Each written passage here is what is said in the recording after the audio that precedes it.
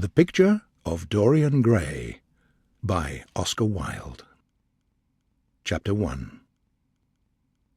The studio was filled with the rich odour of roses and lilac that came through the open door.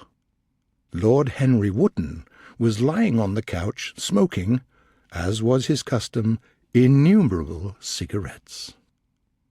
In the centre of the room, on an easel, stood the full-length portrait of a young man of remarkable beauty, and in front of it, some little distance away, was sitting the artist himself, Basil Hallward, whose sudden disappearance some years ago caused, at the time, such public excitement and gave rise to so many strange rumours.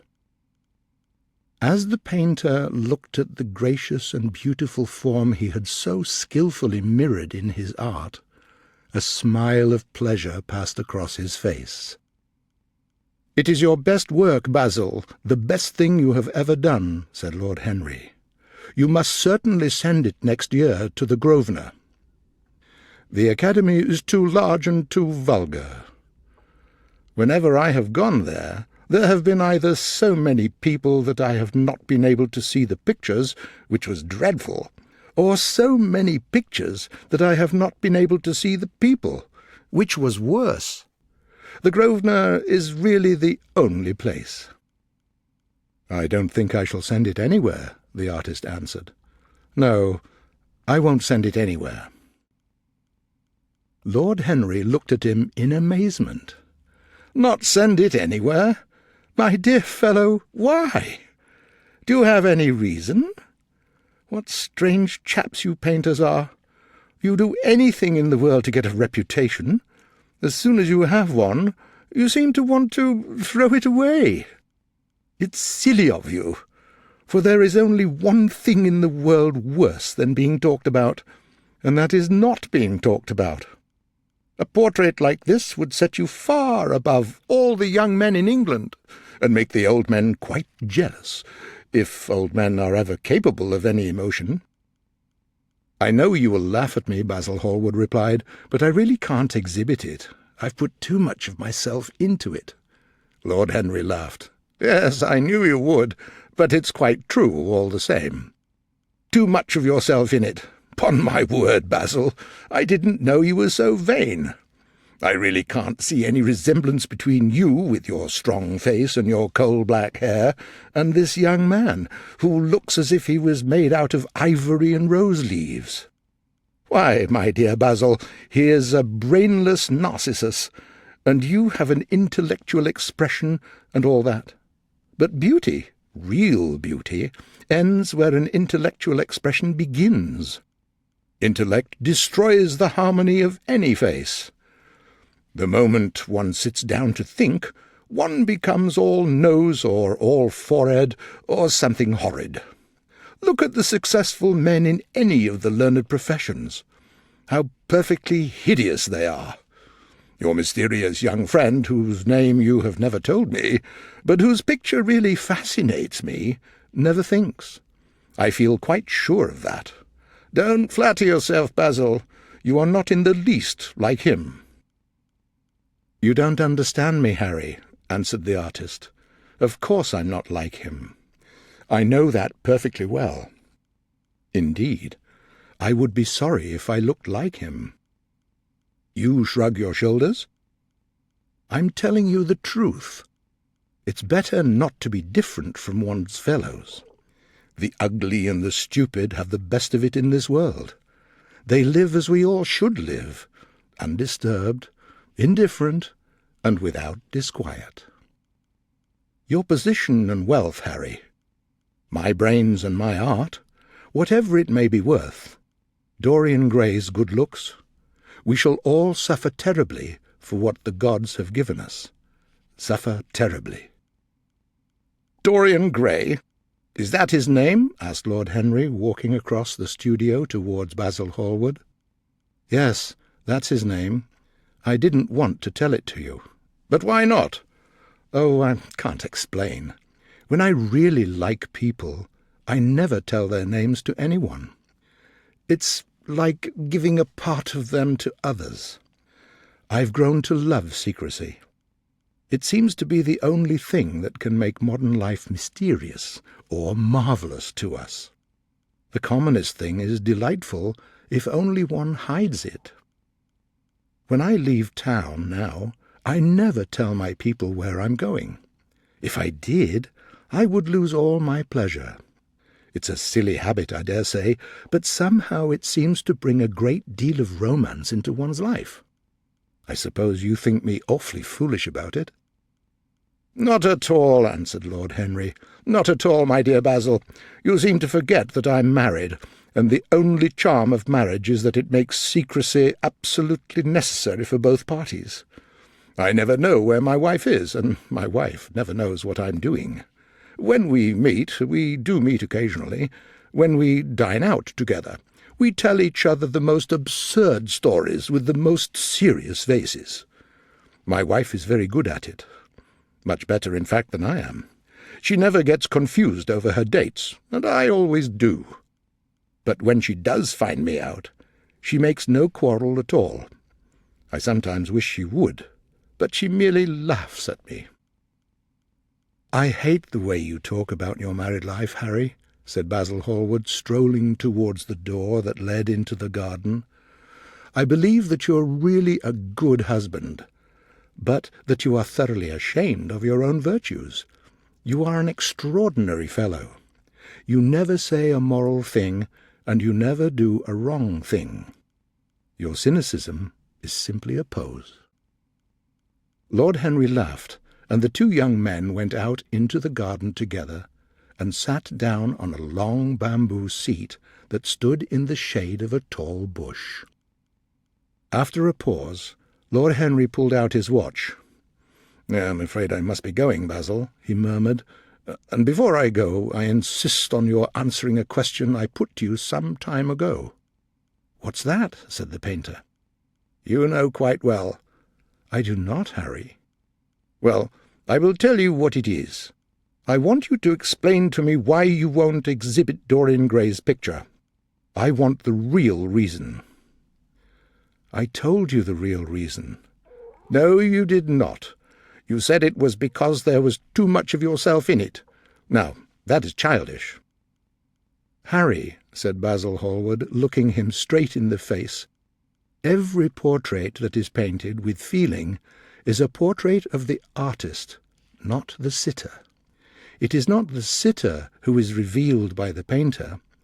It is rather the painter who, on the coloured canvas, reveals himself. The reason I will not exhibit this picture is that I am afraid that I have shown in it the secret of my own soul." Lord Henry laughed. "And what is that?" he asked. "I will tell you," said Hallward. "I'm all expectation, Basil," continued his companion, glancing at him. "Oh, there is really very little to tell, Harry," answered the painter, "and I'm afraid you will hardly understand it. Perhaps you will hardly believe it." Lord Henry smiled. "I'm quite sure I shall understand it," he replied. "And as for believing things, I can believe anything provided that it is quite incredible." Lord Henry felt as if he could hear Basil Hallward's heart beating, and wondered what was coming. "The story is very simple," said the painter after some time.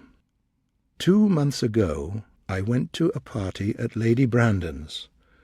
You know we poor artists have to show ourselves in society from time to time, just to remind the public that we are not savages. Well, after I had been in the room about 10 minutes, I suddenly became conscious that someone was looking at me. I turned halfway round and saw Dorian Gray for the first time. When our eyes met, I felt that I was growing pale. A curious feeling of terror came over me. I knew that I had come face to face with someone whose personality was so fascinating that, if I allowed it to do so, it would absorb my whole soul, my very art itself. I did not want any external influence in my life. You know yourself, Harry, how independent I am by nature. I have always been my own master, had at least always been so, till I met Dorian Gray. But I don't know how to explain it to you. Something seemed to tell me that I was on the verge of a terrible crisis in my life. I had a strange feeling that fate had in store for me exquisite joys and exquisite sorrows.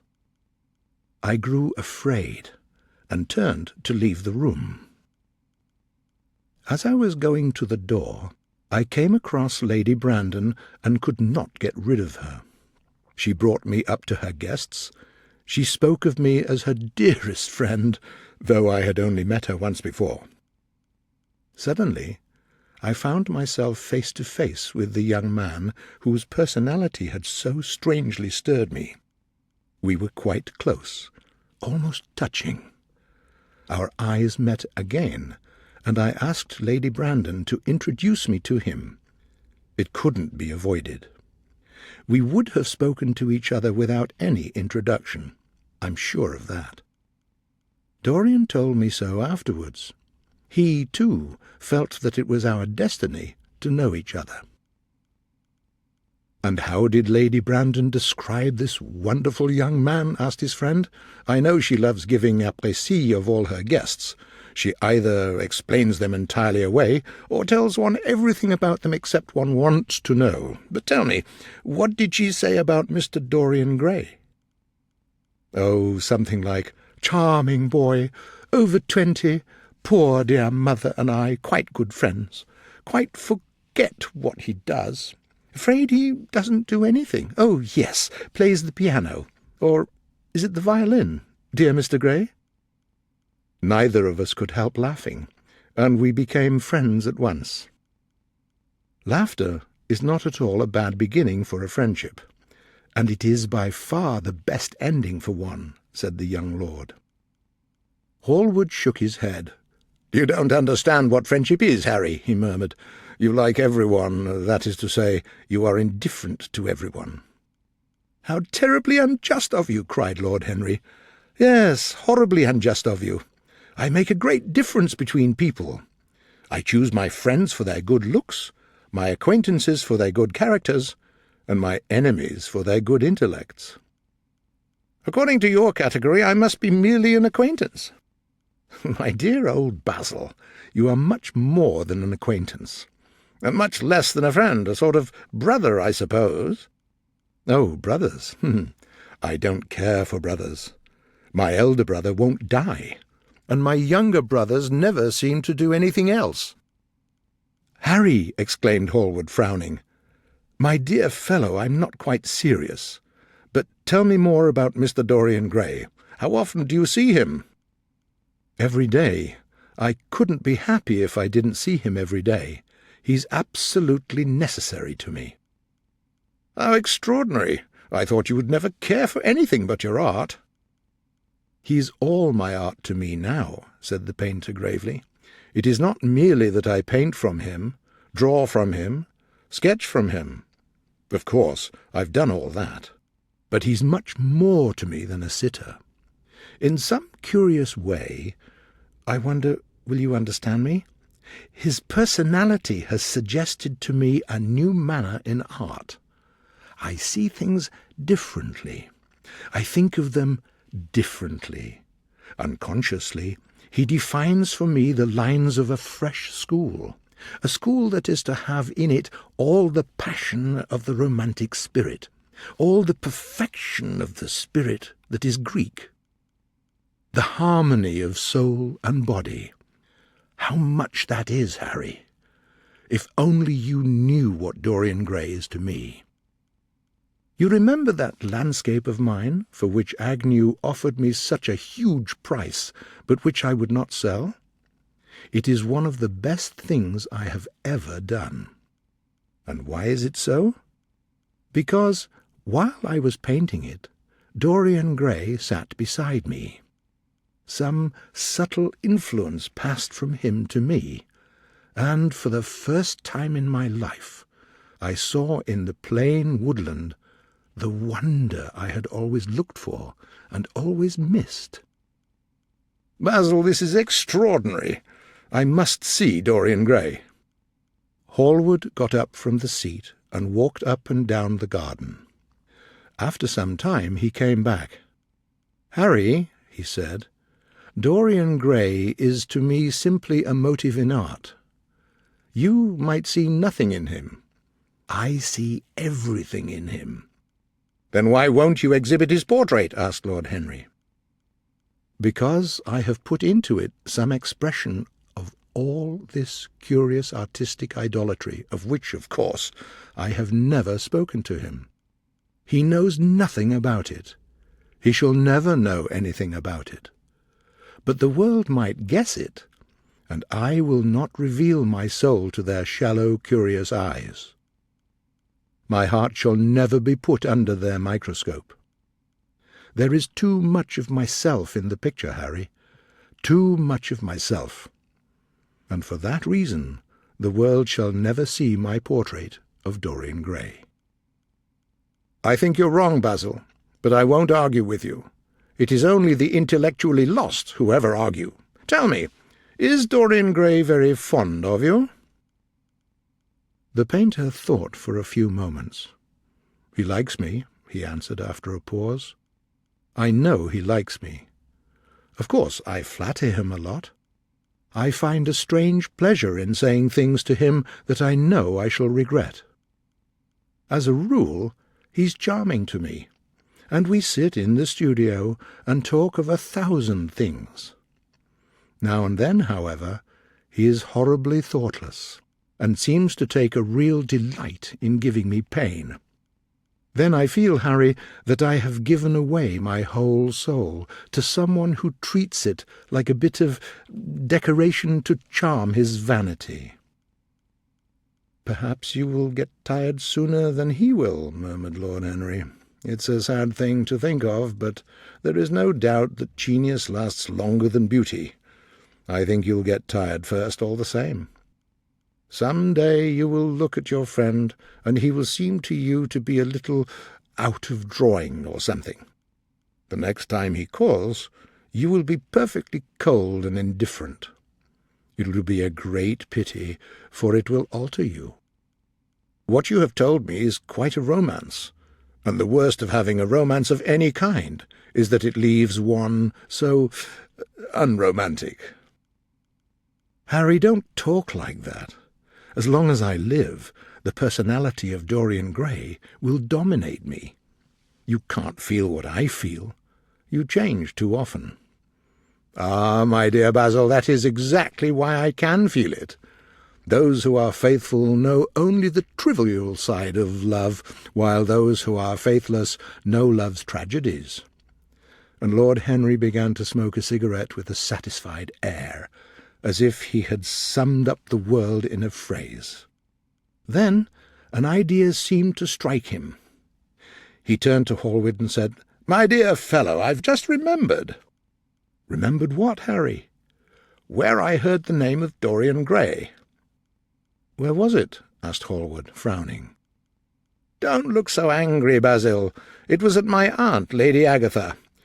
She told me she had discovered a wonderful young man who was going to help her in her East End, and that his name was Dorian Gray. I must say that she never told me he was good-looking. She said that he was very earnest, and had a beautiful nature. I wish I'd known it was your friend." "I'm very glad you didn't, Harry." "Why?" "I don't want you to meet him." "You don't want me to meet him?" "No." "Mr. Dorian Gray is in the studio, sir," said the servant, coming into the garden. "You must introduce me now," cried Lord Henry, laughing. The painter turned to his servant. "Ask Mr. Gray to wait, Parker. I shall be in a few moments." The man bowed and went up the walk. Then he looked at Lord Henry. "Dorian Gray is my dearest friend," he said. "He has a simple and beautiful nature. Your aunt was quite right about him. Don't spoil him. Don't try to influence him. Your influence would be bad. The world is wide and has many marvellous people in it. Don't take away from me the only person who gives to my art its charm. My life as an artist depends on him. Mind, Harry, I trust you." "What nonsense you talk," said Lord Henry, smiling, and taking Hallward by the arm, he almost led him into the house. Chapter 2. When they entered, they saw Dorian Gray. He was sitting at the piano with his back to them. "Oh, Basil, I'm tired of sitting, and I don't want a full-length portrait of myself," cried the lad, turning round on the music-stool.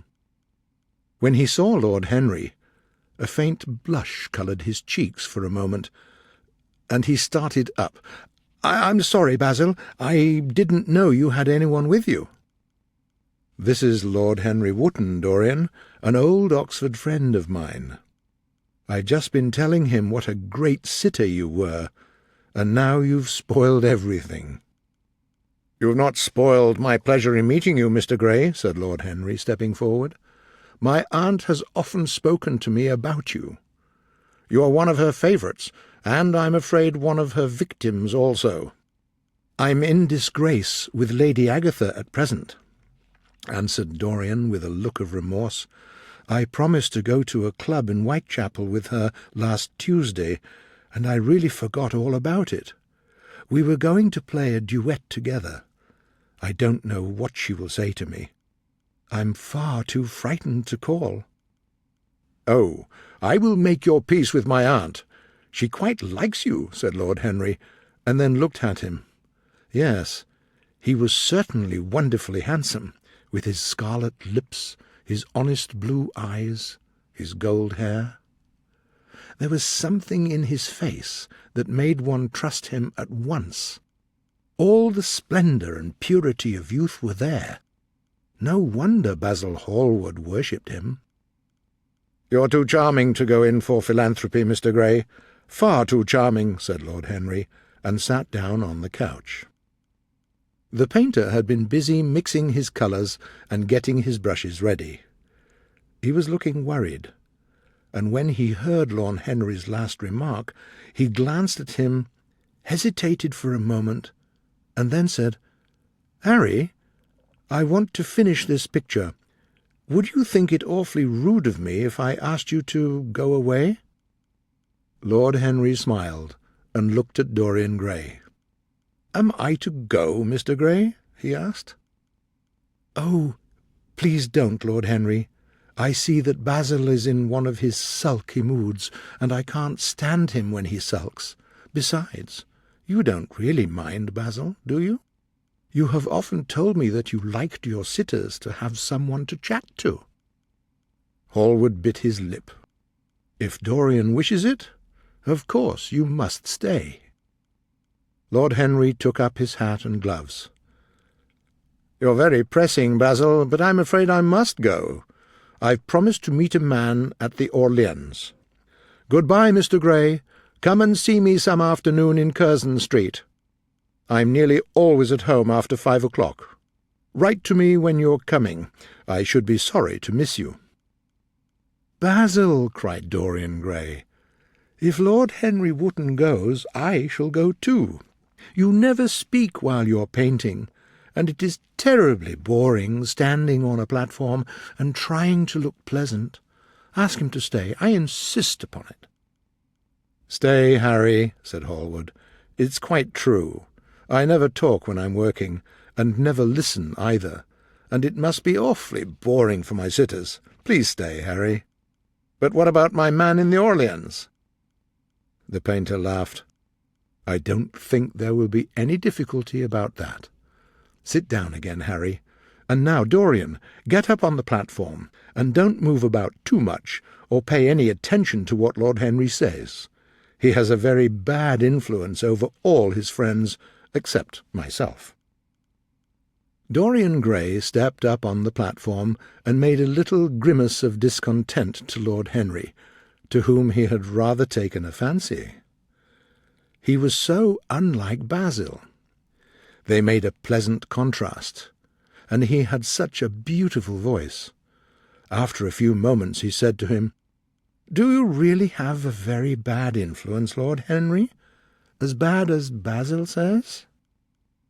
"There is no such thing as good influence, Mr. Gray.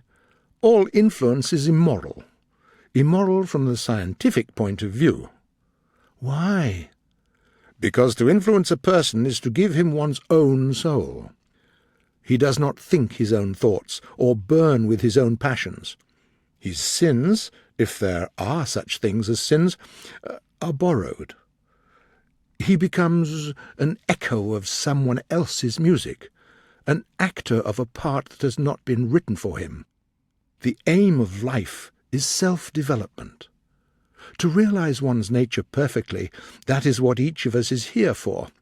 People are afraid of themselves nowadays, and yet—" "Just turn your head a little more to the right, Dorian, like a good boy," said the painter, deep in his work and conscious only that a look had come into the lad's face that he had never seen there before.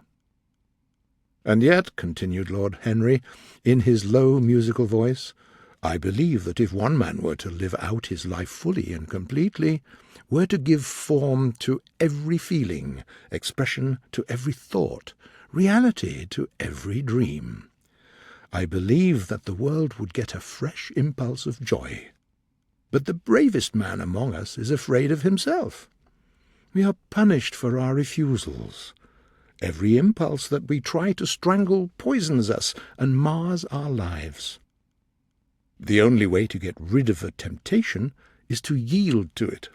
Resist it, and your soul grows sick with desire for the things it has forbidden to itself. You, Mr. Gray, with your youth, you have had passions that have made you afraid, thoughts that have filled you with terror, daydreams and sleeping dreams whose mere memory might strain your cheek with shame." "Stop!"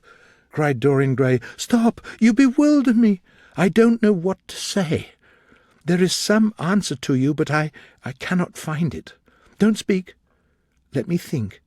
Or rather, let me try not to think." For nearly 10 minutes he stood there, motionless, with parted lips and eyes strangely bright. The few words that Basil's friend had said to him had appealed to some secret emotions that had never been appealed to before. Yes, there had been things in his boyhood that he had not understood. He understood them now. Life suddenly became fiery-coloured to him. It seemed to him that he had been walking in fire. Why had he not known it? Lord Henry watched him with a subtle smile. He knew the precise psychological moment when to say nothing. He felt very interested. He was amazed at the sudden impression that his words had produced on Dorian Gray. He had merely shot an arrow into the air. Had it hit the mark? How fascinating the lad was! Hallward was painting and was unconscious of the silence. "Basil, I'm tired of standing," cried Dorian Gray suddenly. "I must go out and sit in the garden. There's no fresh air in here." "My dear fellow, I'm so sorry. When I'm painting I can't think of anything else. But you never sat better. You were perfectly still, and I have caught the effect I wanted. The half-parted lips, and the bright look in the eyes. I don't know what Harry has been saying to you, but he has certainly made you have the most wonderful expression. I suppose he has been paying you compliments. You mustn't believe a word that he says." "He has certainly not been paying me compliments. Perhaps that is the reason that I don't believe anything he's told me." "You know you believe it all," said Lord Henry, looking at him with his dreamy eyes. "I will go out into the garden with you. It's horribly hot in the studio. Basil, let us have something iced to drink." "Certainly, Harry. Just touch the bell, and when Parker comes I will tell him what you want." I've got to finish this background, so I will join you later on.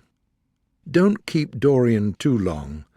I have never been in better form for painting than I am today. This is going to be my masterpiece." Lord Henry went out into the garden and found Dorian Gray burying his face in the lilac blossoms. He came close to him and put his hand upon his shoulder. "You're quite right to do that," he murmured. "Nothing can cure the soul but the senses, just as nothing can cure the senses but the soul." The lad started and drew back. There was a look of fear in his eyes, such as people have when they're suddenly awakened. "Yes," continued Lord Henry, "that is one of the great secrets of life, to cure the soul by means of the senses, and the senses by means of the soul. You are a wonderful creation. You know more than you think you know, just as you know less than you want to know." Dorian Gray frowned and turned his head away. He could not help liking the young man who was standing by him. His romantic face and tired expression interested him. There was something in his low musical voice that was absolutely fascinating. But he felt afraid of him and ashamed of being afraid. Why was it a stranger who revealed him to himself? He had known Basil Hallward for months, but the friendship between them had never altered him. Suddenly there had come someone across his life who seemed to have revealed to him life's mystery, and yet what was there to be afraid of? He was not a schoolboy or a girl. It was absurd to be frightened. "Let us go and sit in the shade," said Lord Henry. "Parker has brought out the drinks, and if you stay any longer in this sunlight, you'll be quite spoiled, and Basil will never paint you again. You really must not allow yourself to become sunburnt. It would be unbecoming." "What can it matter?" cried Dorian Gray, laughing, as he sat down on the seat at the end of the garden. "It should matter everything to you, Mr. Gray." "Why?" "Because you have the most marvellous youth, and youth is the only thing worth having." "I don't feel that, Lord Henry." "No, you don't feel it now. Some day, when you are old and wrinkled and ugly, you will feel it. You will feel it terribly. Now, wherever you go, you charm the world. Will it always be so? You have a wonderfully beautiful face, Mr. Gray. Don't frown.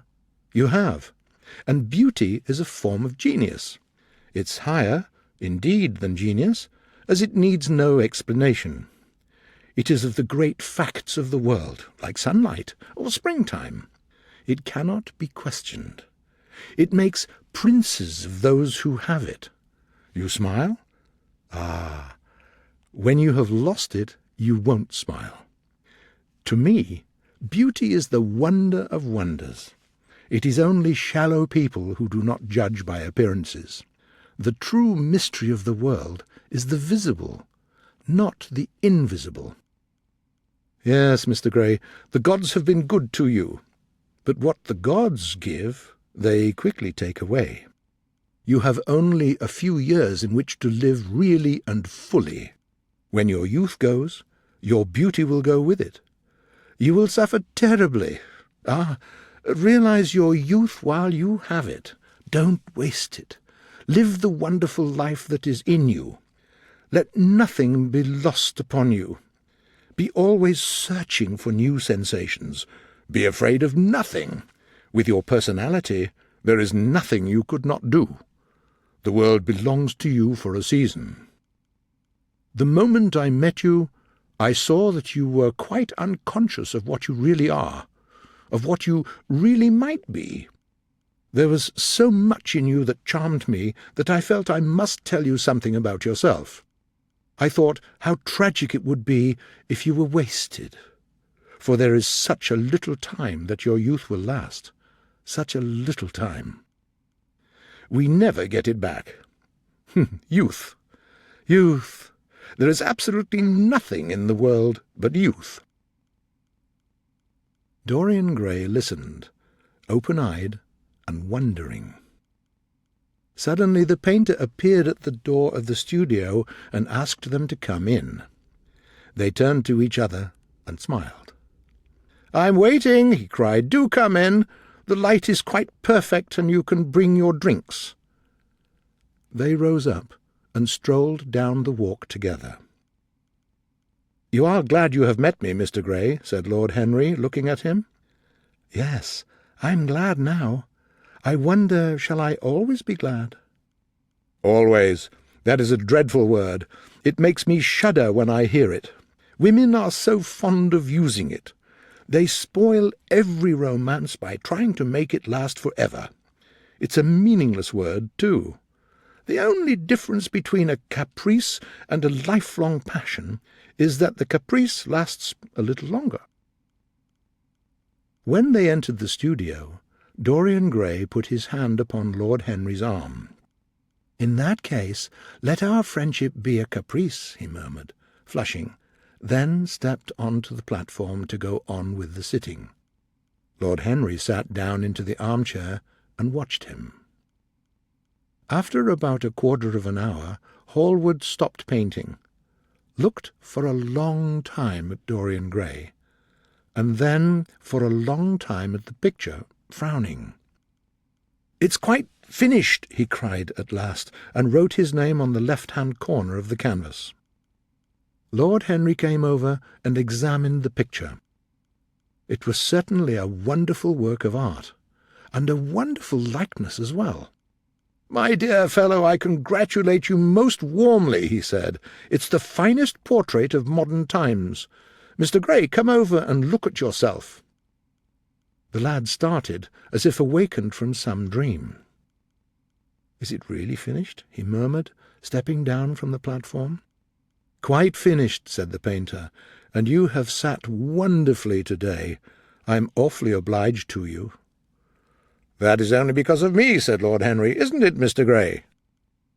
Dorian didn't answer, but passed listlessly in front of his picture and turned towards it. When he saw it, he drew back, and his cheeks flushed for a moment with pleasure. A look of joy came into his eyes, as if he had recognized himself for the first time. He stood there, motionless and in wonder, hardly conscious of what Hallward was telling him. The sense of his own beauty came on him like a revelation. He had never felt it before. Basil Hallward's compliments had seemed to him to be merely the charming exaggeration of friendship. He had listened to them, laughed at them, forgotten them. They had not influenced his nature. Then he had met Lord Henry Wotton, with his strange words about youth, his terrible warnings of its shortness. That had stirred him at the time, and now, as he stood gazing at the shadow of his own loveliness, the full reality of the description flashed across him. Yes, there would be a day when his face would be wrinkled, his eyes dim and colourless. The scarlet would pass away from his lips, and the gold would leave his hair. The life that was to make his soul would mar his body. He would become dreadful and hideous. As he thought of it, he felt as if a hand of ice had been laid upon his heart. His eyes filled with tears. "Don't you like it?" cried Hallward at last, surprised at the lad's silence, not understanding what it meant. "Of course he likes it," said Lord Henry. "Who wouldn't like it? It's one of the greatest things in modern art. I will give you anything you like to ask for it. I must have it." "It's not my property, Harry." "Whose property is it?" "Dorian's, of course," answered the painter. "He's a very lucky fellow." "How sad it is," murmured Dorian Gray, with his eyes still fixed upon his own portrait. "How sad it is. I shall grow old and horrible and dreadful, but this picture will remain always young. It will never be older than this particular day of June. If it were only the other way! If it were I who was to be always young, and the picture that was to grow old. For that I would give everything. Yes, there is nothing in the whole world I would not give. I would give my soul for that." "I should object very strongly," said Hallward. Dorian Gray turned and looked at him. "I believe you would, Basil. You like your art better than your friends." The painter stared in amazement.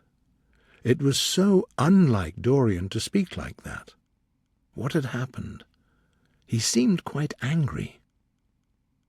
"Yes," he continued, "you will always like your pictures. How long will you like me? Till I have my first wrinkle, I suppose. I know now that when one loses one's good looks, one loses everything. Your picture has taught me that. Lord Henry Wotton is perfectly right. Youth is the only thing worth having. When I find that I'm growing old, I shall kill myself."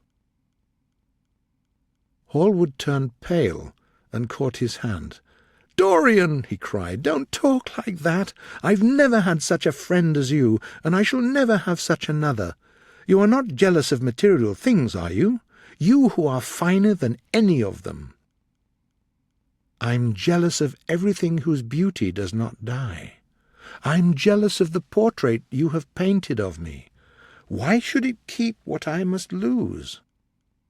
Every moment that passes takes something from me and gives something to it. Oh, if it were only the other way! If the picture could change, and I could always be what I am now! Why did you paint it? It'll mock me some day. Mock me horribly." There were tears in his eyes. He tore his hand away and, sitting down on the couch, buried his face in the pillows. "This is your doing, Harry," said the painter bitterly. Lord Henry shrugged his shoulders. "It's the real Dorian Gray, that's all." "It is not." "If it is not, what do I have to do with it?" "You should have gone away when I asked you," he muttered. "I stayed when you asked me," was Lord Henry's answer. "Harry," said Hallward, "I can't quarrel with my two best friends at once, but both of you have made me hate the finest piece of work I have ever done, and I will destroy it. What is it but canvas and colour? I will not let it interfere with our 3 lives and mar them." Dorian Gray lifted his head from the pillow and looked at Hallward as he walked over to the painting table and started searching for something. Yes, it was a long palette knife. He had found it at last. Basil was going to destroy the canvas. The lad leaped from the couch and, rushing over to Hallward, tore the knife out of his hand. "Don't, Basil, don't!" he cried. "It would be murder!" "I'm glad you appreciate my work at last, Dorian," said the painter coldly, when he had recovered from his surprise. "I never thought you would." "Appreciate it? I'm in love with it, Basil. It's part of myself. I feel that." "Well, as soon as you're dry, you shall be framed and sent home. Then you can do what you like with yourself." And he walked across the room and rang the bell for tea. "What absurd fellows you are, both of you," said Lord Henry. "I wish you chaps would not quarrel over the picture. You had much better let me have it, Basil. This silly boy doesn't really want it, and I really do." "If you let any one have it but me, Basil, I shall never forgive you," cried Dorian Gray. "You know the picture is yours, Dorian. I gave it to you before it existed." There came a knock at the door, and the servant entered with the tea-tray and set it down upon a small table. Dorian Gray went over and poured out the tea. The 2 men walked to the table. "Let us go to the theatre tonight," said Lord Henry. "There is sure to be something on somewhere. I've promised to dine at White's, but it's only with an old friend, so I can send him a wire to say that I'm ill. I think that would be rather nice excuse." "I should like to come to the theatre with you, Lord Henry," said Dorian. "Then you shall come, and you will come too, Basil, won't you?" "I can't, really. I would sooner not. I have a lot of work to do." "Well, then, you and I will go alone, Mr. Gray." "I should like that awfully." The painter bit his lip and walked over to the picture. "I shall stay with the real Dorian," he said sadly. "Is it the real Dorian?" cried the original of the portrait, strolling across to him. "Am I really like that?" "Yes, you are just like that." "How wonderful, Basil!" "Don't go to the theatre tonight, Dorian," said Hallward. "Stay and dine with me." "I can't, Basil." "Why?" "Because I have promised Lord Henry Wotton to go with him." "He won't like you the better for keeping your promises. He always breaks his own. Please, don't go." Dorian Gray laughed and shook his head. "Please, don't go." The lad hesitated and looked over at Lord Henry, who was watching them with an amused smile. "I must go, Basil," he answered. "Very well," said Hallward, and he went over and put down his cup on the table. "It is rather late, and as you have to dress, you had better lose no time. Goodbye, Harry. Goodbye, Dorian. Come and see me soon. Come tomorrow." "Certainly." "You won't forget?" "No, of course not," cried Dorian. "And Harry." "Yes, Basil?" "Remember what I asked you when we were in the garden this morning?" "I've forgotten it." "I trust you." "I wish I could trust myself," said Lord Henry, laughing. "Come on, Mr. Gray, my hansom is outside, and I can drop you at your own place. Goodbye, Basil. It's been a most interesting afternoon." As the door closed behind them, the painter sat down on a sofa, and a look of pain came into his face. Chapter 3. At 12:30 the next day, Lord Henry Wotton strolled from Curzon Street over to the Albany to call on his uncle, Lord Fermor, a cheerful old bachelor whom the outside world called selfish, because it got no particular benefit from him, but who was considered generous by society, as he fed the people who amused him. When Lord Henry entered the room, he found his uncle smoking a cigar and reading the Times. "Well, Harry," said the old gentleman, "what brings you out so early? I thought you dandies never got up till 2, and were not visible till 5. "Pure family affection, I assure you, Uncle George. I want to get something out of you." "Money, I suppose," said Lord Fermor. "Well, sit down and tell me all about it. Young people nowadays imagine that money is everything." "Yes," murmured Lord Henry, "and when they grow older they know it. But I don't want money. It's only people who pay their bills who want that, Uncle George, and I never pay mine. What I want is information. Not useful information, of course. Useless information." "Well, I can tell you anything that is in the English Blue Book, Harry, although those fellows nowadays write a lot of nonsense." "Mr. Dorian Gray does not belong to Blue Books, Uncle George," said Lord Henry. "Mr. Dorian Gray? Who is he?" asked Lord Fermor. "That is what I've come to learn, Uncle George, or rather, I know who he is.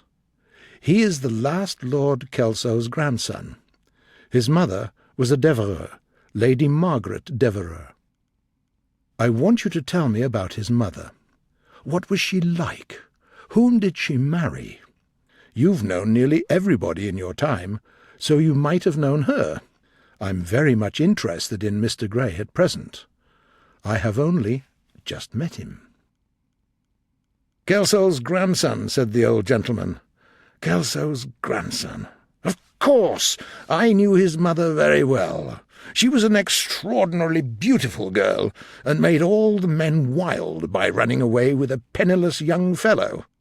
Certainly I remember the whole thing as if it happened yesterday. The poor chap was killed in a duel a few months after the marriage." There was an ugly story about it. They said Kelso got some adventurer to insult his son-in-law in public, paid him to do it, and that the fellow killed the chap. Kelso brought his daughter back with him, I was told, and she never spoke to him again. Oh, yes, it was a bad business. The girl died, too. Died within a year. So she left a son, did she? I'd forgotten that. What sort of boy is he?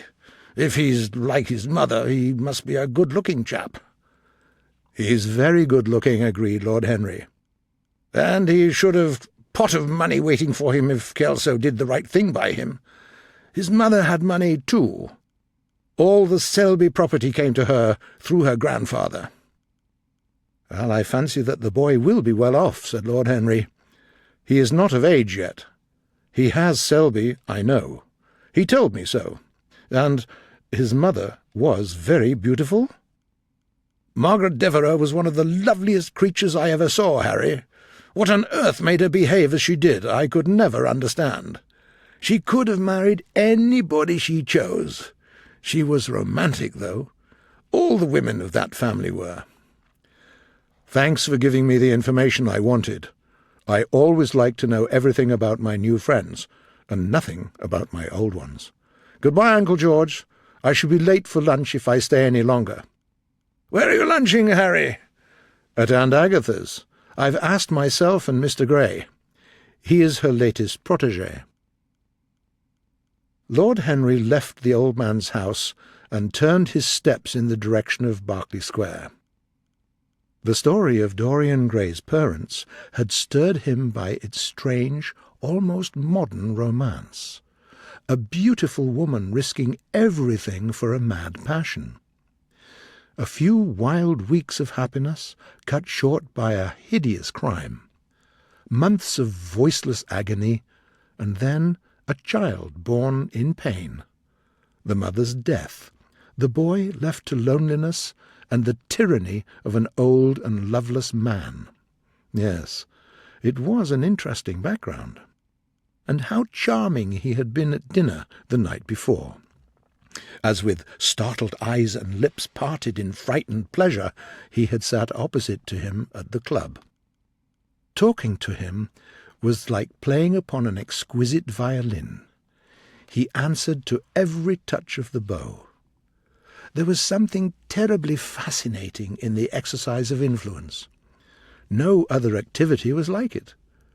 This lad, whom by chance he had met in Basil's studio, was a marvellous type, or could be fashioned into a marvellous type at any rate. There was nothing that one could not do with him. He could be made a Titan or a toy. Yes, he would try to be to Dorian Gray what, without knowing it, the lad was to the painter who had made the wonderful portrait. He would try to dominate him, had already half done so. He would make that wonderful spirit his own. There was something fascinating in this son of love and death. Suddenly he stopped and glanced up at the houses. He found that he had passed his aunt's some distance, and, smiling to himself, turned back. When he entered the hall of his aunt's house, the servant told him that they had gone in to lunch. He gave one of the servants his hat and stick, and passed into the dining-room. "Late as usual, Harry," cried his aunt. Apologizing, he took the seat next to her, and looked round to see who was there. Dorian bowed to him shyly from the end of the table, and a flush of pleasure came into his cheek. Opposite was the Duchess of Harley, a lady of good nature and good temper, much liked by everyone who knew her. Next to her sat on her right Sir Thomas Burdon, a radical member of Parliament, who followed his leader in public life, and in private life followed the best cooks. The seat on her left was occupied by Mr. Erskine, an old gentleman of considerable charm and culture, who had fallen, however, into bad habits of silence, having, as he explained once to Lady Agatha, said everything that he had to say before he was 30. His own neighbour was Mrs. Vandeleur, one of his aunt's oldest friends, a perfect saint amongst women, but terribly old-fashioned. Fortunately for him, she had on the other side Lord Fordle, a most intelligent middle-aged mediocrity, with whom she was talking. "Oh, Harry," said Lady Agatha, "I'm quite annoyed with you. Why do you try to persuade our nice Mr. Dorian Gray to give up the East End? I assure you he would be quite invaluable. They would love his playing." "I want him to play to me," cried Lord Henry, smiling, and he looked down the table and caught a bright answering glance. "But they're so unhappy in Whitechapel," continued Lady Agatha. "I can sympathize with everything except suffering," said Lord Henry, shrugging his shoulders. "I cannot sympathize with that. It's too ugly, too horrible. There is something terribly unpleasant in the modern sympathy with pain. One should sympathize with the colour, the beauty, the joy of life. The less said about life's sores, the better." "Still, the East End is a very important problem," remarked Sir Thomas, with a grave shake of the head. "Terribly important," echoed Lady Agatha. Lord Henry looked over at Mr. Erskine. "Humanity takes itself too seriously. It's the world's original sin." "You're really very comforting," said the Duchess. "I have always felt rather guilty when I came to see your dear aunt, for I take no interest at all in the East End. For the future I shall be able to look her in the face without a blush." "A blush is very becoming, Duchess," remarked Lord Henry. "Only when one is young," she answered. "When an old woman like myself blushes, it's a very bad sign. Ah, Lord Henry, I wish you would tell me how to become young again." He thought for a moment. "Can you remember any great mistakes that you made in your youth, Duchess?" he asked, looking at her across the table. "A great many, I fear," she cried. "Then make them over again," he said gravely. "To get back one's youth, one has merely to repeat one's mistakes." "A wonderful theory!" she exclaimed. "I must put it into practice." "A dangerous theory," came from Sir Thomas's tight lips. Lady Agatha shook her head, but could not help being amused. Mr. Erskine listened. "Yes," Lord Henry continued, "that is one of the great secrets of life. Nowadays most people die of common sense, and discover, when it's too late, that the only things one never regrets are one's mistakes." A laugh ran around the table. Lord Henry felt that the eyes of Dorian Gray were fixed on him, and the consciousness that amongst his audience there was one whose temperament he wished to fascinate seemed to give his wit keenness and colour to his imagination. He was brilliant and fantastic. He charmed his listeners out of themselves. Dorian Gray never took his gaze off him, wonder growing in his darkening eyes. At last a servant entered the room to tell the Duchess that her carriage was waiting. "How annoying!" she cried in mock despair. "I must go, dear Agatha. I have to call for my husband at the club to take him to some absurd meeting. If I'm late, he's sure to be extremely angry. Goodbye, Lord Henry. You're quite pleasant and awfully demoralizing. I'm sure I don't know what to say about your views. You must come and dine with us some night. Tuesday? Are you free on Tuesday?" "For you, I am free any time, Duchess," said Lord Henry with a bow. "Ah, that is very nice of you. So mind you come." And she left the room, followed by Lady Agatha and the other ladies. When the ladies had left the room, Mr. Erskine moved round, and, taking a chair close to Lord Henry, placed his hand upon his arm. "You talk books away," he said. "Why don't you write one?" "I'm too fond of reading books to care to write them, Mr. Erskine. Besides, there is no literary public in England for anything except newspapers and encyclopedias." "Yes, I'm afraid you're right," answered Mr. Erskine. "I myself used to have literary ambitions, but I gave them up long ago. Now, my dear young friend, if you'll allow me to call you so, may I ask if you really meant all that you said to us at lunch?" "I quite forgot what I said," smiled Lord Henry. "Was it all very bad?" "Very bad indeed. In fact, I think that you're extremely dangerous. But I should like to talk to you about life. The generation into which I was born was boring. Some day, when you're tired of London, come down to my place and explain to me your philosophy of pleasure over some excellent Burgundy I'm fortunate enough to possess.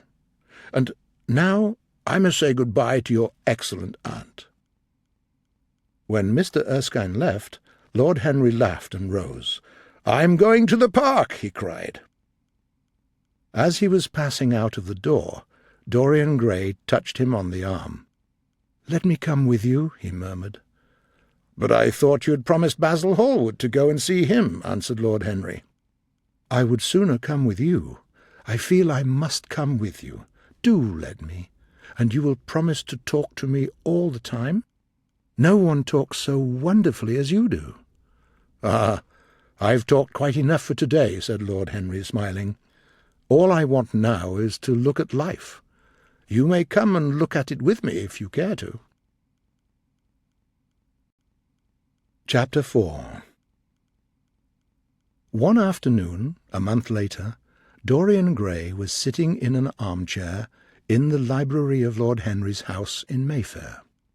Lord Henry had not come in yet. He was always late on principle, his principle being that punctuality is the thief of time. So the lad was looking rather sulky. Once or twice he thought of going away. At last he heard a step outside, and the door opened. "How late you are, Harry," he murmured. "I'm afraid it's not Harry, Mr. Gray," answered a shrill voice. He glanced quickly round and rose to his feet. "I'm sorry. I thought—" "You thought it was my husband.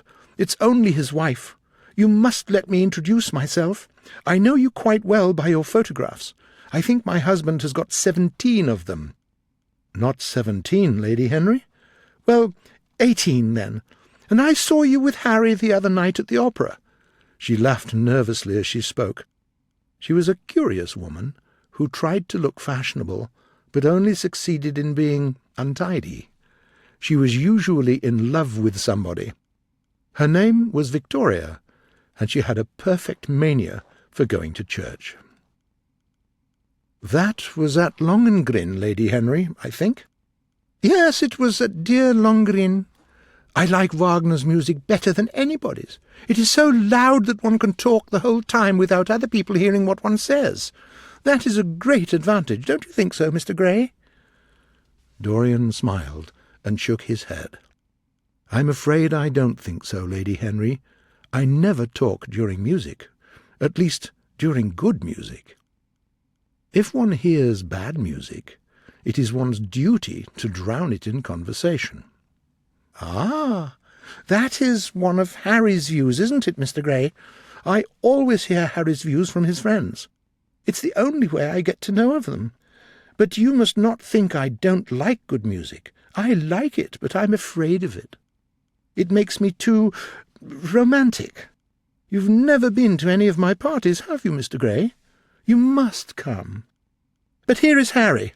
Harry, I came in to look for you, to ask you something. I forget what it was, and I found Mr. Gray here. We've had such a pleasant chat about music. We have quite the same ideas. No, I think our ideas are quite different, but he has been most pleasant. I'm so glad I've seen him." "I'm charmed, my love," said Lord Henry, looking at them both with an amused smile. "So sorry I'm late, Dorian." "I'm afraid I must be going," exclaimed Lady Henry, breaking an awkward silence with her silly, sudden laugh. "Goodbye, Mr. Gray. Goodbye, Harry. You're dining out, I suppose?" "So am I. Perhaps I shall see you at Lady Thornbury's." "Goodbye, my dear," said Lord Henry, closing the door behind her. Then he lit a cigarette and sat down on the sofa. "Never marry a woman with straw-coloured hair, Dorian," he said. "Why, Harry?" "Because they're so sentimental." But I like sentimental people. Never marry at all, Dorian. Men marry because they're tired. Women because they're curious. Both are disappointed. I don't think I'm likely to marry, Harry. I'm too much in love. That is one of your aphorisms. I'm putting it into practice, as I do everything that you say. Who are you in love with? Asked Lord Henry. With an actress, said Dorian Gray, blushing. Who is she? Her name is Sybil Vane. Never heard of her. No one has. People will some day, however. She's a genius. My dear boy, no woman is a genius. Women are a decorative sex. They never have anything to say, but they say it charmingly. Ah, Harry, your views terrify me. Never mind that. How long have you known her? About 3 weeks. And where did you come across her? I'll tell you, Harry. After all, it never would have happened if I had not met you. You filled me with a wild desire to know everything about life. I had a passion for sensations. Well, one evening about 7 o'clock, I determined to go out in search of some adventure. I felt that this grey London of ours must have something in store for me. I fancied 1,000 things. I remembered what you had said to me on that wonderful evening when we first dined together, about the search for beauty being the real secret of life. I don't know what I expected, but I went out and strolled eastward. Soon I lost my way in a labyrinth of dirty streets. About 8:30, I passed by an absurd little theatre. A hideous Jew was standing at the entrance. "Have a box, my lord?" he said, when he saw me, and he took off his hat. There was something about him, Harry, that amused me. You will laugh at me, I know, but I really went in. To the present day I can't make out why I did so. And yet, if I hadn't, my dear Harry, if I hadn't, I should have missed the greatest romance of my life. I see you are laughing. It is horrid of you. I'm not laughing, Dorian. At least I'm not laughing at you. But you should not say the greatest romance of your life. You should say the first romance of your life. You will always be loved, and you will always be in love with love. Don't be afraid. There are exquisite things in store for you. This is merely the beginning. But I don't want to interrupt you. Go on with your story. Well, I found myself seated in a horrid little private box. I began to wonder what the play was, and then I saw the play bill. What do you think the play was, Harry? I should think The Idiot Boy. Our fathers used to like that sort of plays, I believe. The longer I live, Dorian, the more strongly I feel that whatever was good enough for our fathers is not good enough for us. This play was good enough for us, Harry. It was Romeo and Juliet. I must admit that I was rather annoyed at the idea of seeing Shakespeare done in such an awful place. Still, I felt interested in a sort of way, and determined to wait for the first act. At last the curtain rose, and the play began. Romeo was a stout elderly gentleman. Mercutio was almost as bad. But Juliet, she was the loveliest thing I have ever seen in my life. You said to me once that pathos left you unmoved, but that beauty, mere beauty, could fill your eyes with tears. I tell you, Harry, I could hardly see this girl for the tears that came across me. And her voice, I never heard such a voice. You know how a voice can stir one. Your voice and the voice of Sybil Vane are two things that I shall never forget. When I close my eyes, I hear them, and each of them says something different. I don't know which to follow. Why should I not love her? Harry, I do love her. She's everything to me in life. Night after night I go to see her play. One evening she is Rosalind, and the next evening she is Imogen. I have seen her in every age and in every costume. Ordinary women never stir one's imagination. There is no mystery in any of them, but an actress? How different an actress is! Harry, why didn't you tell me that the only thing worth loving is an actress?" "Because I've loved so many of them, Dorian," laughed Lord Henry. "I wish now I had not told you about Sybil Vane." "You could not have helped telling me, Dorian. All through your life you will tell me everything you do." "Yes, Harry, I believe that's true. I cannot help telling you things. You have a curious influence over me. If I ever did a crime, I would come and confess it to you. You would understand me." "People like you don't commit crimes, Dorian, but I'm much obliged for the compliment all the same. And now tell me what your actual relations with Sybil Vane." Dorian Gray leaped to his feet with flushed cheeks and burning eyes. "Harry, Sybil Vane is sacred." "It is only the sacred things that are worth touching, Dorian," remarked Lord Henry. "But why should you be annoyed? I suppose she will belong to you some day?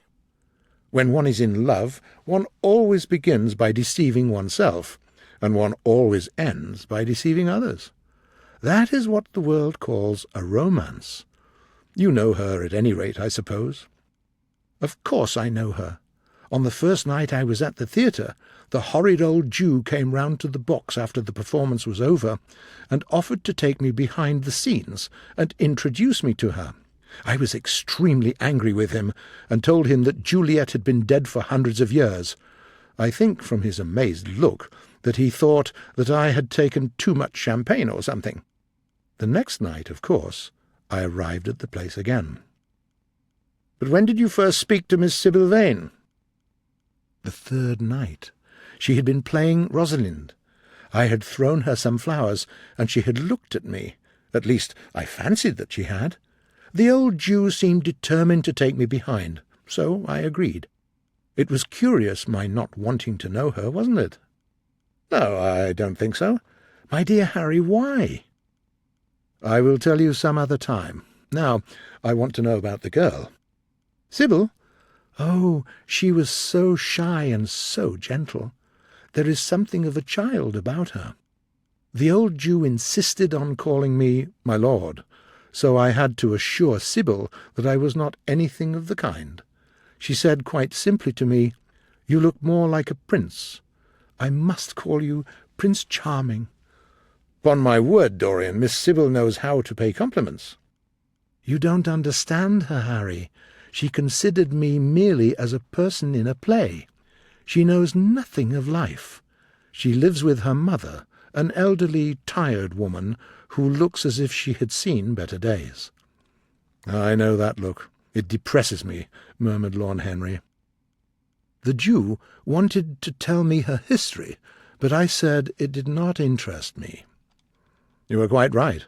There is always something disgusting about other people's tragedies." "Sybil is the only thing I care about. What is it to me where she came from her little head to her little feet? She's absolutely marvellous. Every night of my life I go to see her act, and every night she is more marvellous." "That's the reason, I suppose, that you never dine with me now. I thought you must have some curious romance on hand. You have, but it's not quite what I expected." "My dear Harry, we either lunch or sup together every day, and I have been to the opera with you several times," said Dorian, opening his blue eyes in wonder. "You always come dreadfully late." "Well, I can't help going to see Sybil play," cried Dorian, "even if it is only for a single act. I get hungry for her presence, and when I think of the wonderful soul that is hidden away in that little body, I'm filled with awe." "You can dine with me tonight, Dorian, can't you?" He shook his head. "Tonight she is Imogen," he answered, "and tomorrow night she will be Juliet." "When is she Sybil Vane?" "Never." "I congratulate you." "How horrid you are! She is all the great heroines of the world in one. She is more than an individual. You laugh, but I tell you she has genius. I love her, and I must make her love me. You, who know all the secrets of life, tell me how to charm Sybil Vane to love me. I want to make Romeo jealous. My God, Harry, how I worship her!" He was walking up and down the room as he spoke, looking terribly excited. Lord Henry watched him with the subtle sense of pleasure. How different he was now from the shy, frightened boy he had met in Basil Hallward's studio. His nature had developed like a flower. Out of its secret hiding-place had crept his soul, and desire had come to meet it on the way. "And what do you propose to do?" said Lord Henry at last. "I want you and Basil to come with me some night and see her act. I've not the slightest fear of the result. You are certain to admit that she is a genius. Then we must get her out of the Jew's hands. Her family owes him money. I shall have to pay him something, of course. When all that is settled, I shall take a West End theatre and bring her out properly. She will make the world as mad as she has made me." "That would be impossible, my dear boy." "Yes, she will. She has not merely art in her, but she has personality also. And you have often told me that it is personalities, not principles, that move the age." "Well, what night shall we go?" "Let me see. Today is Tuesday. Let us fix tomorrow. She plays Juliet tomorrow." "All right. The Bristol at 8 o'clock, and I will get Basil." "Not 8, Harry, please. 6:30. We must be there before the curtain rises. You must see her in the first act, where she meets Romeo." 6:30? What an hour! It must be 7. No gentleman dines before 7. Shall you see Basil between this and then, or shall I write to him?" "Dear Basil, I have not seen him for a week. It's rather horrid of me, as he has sent me my portrait in the most wonderful frame, specially designed by himself, and, though I am a little jealous of the picture for being the whole month younger than I am, I must admit that I admire it. Perhaps you had better write to him. I don't want to see him alone. He says things that annoy me. He gives me good advice." Lord Henry smiled. "People are very fond of giving away what they need most themselves." "Oh, Basil is the best of fellows, but he seems to me to be just a bit commonplace. Since I've known you, Harry, I've discovered that." "Basil, my dear boy, puts everything that is charming in him into his work. The result is that he has nothing left for life but his principles and his common sense. The only artists I have ever known who are personally charming are bad artists." "I wonder is that really so, Harry?" said Dorian Gray. "It must be, if you say it. And now I'm off. Sybil is waiting for me. Don't forget about tomorrow. Goodbye." As he left the room, Lord Henry began to think. Certainly few people had ever interested him so much as Dorian Gray, and yet the lad's mad love for someone else didn't make him jealous. He was pleased by it. It made him a more interesting study. He had always been interested in the methods of natural science, but the ordinary subject matter of that science had seemed to him of no importance. Human life, that appeared to him the only thing worth investigating. Compared to it, there was nothing else of any value. To note the curious logic of passion and the emotional-coloured life of the intellect, there was a delight in that. What matter what the cost was? One could never pay too high a price for any sensation. He was conscious that it was through certain words of his, musical words, said with musical utterance, that Dorian Gray had fallen in love with this girl and begun to worship her. To a large extent, the lad was his own creation. He had made him premature. That was something. Ordinary people waited till life revealed to them its secrets, but to the few the mysteries of life were revealed before the veil was drawn away. Yes, the lad was premature. It was interesting to watch him, with his beautiful face and his beautiful soul. He was a thing to wonder at. It was no matter how it was destined to end. While Lord Henry sat dreaming on these things, his servant entered and reminded him it was time to dress for dinner. He got up, thinking of his friend's young, fiery-coloured life, and wondering how it was all going to end. When he arrived home, about 12:30, he saw a telegram on the hall table. He opened it, and found it was from Dorian Gray. It read that he was engaged to be married to Sybil Vane. Chapter 5. "Mother, mother, I'm so happy," whispered the girl to the tired-looking woman who was sitting in the only armchair in their poor sitting-room. "I'm so happy," she repeated, "and you must be happy too." Mrs. Vane winced and put her hands on her daughter's head. "Happy," she said. "I'm only happy, Sybil, when I see you act. You must not think of anything but your acting. Mr. Isaacs has been very good to us, and we owe him money." The girl looked up. "Money, mother?" she cried. "What does money matter? Love is more than money. Mr. Isaacs has lent us £50 to pay off our debts, and to get a proper outfit for James. You must not forget that, Sybil. £50 is a very large sum." "He's not a gentleman, mother, and I hate the way he talks to me," said the girl, rising to her feet and going over to the window. "I don't know how we could manage without him," answered the elder woman.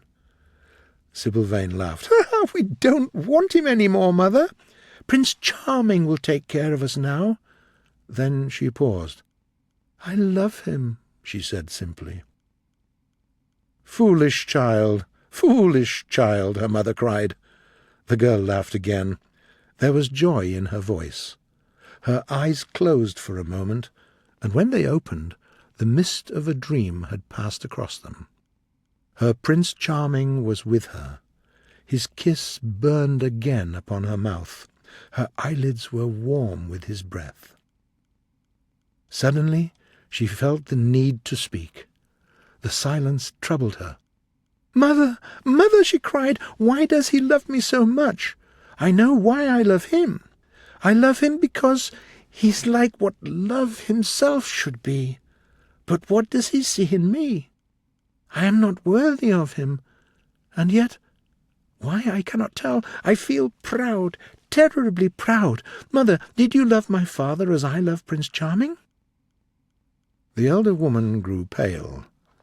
Sybil rushed to her and kissed her. "Forgive me, mother. I know it pains you to talk about our father, but it only pains you because you loved him so much. Don't look so sad. I'm as happy today as you were 20 years ago. Ah, let me be happy forever." "My child, you are too young to think of falling in love. Besides, what do you know of this young man? You don't even know his name. The whole thing is most inconvenient.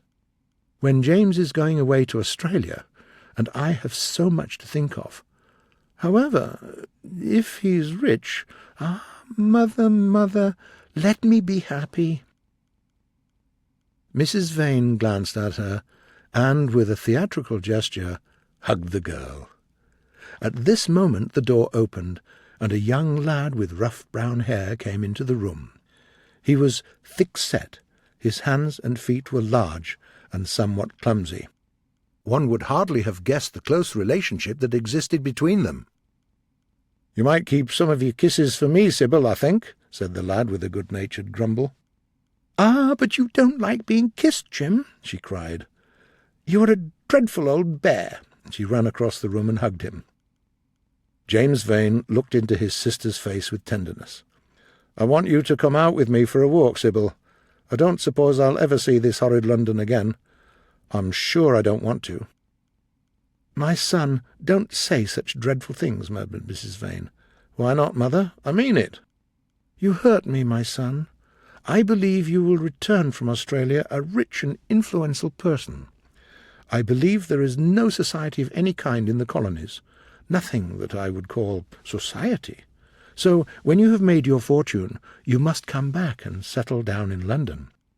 "Society?" muttered the lad. "I don't want to know anything about that. I shall make some money and take Sybil and you off the stage. I hate it." "Oh, Jim," said Sybil, laughing, "how unkind of you! But are you really going for a walk with me? That would be nice. I was afraid you were going to say good-bye to some of your friends. It is very sweet of you to spend your last afternoon with me. Let us go to the park." "I'm too shabby," he answered, frowning.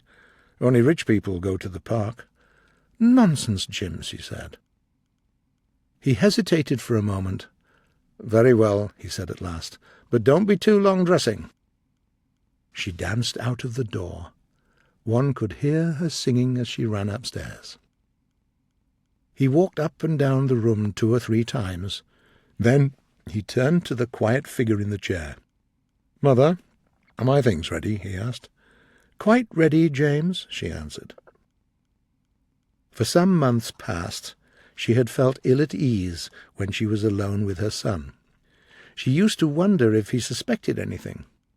"I hope you'll be happy, James, with your life at sea," she said. "You must remember that it is your own choice. You might have entered a solicitor's office. Solicitors are a very respectable class, and in the country often dine with the best families." "I hate offices, and I hate clerks," he replied. "But you're quite right. I've chosen my own life. All I say is, watch over Sybil. Don't let her come to any harm. Mother, you must watch over her." "James, you really talk very strangely. Of course I watch over Sybil." "I hear a gentleman comes every night to the theatre and goes behind to talk to her. Is that right? What about that?" "You're speaking about things you don't understand, James. In the profession we are used to receiving a great deal of attention. I myself used to receive many bouquets at one time. As for Sybil, I do not know at present whether her feeling is serious or not. But there is no doubt that the young man is a perfect gentleman. He is always most polite to me. Besides, he seems to be rich, and the flowers he sends are lovely." "You don't know his name, though," said the lad harshly. "No," answered his mother. "He has not yet told his real name. I think it is quite romantic of him. He is probably a member of the aristocracy." James Vane bit his lip. "Watch over Sybil, Mother," he cried. "Watch over her." "My son, you upset me very much. Sybil is always under my special care. Of course, if this gentleman is wealthy, there is no reason why she should not see him. I believe he is one of the aristocracy. He has all the appearance of it, I must say. It might be a most brilliant marriage for Sybil. They would make a charming couple. His good looks are really quite remarkable. Everybody notices them." The lad muttered something to himself. He had just turned round to say something when the door opened and Sybil ran in. "How serious you both are!" she cried. "What is the matter?" "Nothing," he answered. "I suppose one must be serious sometimes. Goodbye, Mother. I'll have my dinner at 5 o'clock. Everything is packed except my shirts, so you need not trouble." "Goodbye, my son," she answered, extremely annoyed at his tone. They went out into the bright sunlight and strolled down the Euston Road. The passers-by glanced in wonder at the sulky, heavy youth who, in ill-fitting clothes, was in the company of such a graceful, good-looking girl. Jim frowned from time to time when he caught the curious glance of some stranger. Sybil, however, was quite unconscious of the effect she was producing.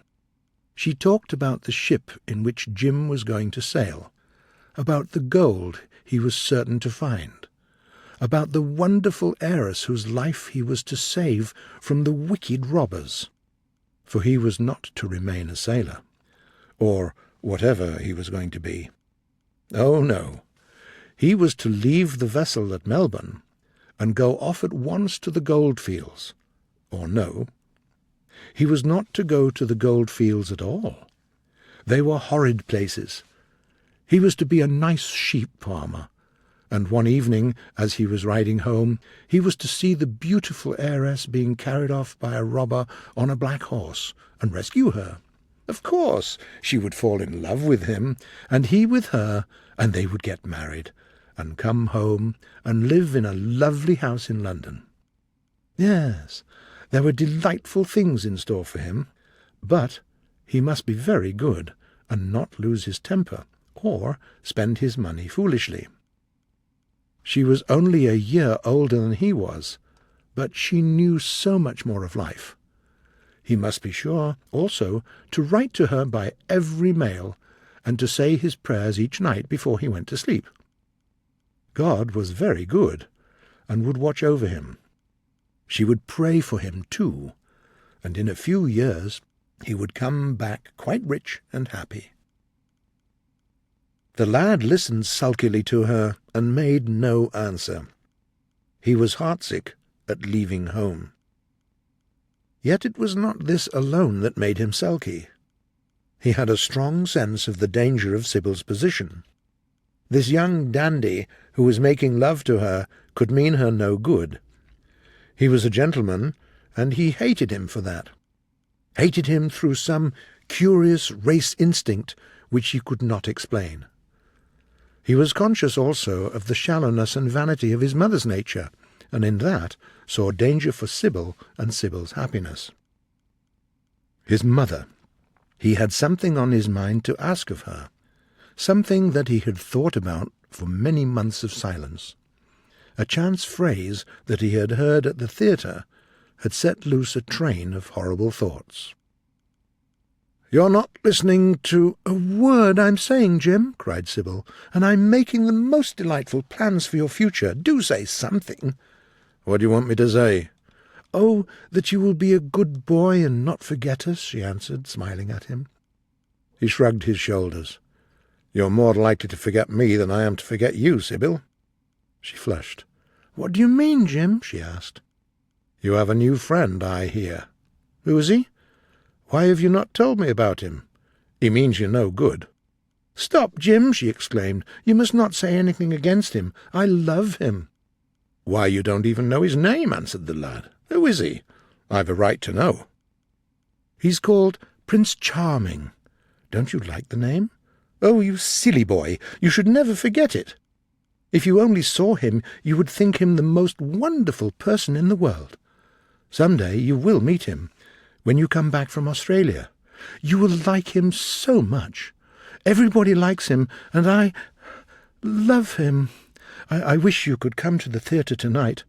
He's going to be there, and I'm to play Juliet." "He's a gentleman," said the lad sulkily. "A prince," she cried musically. "What more do you want?" "Sybil, you're mad about him." She laughed and took his arm. "Jim, you talk as if you were 100. Some day you will be in love yourself. Then you will know what it is. Don't look so sulky. Surely you should be glad to think that, though you are going away, you leave me happier than I've ever been before. Life has been hard for us both, terribly hard and difficult. But it will be different now. You're going to a new world, and I have found one. Here are 2 chairs. Let's sit down and see the smart people go by." They took their seats amidst a crowd of watchers. She made her brother talk of himself, his hopes, his plans. He spoke slowly and with effort. Suddenly she caught a glimpse of Dorian Gray, who drove past in an open carriage. She started to her feet. "There he is, Prince Charming!" she cried, looking after the carriage. "Who?" said Jim Vane. "Prince Charming," she answered.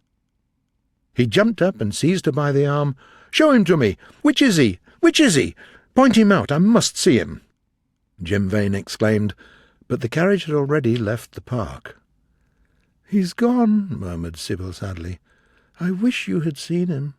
I wish I had, for as sure as there is a God in heaven, if he ever does you any harm, I shall kill him." She looked at him in horror. He repeated his words.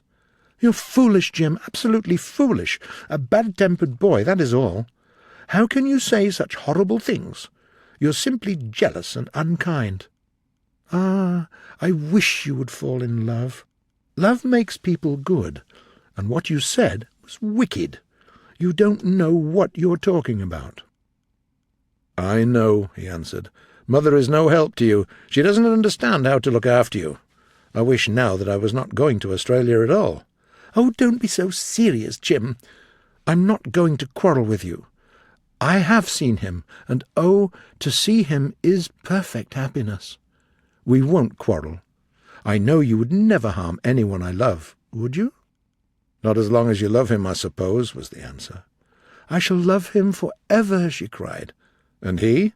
"Forever too." "He'd better." At the Marble Arch they took an omnibus, which had left them close to their poor home in the Euston Road.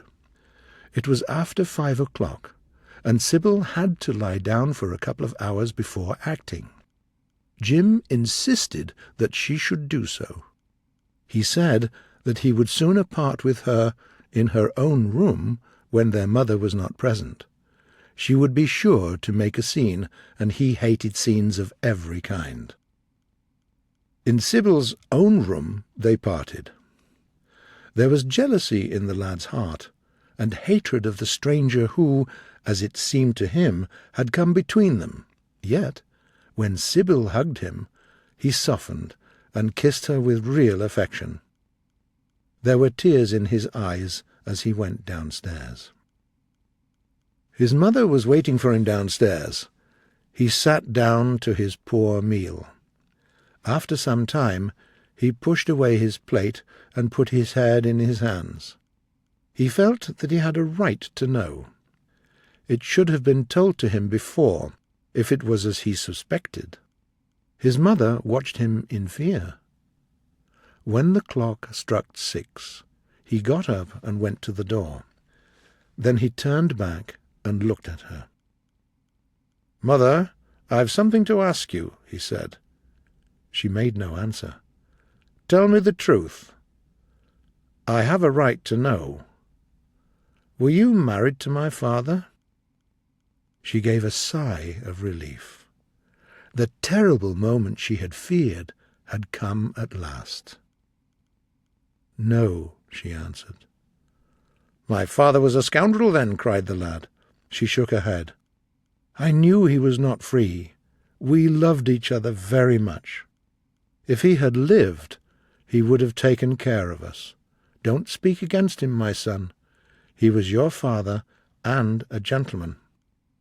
"I don't care for myself," the lad exclaimed, "but don't let Sybil—" "It is a gentleman, isn't it, who's in love with her, or says he is?"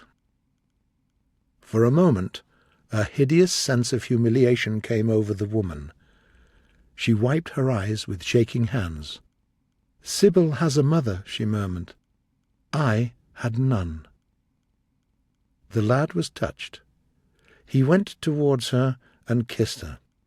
"I'm sorry if I hurt you by asking about my father," he said, "but I could not help it. I must go now. Goodbye. Don't forget that you will have only one child now to look after, and believe me that if this man hurts my sister, I will find out who he is, track him down, and kill him like a dog. I swear it." Chapter 6. "I suppose you've heard the news, Basil," said Lord Henry that evening, as Hallward was shown into a little private room at the Bristol, where dinner had been laid for 3. "No, Harry," answered the artist. "What is it? Nothing about politics, I hope. They don't interest me." "Dorian Gray is engaged to be married," said Lord Henry, watching him as he spoke. Hallward started and then frowned. "Dorian engaged to be married?" he cried. "Impossible!" "It's perfectly true." "To whom?" "To some little actress or other." "I can't believe it. Dorian is far too sensible. Just think of Dorian's birth, and position, and wealth. It would be absurd for him to marry so much beneath him. If you want to make him marry this girl, tell him that, Basil. He's sure to do it then. I hope the girl is good, Harry. I don't want to see Dorian tied to some wicked creature who might ruin his nature and intellect. Oh, she's better than good. Dorian says she's beautiful, murmured Lord Henry, and he's not often wrong about things of that kind. Your portrait of him has quickened his appreciation of the personal appearance of other people. It has had that excellent effect among others. We are to see her tonight, if that boy doesn't forget his appointment. Are you serious? Quite serious, Basil. But do you approve of it, Harry? Asked the painter, walking up and down the room and biting his lip. You can't approve of it, possibly. It is some silly passion. I never approve or disapprove of anything now. It is an absurd attitude to take toward life. I never take any notice of what common people say, and I never interfere with what charming people do. If a personality fascinates me, whatever mode of expression that personality selects is absolutely delightful to me. Dorian Gray falls in love with a beautiful girl who acts Juliet and proposes to marry her. Why not? Besides, every experience is of value, and whatever one may say against marriage, it is certainly an experience. I hope that Dorian Gray will make this girl his wife, passionately love her for 6 months, and then suddenly become fascinated by someone else. He would be a wonderful study. You don't mean a single word of all that, Harry. You know you don't. If Dorian Gray's life were spoiled, no one would be sorrier than yourself. You are much better than you pretend to be. Lord Henry laughed. The reason we all like to think so well of others is that we're all afraid for ourselves. I mean everything that I have said. As for marriage, of course, that would be silly. But there are other and more interesting relations between men and women. I will certainly encourage them. They have the charm of being fashionable. But here is Dorian himself. He will tell you more than I can. "My dear Harry, my dear Basil, you must both congratulate me," said the lad, shaking each of his friends by the hand in turn. "I have never been so happy. Of course, it is sudden. All really delightful things are. And yet it seems to me to be the only thing I've been looking for all my life." He was flushed with excitement and pleasure. "I hope you will always be very happy, Dorian," said Hallward, "but I don't quite forgive you for not having let me know of your engagement. You let Harry know." "Come, let us sit down," broke in Lord Henry, "and tell us how it all came about." "There's really not much to tell," cried Dorian, as they took their seats at the table. "What happened was simply this. After I left you yesterday evening, Harry, I dressed, had some dinner at a little Italian restaurant, and went down at 8 o'clock to the theatre. Sybil was playing Rosalind. You should have seen her. When she came on in her boy's clothes, she was perfectly wonderful, and had never seemed to me more exquisite. As for her acting, well, you shall see her tonight. She is simply a born artist. After the performance was over, I went behind and spoke to her. As we were sitting together, suddenly there came into her eyes a look that I had never seen there before. My lips moved towards hers. Then we kissed each other. I can't describe to you what I felt at that moment. I feel that I should not tell you all this, but I can't help it. Of course, our engagement is a secret. She has not even told her own mother. I don't know what my guardians will say. They are sure to be angry. I don't care. I shall be of age in less than a year, and then I can do what I like. I have been right, Basil, haven't I, to take my love out of poetry, and to find my wife in Shakespeare's plays?" "Yes, Dorian, I suppose you are right," said Hallward slowly. Lord Henry drank his champagne in a thoughtful manner. At what particular point did you mention the word marriage, Dorian? And what did she say in answer? Perhaps you forgot all about it?" "My dear Harry, I did not make any formal proposal. I told her that I loved her, and she said she was not worthy to be my wife." "Not worthy? Why, the whole world is nothing to me compared with her." "Women are wonderfully practical," murmured Lord Henry, "much more practical than we are. In situations of that kind we often forget to say anything about marriage, and they always remind us." Hallward laid his hand upon his arm. "Don't, Harry. You have annoyed Dorian. He's not like other men. He would never make anyone suffer. His nature is too fine for that." Lord Henry looked across the table. "Dorian is never annoyed with me," he answered. "I asked the question for the only reason that excuses one for asking any question, simple curiosity. I have a theory that it is always the women who propose to us, and not we who propose to the women." Dorian Gray laughed. "It is impossible to be angry with you, Harry. When you see Sybil Vane, you will feel that the man who could hurt her would be a scoundrel. I cannot understand how anyone can wish to shame the thing he loves. I love Sybil Vane. I want to place her on a pedestal of gold, and to see the world worship the woman who is mine. Her trust makes me faithful. Her belief makes me good. When I am with her, I regret all that you have taught me. I become different from what you have known me to be. I am changed. Sybil Vane makes me forget you and all your wrong, fascinating, poisonous, delightful theories." "And those are?" asked Lord Henry, helping himself to some salad.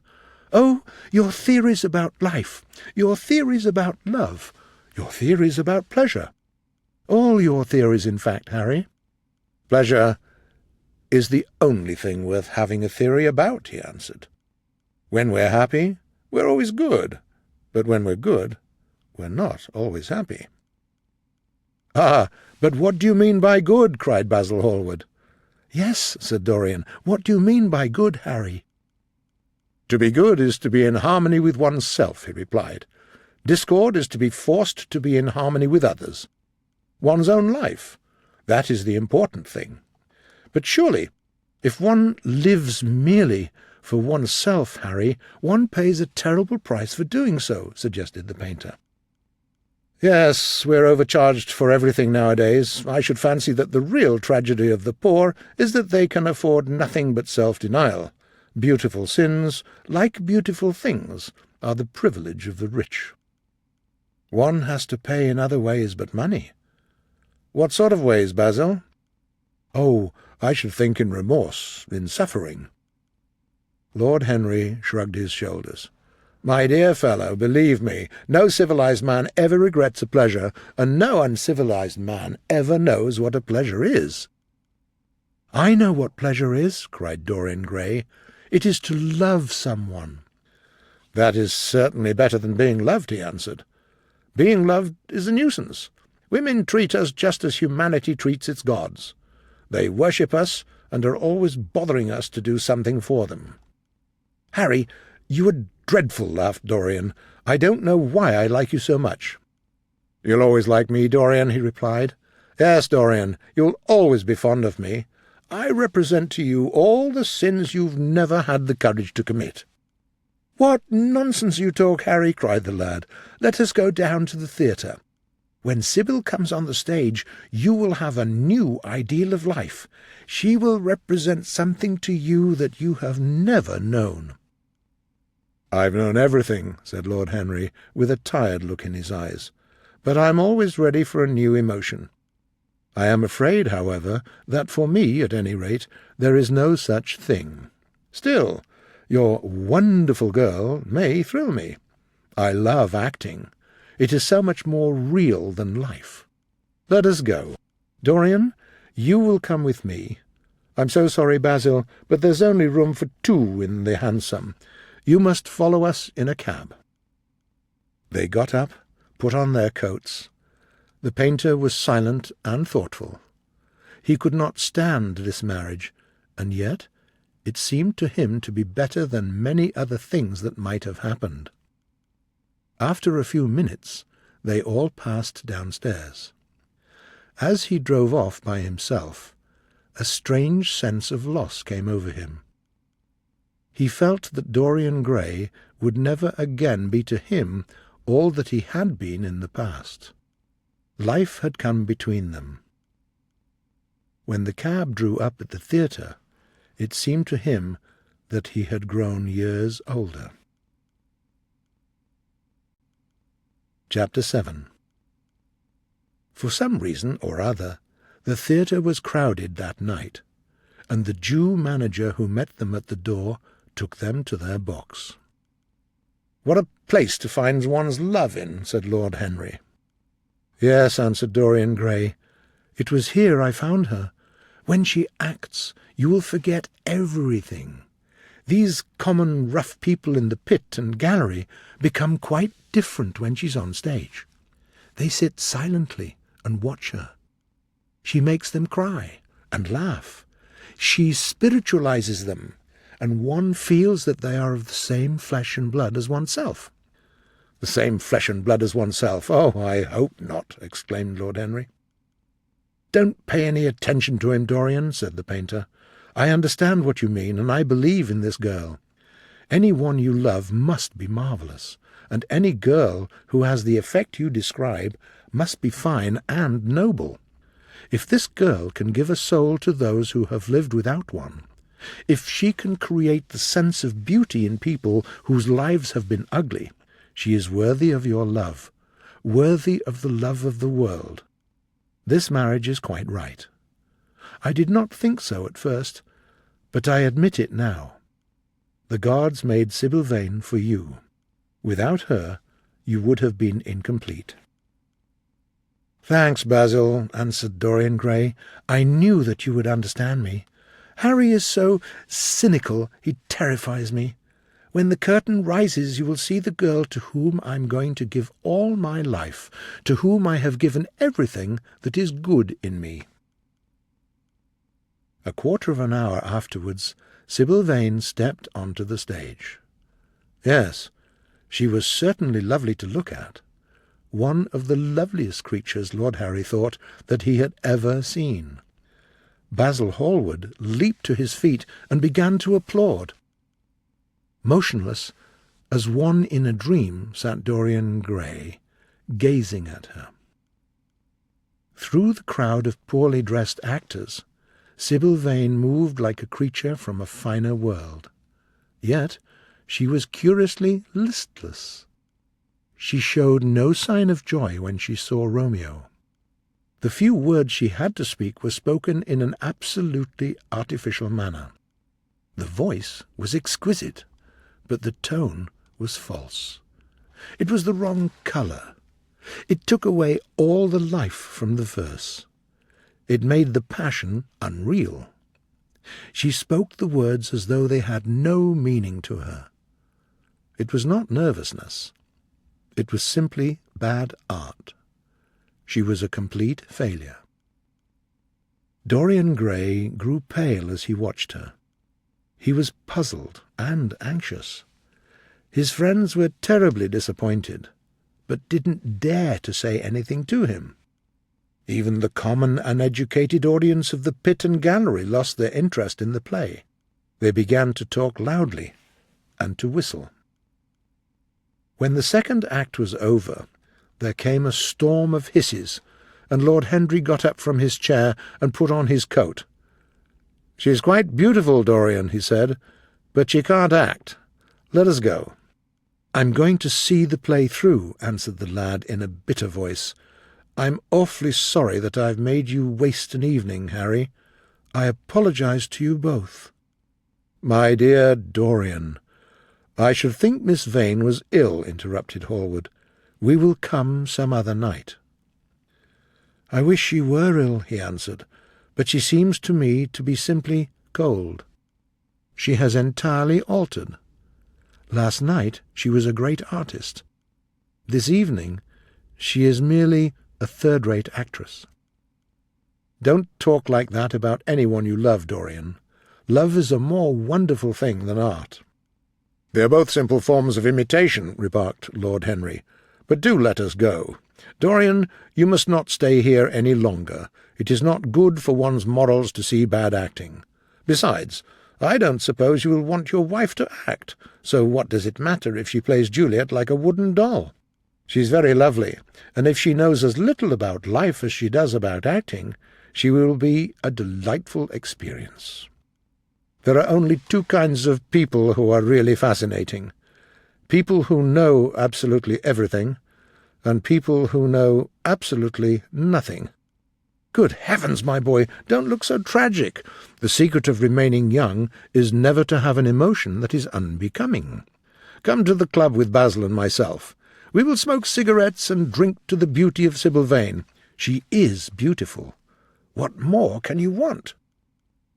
"Go away, Harry," cried the lad. "I want to be alone. Basil, you must go. Ah, can't you see that my heart is breaking?" The hot tears came to his eyes, and he hid his face in his hands. "Let us go, Basil," said Lord Henry with a strange tenderness in his voice, and the two young men left together. A few moments afterwards the curtain rose on the third act. Dorian Gray went back to his seat. He looked pale and indifferent. Half of the audience went out, laughing. The whole thing was a fiasco. The last act was played to almost empty benches. As soon as the play was over, Dorian Gray rushed behind the scenes into the dressing-room. The girl was standing there alone, with a look of triumph on her face. When he entered, she looked at him, and an expression of infinite joy came over her. "How badly I acted tonight, Dorian," she cried. "Terribly," he answered, gazing at her in amazement. "Terribly. It was dreadful. Are you ill? You have no idea what it was. You have no idea what I suffered." The girl smiled. "Dorian," she answered, "you should have understood. But you understand now, don't you?" "Understand what?" he asked angrily. "Why I was so bad tonight. Why I shall always be bad. Why I shall never act well again." He shrugged his shoulders. "You're ill, I suppose. When you are ill you shouldn't act. You make yourself ridiculous. My friends were bored. I was bored." She seemed not to listen to him. "Dorian," she cried, "before I knew you, acting was the only reality of my life. It was only in the theatre that I lived. I thought that it was all true. You came and taught me what reality really is. Tonight, for the first time in my life, I became conscious that the words I had to speak were unreal, were not my words, were not what I wanted to say.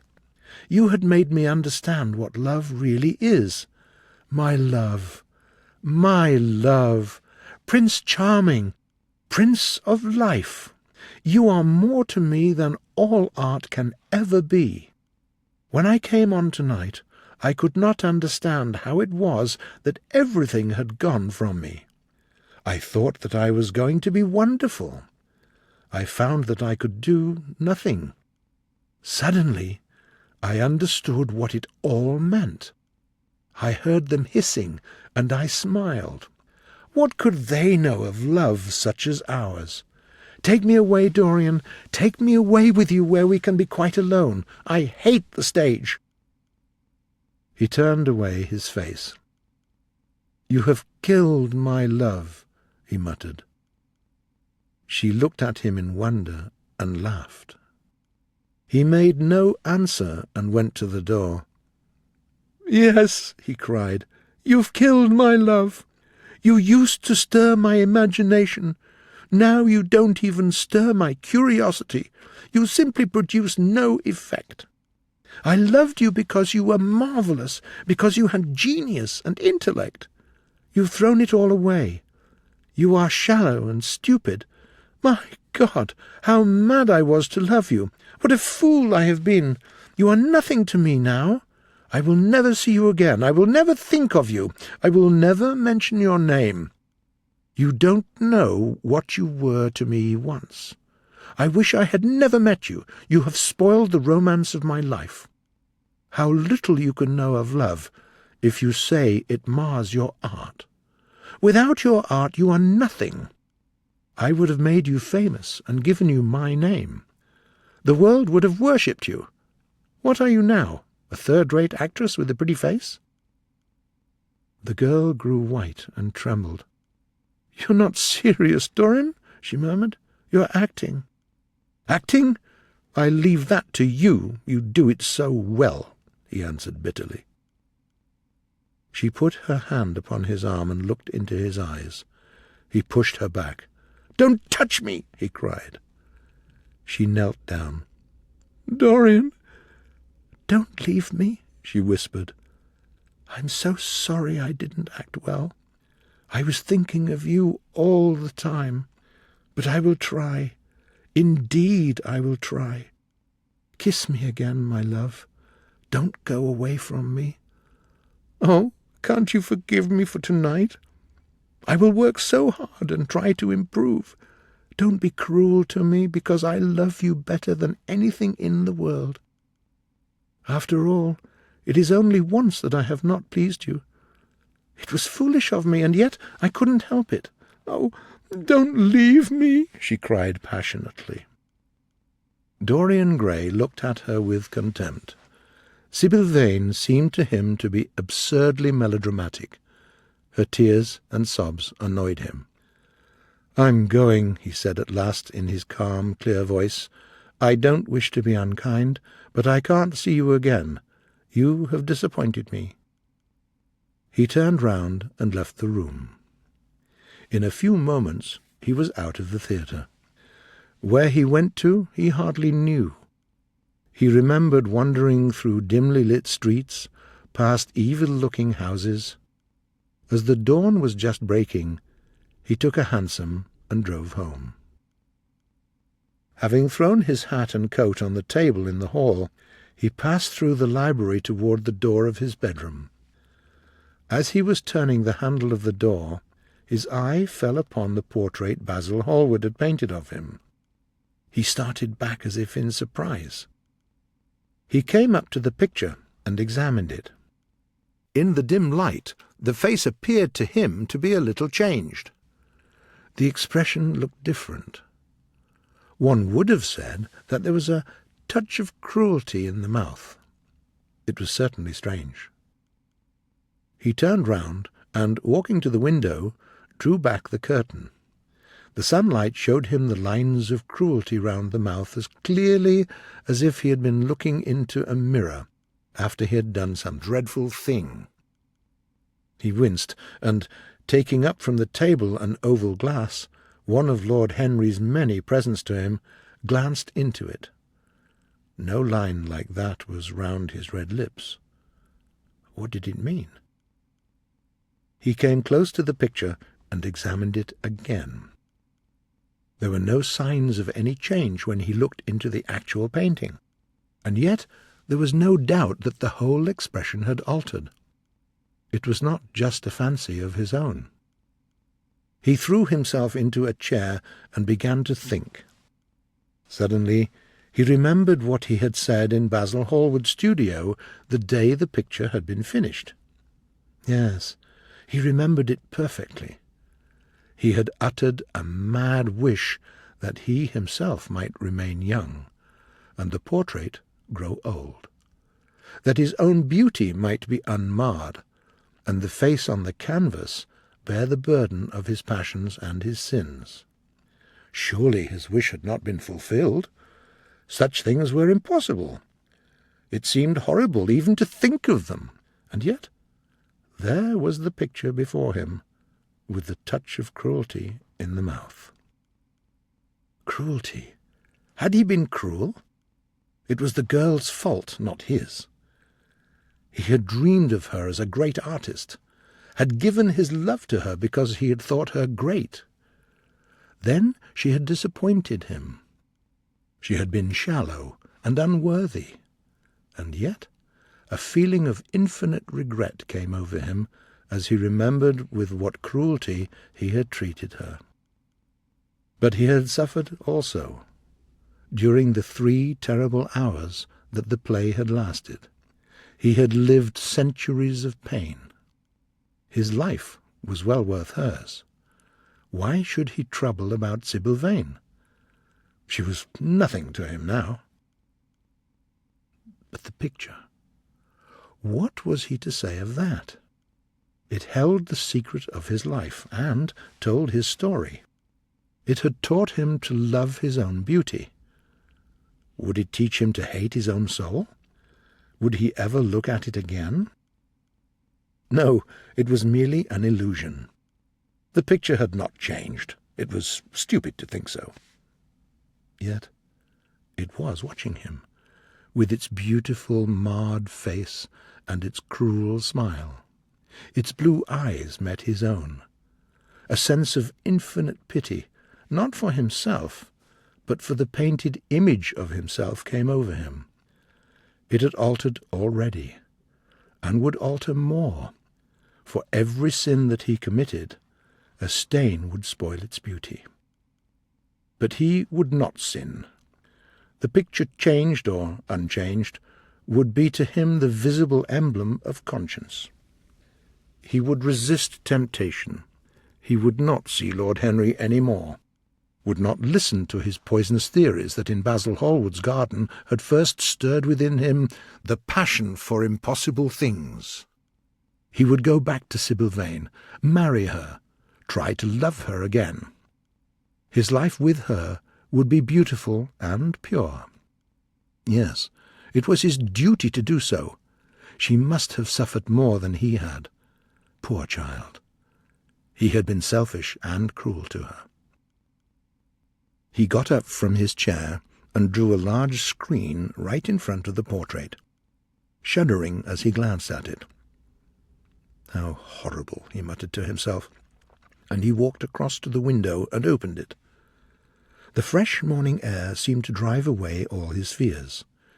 He thought only of Sybil. A faint echo of his love came back to him. Chapter 8. It was long past noon when he awoke. His valet came in softly with a cup of tea and several letters on a small tray, and drew back the curtains. "Monsieur slept well this morning?" he said, smiling. "What o'clock is it, Victor?" asked Dorian Gray sleepily. 1 hour and a quarter, monsieur." How late it was! He sat up, and drinking tea turned over his letters. One of them was from Lord Henry, and had been brought that morning. He hesitated for a moment, and then put it aside. The others he opened listlessly. They contained the usual collection of cards, invitations to dinners, tickets for private views, programs of charity concerts, and the like. After about 10 minutes, he got up and passed into the bathroom. The cool water refreshed him after his long sleep. He seemed to have forgotten all that he had gone through. A dim sense of having taken part in some strange tragedy came to him once or twice, but there was the unreality of a dream about it. As soon as he was dressed, he went into the library and sat down to a light French breakfast that had been laid out for him on a small round table close to the open window. It was an exquisite day. He felt perfectly happy. Suddenly, his eye fell on the screen that he had placed in front of the portrait, and he started. "Too cold for monsieur?" asked his valet. "Shall I close the window?" Dorian shook his head. "I'm not cold," he murmured. Was it all true?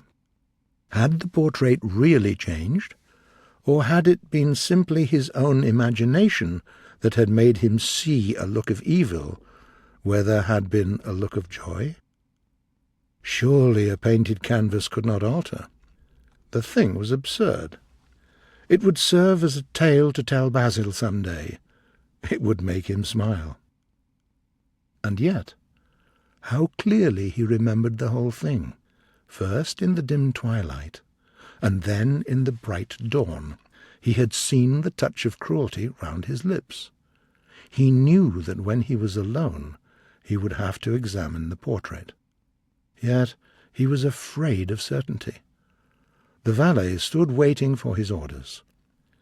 Dorian looked at him for a moment. "I'm not at home to anyone," he said with a sigh. The man bowed and left. Then he rose from the table and sat down on a couch that stood facing the screen. Should he move it aside, after all? Why not let it stay there? What was the use of knowing? If the thing was true, it was terrible. If it was not true, why should he trouble about it? But what if, by some chance, eyes other than his saw the horrible change? What should he do if Basil Hallward came and asked to look at his own picture? Basil would be sure to do that. No, the thing had to be examined. Anything would be better than this dreadful state of doubt. He got up and locked the door. Then he drew the screen aside and saw himself face to face. It was perfectly true. The portrait had altered.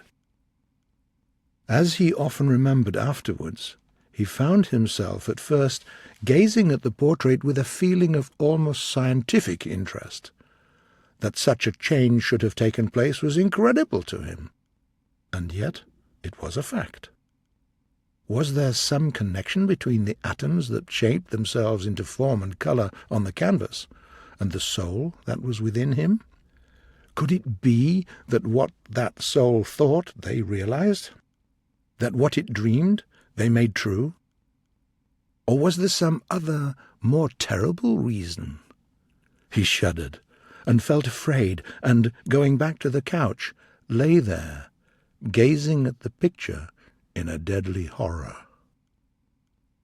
One thing, however, he felt that it had done for him. It had made him conscious how unjust, how cruel he had been to Sybil Vane. It was not too late to make reparation for that. She could still be his wife. His selfish love would be transformed in some nobler passion, and the portrait that Basil Hallward had painted of him would be a guide to him through life. Would be to him what conscience is to some, and the fear of God to others. 3 o'clock struck, and 4. But Dorian Gray did not stir. He did not know what to do, or what to think. Finally, he went over to the table and wrote a passionate letter to the girl he had loved, asking for her forgiveness. He covered page after page with wild words of sorrow and wilder words of pain. When Dorian had finished the letter, he felt that he had been forgiven. Suddenly there came a knock to the door, and he heard Lord Henry's voice outside. "My dear boy, I must see you. Let me in at once. I can't stand your shutting yourself up like this." He made no answer at first, but the knocking still continued and grew louder. Yes, it was better to let Lord Henry in, and to explain to him the new life he was going to lead, to quarrel with him if it became necessary to quarrel, to part if parting was necessary. He jumped up, drew the screen hastily across the picture, and unlocked the door. "I'm so sorry for it all, Dorian," said Lord Henry as he entered, "but you must not think too much about it." "Do you mean about Sybil Vane?" asked the lad. "Yes, of course," answered Lord Henry, sitting down into a chair. "It is dreadful from one point of view, but it was not your fault. Tell me, did you go behind and see her after the play was over?" "Yes." "I felt sure you had. Did you make a scene with her?"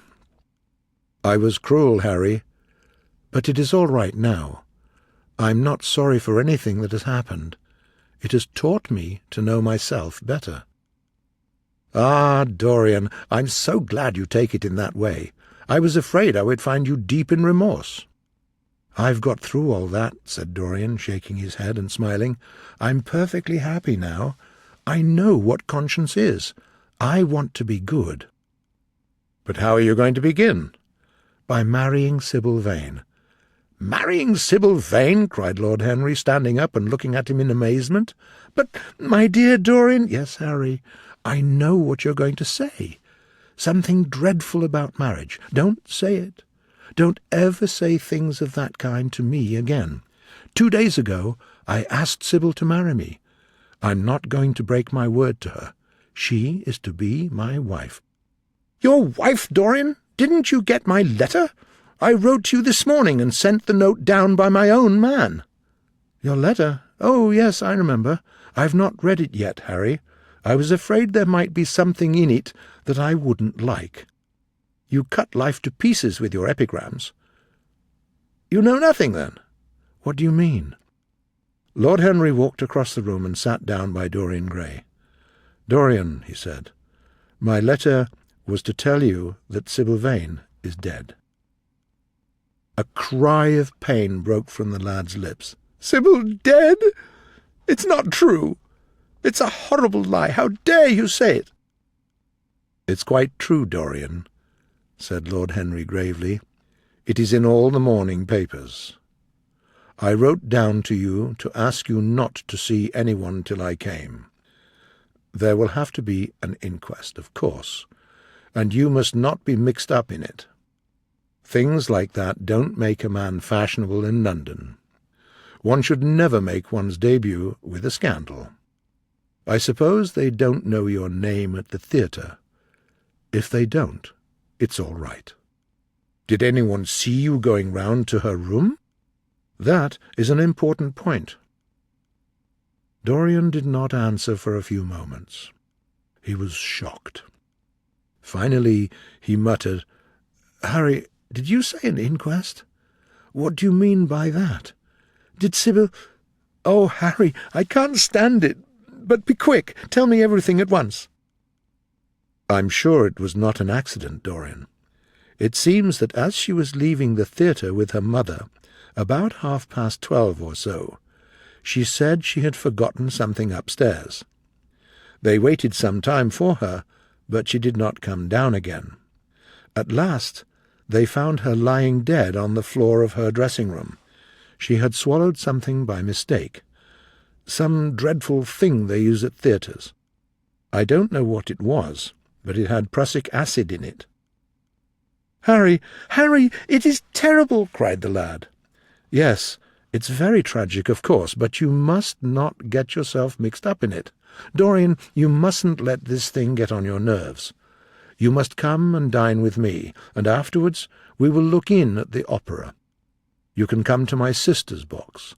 She's got some beautiful women with her."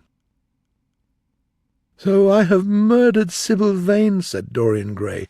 "Murdered her as surely as if I had cut her little throat with a knife." "Yet the roses are not less lovely for all that. The birds sing just as happily in my garden, and tonight I am to dine with you, and then go on to the opera, and have supper somewhere, I suppose, afterwards. How extraordinarily dramatic life is! Here is the first love letter I have ever written in my life. Strange that my first passionate love letter should have been addressed to a dead girl. Oh, Harry, how I loved her once! It seems years ago to me now. She was everything to me. Then came that dreadful night. Was it really only last night, when she played so badly, and my heart almost broke? She explained it all to me. It was terribly pathetic, but I was not moved a bit. I thought her shallow. Suddenly something happened that made me afraid. I can't tell you what it was, but it was terrible. I said I would go back to her. I felt I had done wrong. And now she's dead. My God, Harry, what shall I do? You don't know the danger I'm in, and there's nothing to save me. She would have done that for me. She had no right to kill herself. It was selfish of her." "My dear Dorian," answered Lord Henry, "if you had married this girl, you would have ruined your life. Of course, you would have treated her kindly, but she would have soon found out that you were absolutely indifferent to her. I say nothing about the social mistake, which, of course, I would not have allowed, but I assure you that in any case the whole thing would have been an absolute failure." "I suppose it would," muttered the lad, walking up and down the room, "but I thought it was my duty. It is not my fault that this terrible tragedy has prevented my doing what was right. I remember your saying once that good resolutions are always made too late. Mine certainly were." "The origin of good resolutions is pure vanity. Their result is absolutely nil. That is all that can be said for them." "Harry," cried Dorian Gray, "why is it that I cannot feel this tragedy as much as I want to? I don't think I'm heartless. Do you?" "You've done too many foolish things during the last fortnight to be called heartless, Dorian," answered Lord Henry with his sweet smile. The lad frowned. "I don't like that explanation, Harry," he answered, "but I am glad you don't think I'm heartless. I'm nothing of the kind. I know I'm not, and yet I must admit that this thing that has happened does not affect me as it should. It seems to me to be simply like a wonderful ending to a wonderful play." "It's an interesting question," said Lord Henry, who found an exquisite pleasure in playing on the lad's unconscious egotism. "An extremely interesting question. I find that the true explanation is this. It often happens that the real tragedies of life occur in such an inartistic manner that they affect us just as vulgarity affects us. Sometimes, however, a tragedy that possesses artistic elements of beauty happens in our lives. If these elements of beauty are real, the whole thing simply appeals to our sense of dramatic effect. In the present case, what is it that has really happened? Someone has killed herself for love of you.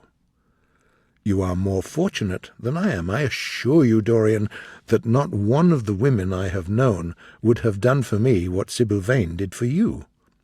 I wish that I had ever had such an experience. It would have made me in love with love for the rest of my life. But really, Dorian, how different Sybil Vane must have been from all the women one meets. There is something to me quite beautiful about her death. I'm glad I'm living in a century when such wonders happen. They make one believe in the reality of things we all play with, such as romance, passion, and love." "I was terribly cruel to her." "You forget that." "I'm afraid that women appreciate cruelty more than anything else. They love being dominated. I'm sure you were splendid. I've never seen you really and absolutely angry, but I can fancy how delightful you looked. And after all, you said something to me the day before yesterday that I see now was absolutely true, and holds the key to everything."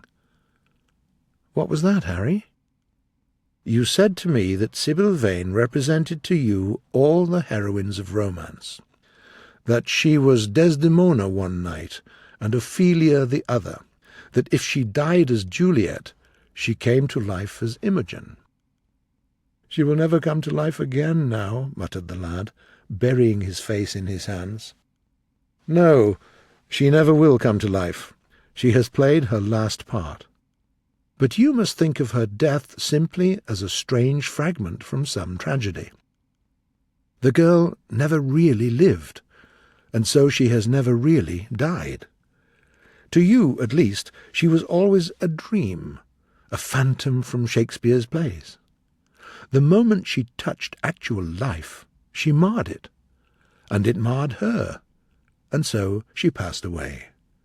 Mourn for Ophelia, or Cordelia, if you like, but don't waste your tears over Sybil Vane. She was less real than they are." There was a silence. After some time, Dorian Gray looked up. "You've explained me to myself, Harry," he murmured with a sigh of relief. "I felt all that you have said, but somehow I was afraid of it, and I could not express it to myself. How well you know me! but we will not talk again of what has happened. It has been a marvellous experience. That is all. I wonder if life has still in store for me anything as marvellous. Life has everything in store for you, Dorian. There is nothing that you, with your extraordinary good looks, will not be able to do. And now you had better dress and drive down to the club. We're rather late as it is.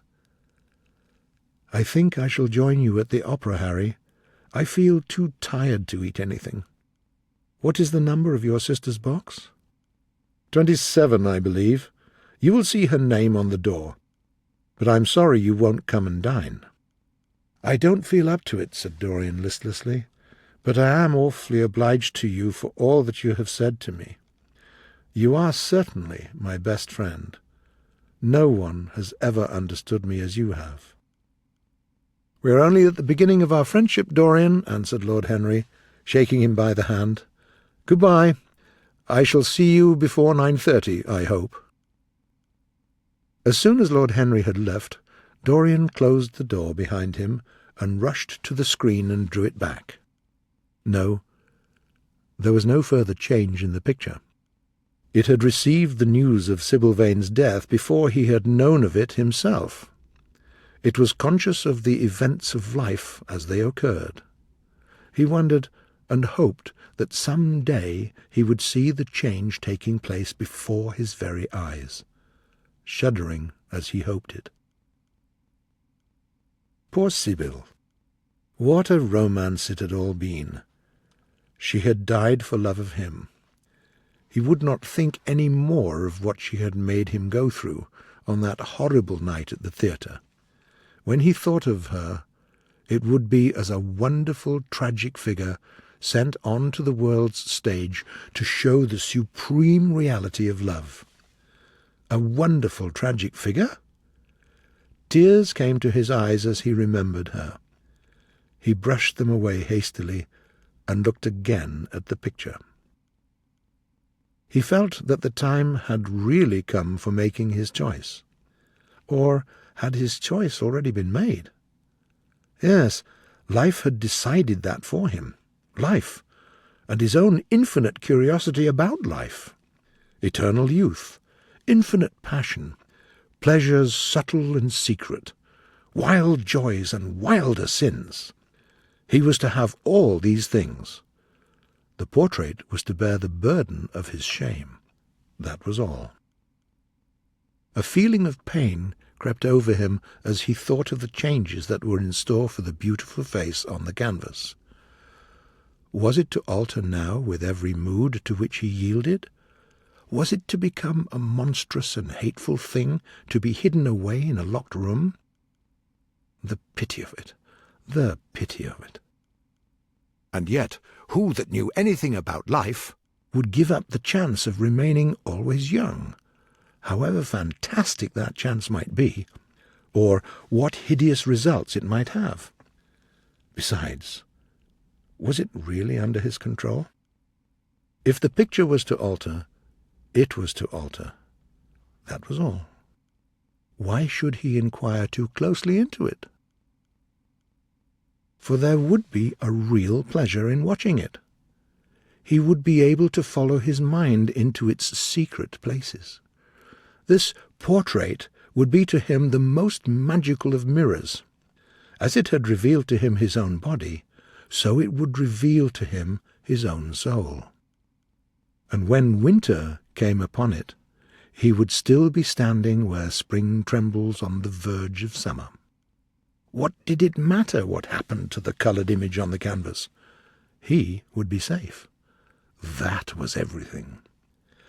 He drew the screen back into its place in front of the picture, smiling as he did so, and passed into his bedroom. An hour later he was at the opera, and Lord Henry was leaning over his chair. Chapter 9. As he was sitting at breakfast next morning, Basil Hallward was shown into the room. "I'm so glad I found you, Dorian," he said gravely. "I called last night, and they told me you were at the opera. Of course, I knew that was impossible. But I wish you had left word where you had really gone to. I spent a dreadful evening afraid that one tragedy might be followed by another. I think you might have telegraphed for me when you heard of it first. I read of it quite by chance in the late edition of the Globe that I picked up at the club. I came here at once and was unhappy at not finding you. I can't tell you how upset I am about the whole thing. I know what you must suffer. But where were you? Did you go down and see the girl's mother? Poor woman! What a state she must be in! And her only child, too. What did she say about it all?"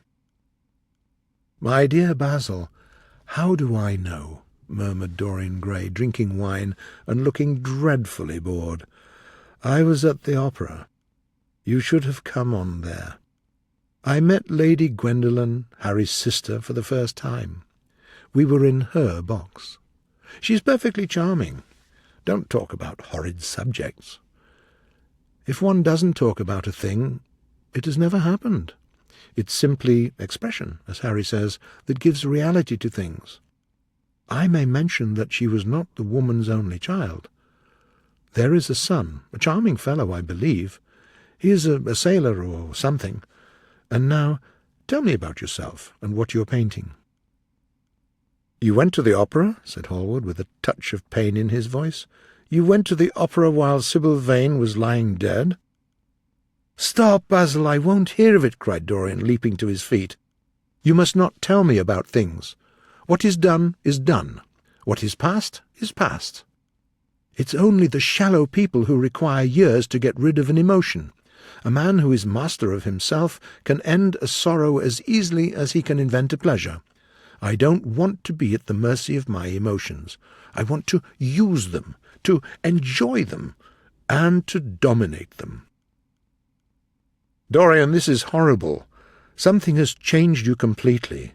You look exactly the same wonderful boy who, day after day, used to come down to my studio to sit for his picture. But you were simple and natural then. You were the most unspoiled creature in the whole world.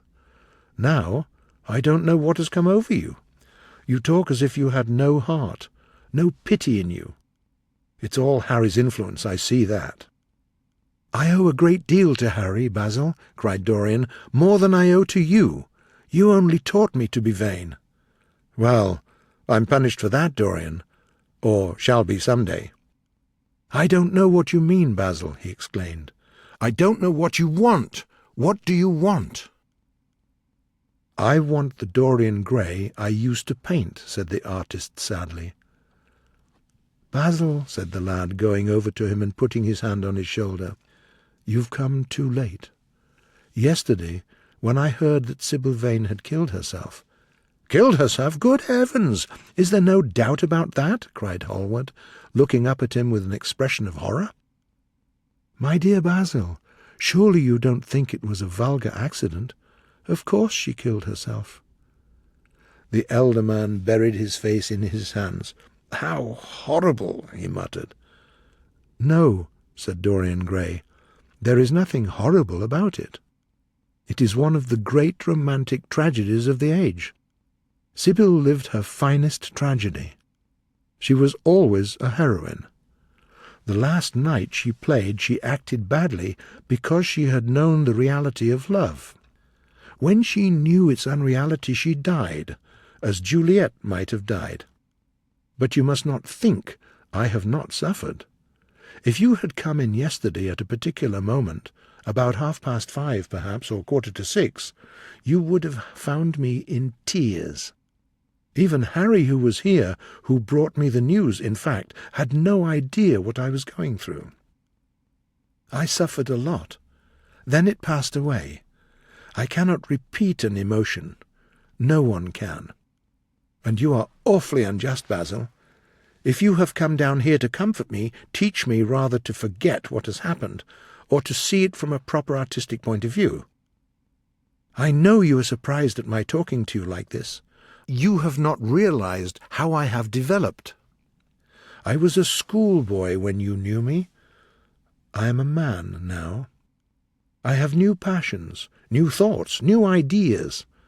I'm different, but you must not like me less. I am changed, but you must always be my friend. Of course, I'm very fond of Harry, but I know that you are better than he is. You are not stronger. You are too much afraid of life, but you are better. And how happy we used to be together. Don't leave me, Basil, and don't quarrel with me. I am what I am. There is nothing more to be said." The painter felt strangely moved. The lad was infinitely dear to him, and his personality had been the great turning point in his art. He could not stand the idea of reproaching him any more.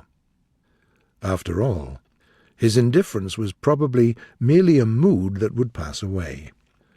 There was so much in him that was good and noble. "Well, Dorian," he said with a sad smile, "I won't speak to you again about this horrible thing after today. I only hope your name won't be mentioned in connection with it. The inquest is to take place this afternoon. Have they summoned you?" Dorian shook his head, and a look of annoyance passed over his face at the mention of the word inquest. There was something so vulgar about everything of the kind. "They don't know my name," he answered. "But surely she did."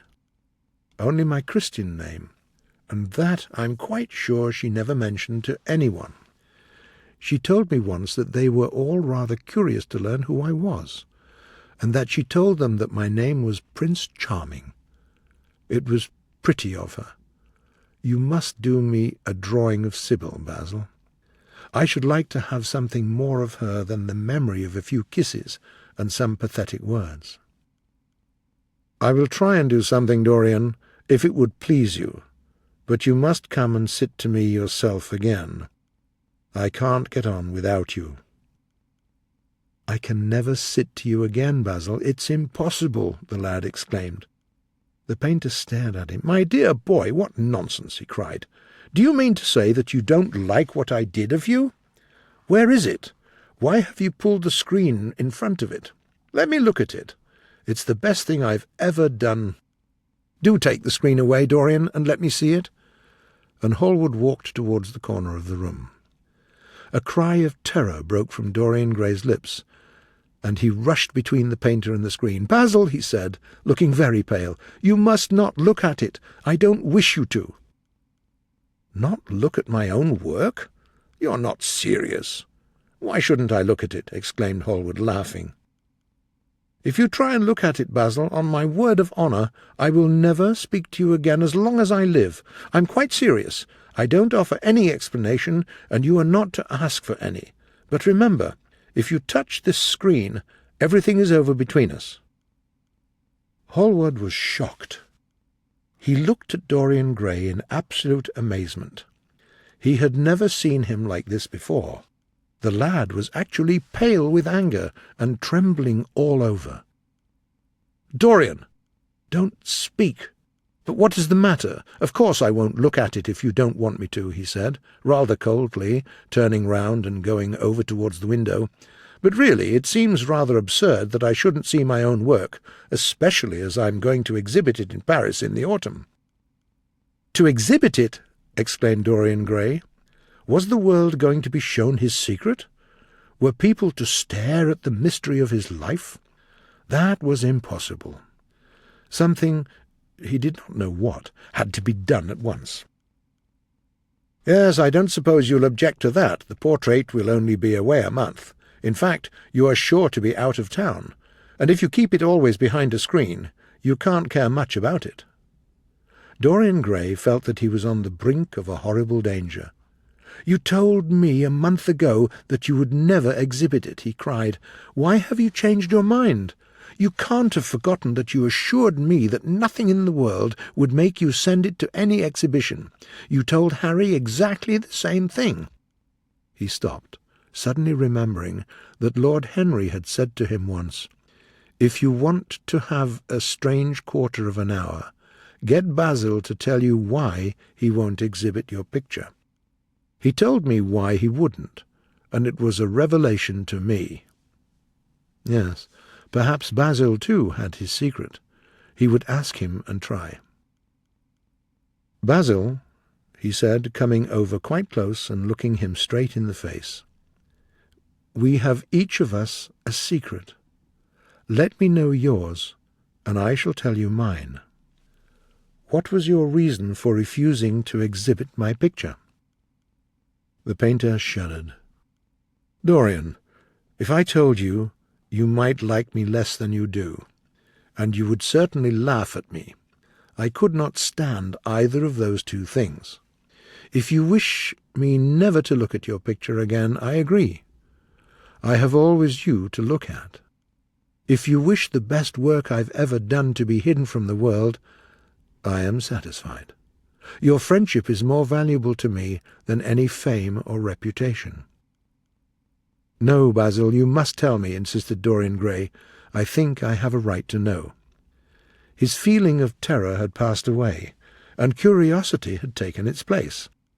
He was determined to find out Basil Hallward's mystery. "Let us sit down, Dorian," said the painter, looking troubled. "Let us sit down, and just answer me one question. Have you noticed in the picture something curious?" "Basil!" cried the lad, gazing at him with wild, startled eyes. "I see you did. Don't speak. Wait till you hear what I have to say. Dorian, from the moment I met you, your personality had the most extraordinary influence over me. I was dominated by you. You became to me the visible incarnation of an unseen ideal. I worshipped you. I grew jealous of everyone to whom you spoke. I wanted to have you all to myself. I was only happy when I was with you. When you were away from me, you were still present in my art. Of course, I never let you know anything about this. You would not have understood it. I hardly understand it myself. Weeks and weeks went on, and I grew more and more absorbed in you. Then, one fatal day, I determined to paint a wonderful portrait of you. As I worked at it, every film of colour seemed to me to reveal my secret. I grew afraid that others would know of my idolatry. I felt, Dorian, that I had told too much, that I had put too much of myself into it.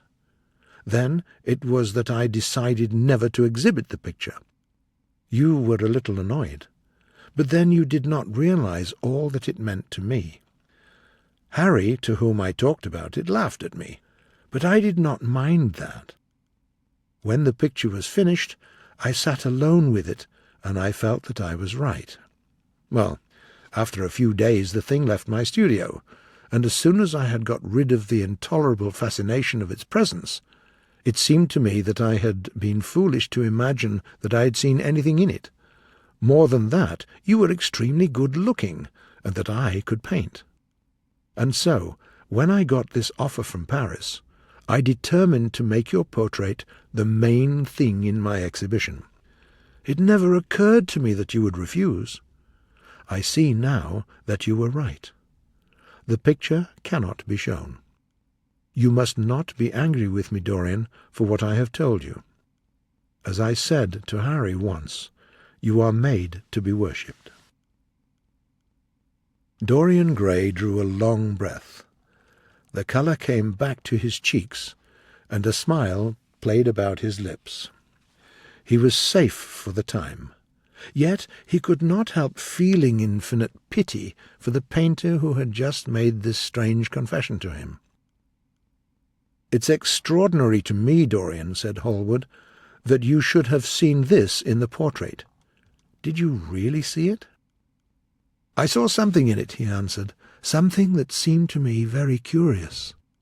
"Well, you don't mind my looking at the thing now?" Dorian shook his head. "You must not ask me that, Basil. I could not possibly let you see the picture." "You will some day, surely?" "Never." "Well, perhaps you're right. And now Goodbye, Dorian.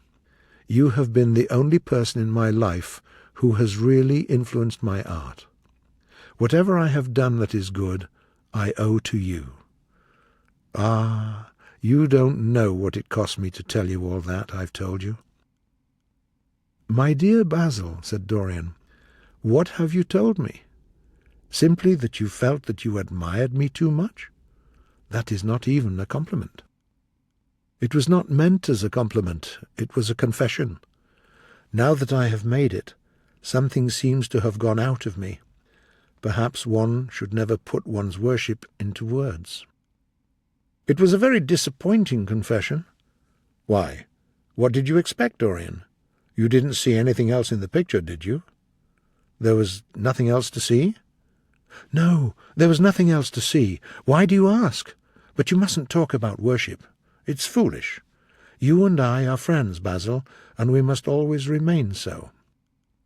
You have got Harry, said the painter sadly. Oh, Harry, cried the lad with laughter. Harry spends his days in saying what is incredible, and his evenings in doing what is improbable. Just the sort of life I would like to lead.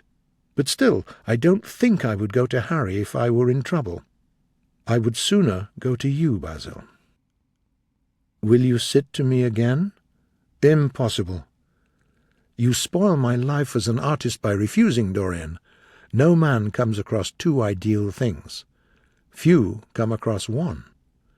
I can't explain it to you, Basil, but I must never sit to you again. There is something fatal about a portrait. It has a life of its own. But I will come and have tea with you. I'm sorry you won't let me look at the picture once again, murmured Hallward regretfully. But that can't be helped. I quite understand what you feel about it. Goodbye, Dorian. As he left the room, Dorian Gray smiled to himself. Poor Basil! How little he knew of the true reason, and how strange it was that, instead of having been forced to reveal his own secret, he had succeeded in forcing his friend to reveal his. How much that strange confession explained to him.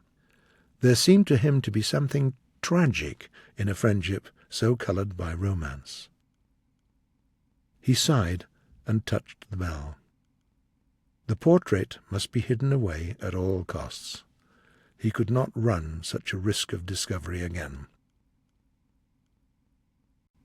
Chapter 10. When his servant entered, Dorian told him to tell the housekeeper that he wanted to see her, and then to go to the frame-maker and ask him to send 2 of his men round at once. After a few moments, in her black silk dress, Mrs. Leaf came into the library. He asked her for the key of the old schoolroom. "The old schoolroom, Mr. Dorian?" she exclaimed. "Why, it hasn't been opened for nearly 5 years, not since Lord Kelso died. It's full of dust." He winced at the mention of his grandfather. He had hateful memories of him. "That does not matter," he answered. "I simply want to see the place, that is all. Give me the key." "And here is the key, sir," said the old lady. "Here is the key. But you don't think of living up there, sir? And you are so comfortable here?" "No, no," he cried. "Thank you, Leaf. That'll do." She lingered for a few moments, and then started telling him about some detail of the household. He sighed and told her to manage things as she thought best. She left the room smiling. As the door closed, Dorian put the key in his pocket and looked round the room. His eye fell on a large coverlet. Yes, that would serve to cover the dreadful thing. He shuddered, and for a moment he regretted that he had not told Basil the true reason why he had wished to hide the picture away. Basil would have helped him to resist Lord Henry's influence, and the still more poisonous influences that came from his own temperament. Yes, Basil could have saved him, but it was too late now. He took up from the couch the coverlet, and, holding it in his hands, passed behind the screen. Was the face on the canvas more wicked than before? It seemed to him that it was unchanged, and yet his loathing of it grew stronger. Gold hair, blue eyes, and rose-red lips. They all were there. It was simply the expression that had altered. That was horrible in its cruelty. His own soul was looking out at him from the canvas and calling him to judgment. A look of pain came across him, and he threw the coverlet over the picture. As he did so, a knock came to the door. He passed out as his servant entered. "The persons are here, monsieur." He felt that the man must be got rid of at once. He must not be allowed to know where the picture was being taken to. There was something sly about him. Sitting down at the writing-table, he wrote a note to Lord Henry, asking him to send him round something to read, and reminding him that they were to meet at 8:15 that evening. "Wait for an answer," he said, handing it to him, "and show the men in here." In 2 or 3 minutes there was another knock, and Mr. Hubbard himself, the frame-maker, came in with a young assistant. As a rule, Mr. Hubbard never left his shop. He waited for people to come to him. But he always made an exception for Dorian Gray. There was something about Dorian that charmed everybody. It was a pleasure even to see him. "What can I do for you, Mr. Gray?" he said. "I thought I would do myself the honour of coming round in person." "I'm so sorry you've given yourself the trouble of coming round, Mr. Hubbard. I only want a picture carried to the top of the house for me. It is rather heavy, so I thought I would ask you to lend me a couple of your men." "No trouble at all, Mr. Gray. I'm happy to be of any service to you. Which is the work of art, sir?" "This," replied Dorian, moving the screen back. "Can you move it, covering and all, just as it is? I don't want it to get scratched going upstairs." "There'll be no difficulty, sir," said the frame-maker. "Where shall we carry it to, Mr. Gray?" "I'll show you the way, Mr. Hubbard. I'm afraid it is right at the top of the house. We will go up by the front staircase, as it is wider." He held the door open for them, and they passed out into the hall and began climbing upstairs. At the top landing, Dorian unlocked the door to the room that was to keep for him the secret of his life, and hide his soul from the eyes of men. He had not entered the place for more than 4 years, not indeed since he had used it first as a playroom when he was a child, and then as a study when he grew somewhat older.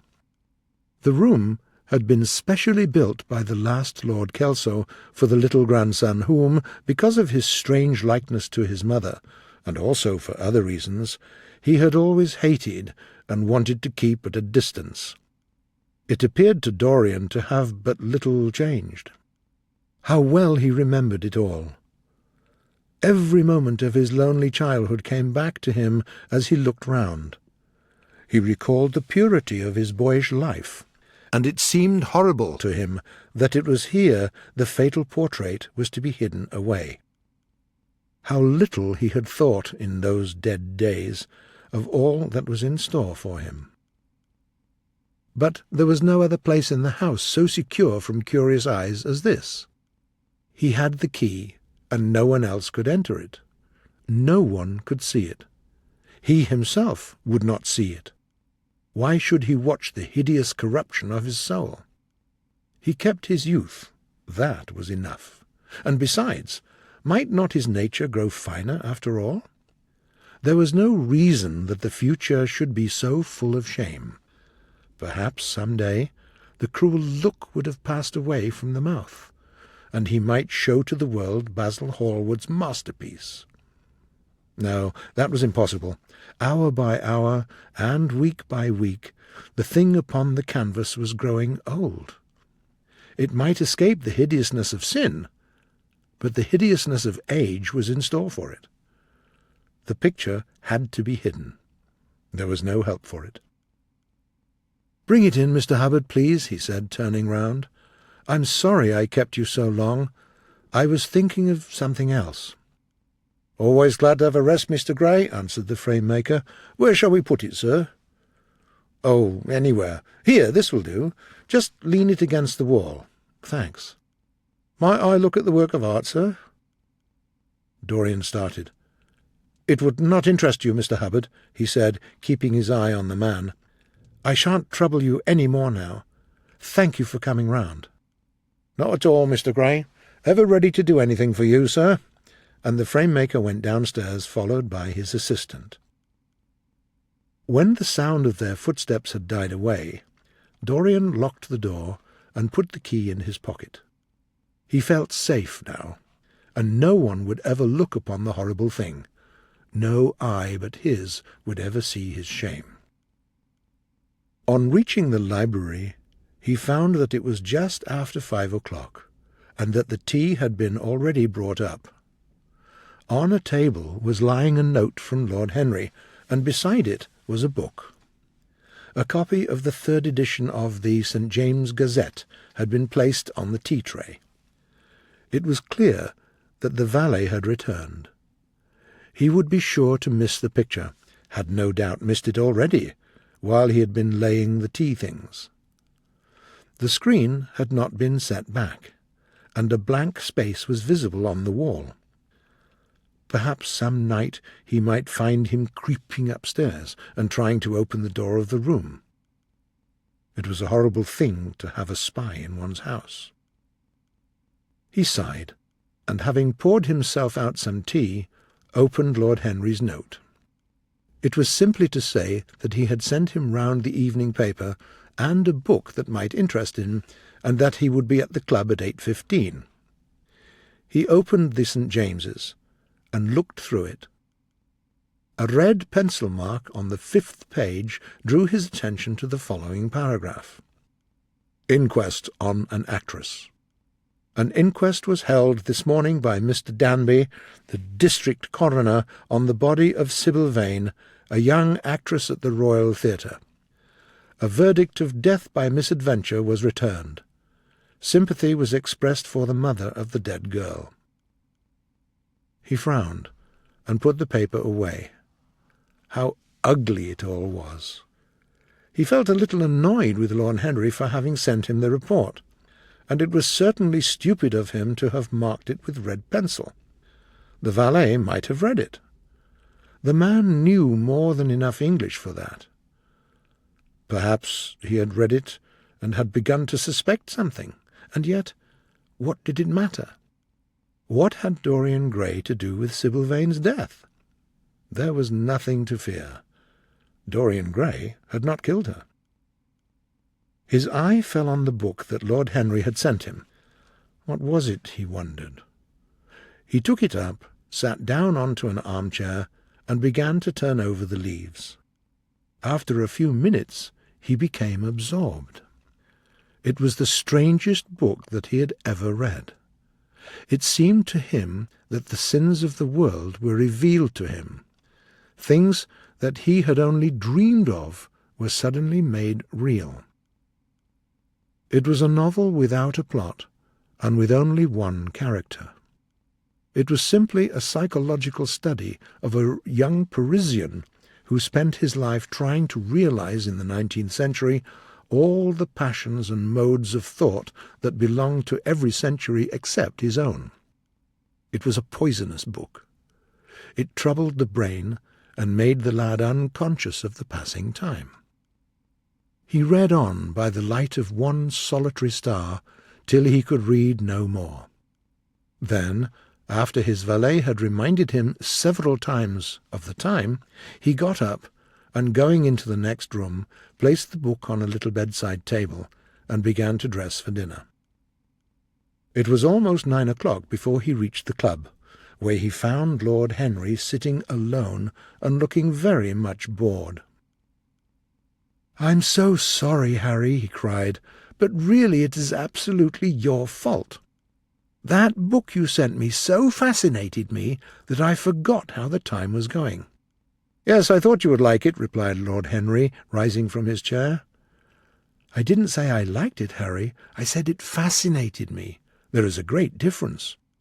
"Ah, you have discovered that," murmured Lord Henry, and they passed into the dining-room. Chapter 11. For years, Dorian Gray could not free himself from the influence of this book, or perhaps he never wanted to.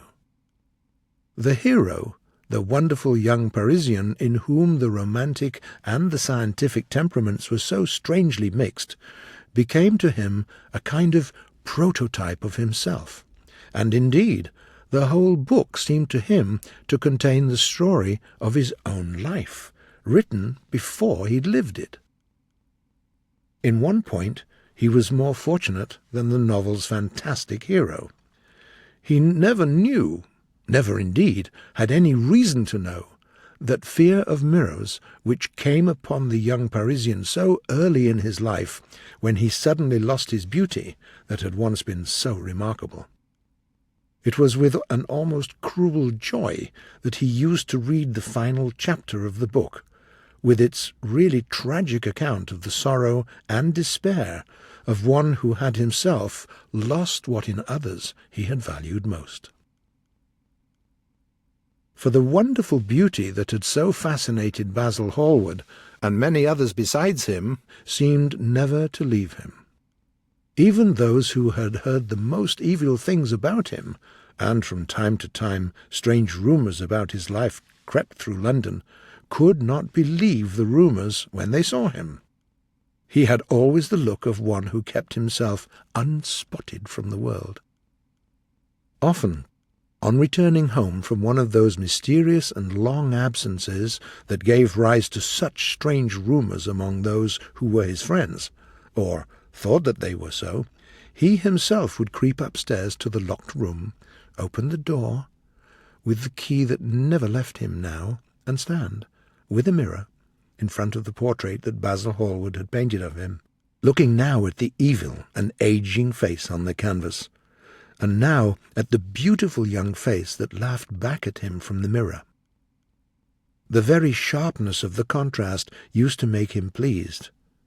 He grew more and more charmed by his own beauty, more and more interested in the corruption of his own soul.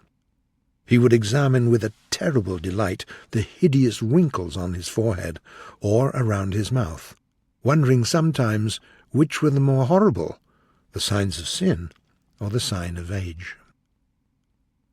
There were moments indeed at night when, lying sleepless in his room, or in the dirty room of the little ill-famed tavern near the docks which, in disguise, it was his habit to visit, he would think of the ruin he had brought upon his soul, with a pity that was all the more painful because it was purely selfish. But moments such as these were rare. That curiosity about life which Lord Henry had stirred in him as they sat together in the garden of their friend seemed to increase greatly. The more he knew, the more he desired to know. Yet he was not really careless, at any rate in his relations to society. Once or twice every month during the winter, and on each Wednesday evening while the season lasted, he would open to the world his beautiful house. His little dinners, in the settling of which Lord Henry always helped him, were popular, especially with the very young men who saw, or fancied they saw, in Dorian Gray the true realization of a type of which they had often dreamed in Eton or Oxford days, a type that was to combine something of the real culture of the scholar with all the grace and distinction and perfect manner of a citizen of the world. His mode of dressing, too, had its marked influence on the young exquisites, who copied him in everything he did. For while he found a subtle pleasure in the thought that he might really become to London of his own day what to imperial Neronian Rome the author of the Satyricon once had been, yet in his heart he desired to be something more than a mere arbiter elegantiarum. He wanted to work out some new scheme of life that would have its philosophy and its principles, and find in the spiritualizing of the senses its highest realization. In his search for sensations, that would be at once new and delightful, and possess that element of strangeness that is so essential to romance, he would often adopt certain modes of thought that were strange to his nature, yield to their subtle influences, and then, having satisfied his intellectual curiosity, leave them with curious indifference. It was rumoured of him once that he was about to join the Roman Catholic communion. But mysticism, with its marvellous power of making common things strange to us, moved him for a season, and for a season he got interested in materialism. Yet, as has been said of him before, no theory of life seemed to him to be of any importance compared with life itself. He knew that the senses, no less than the soul, have their spiritual mysteries to reveal. And so he would now study perfumes and the secrets of their manufacture. At another time he devoted himself completely to music, and collected together from all parts of the world the strangest instruments that could be found.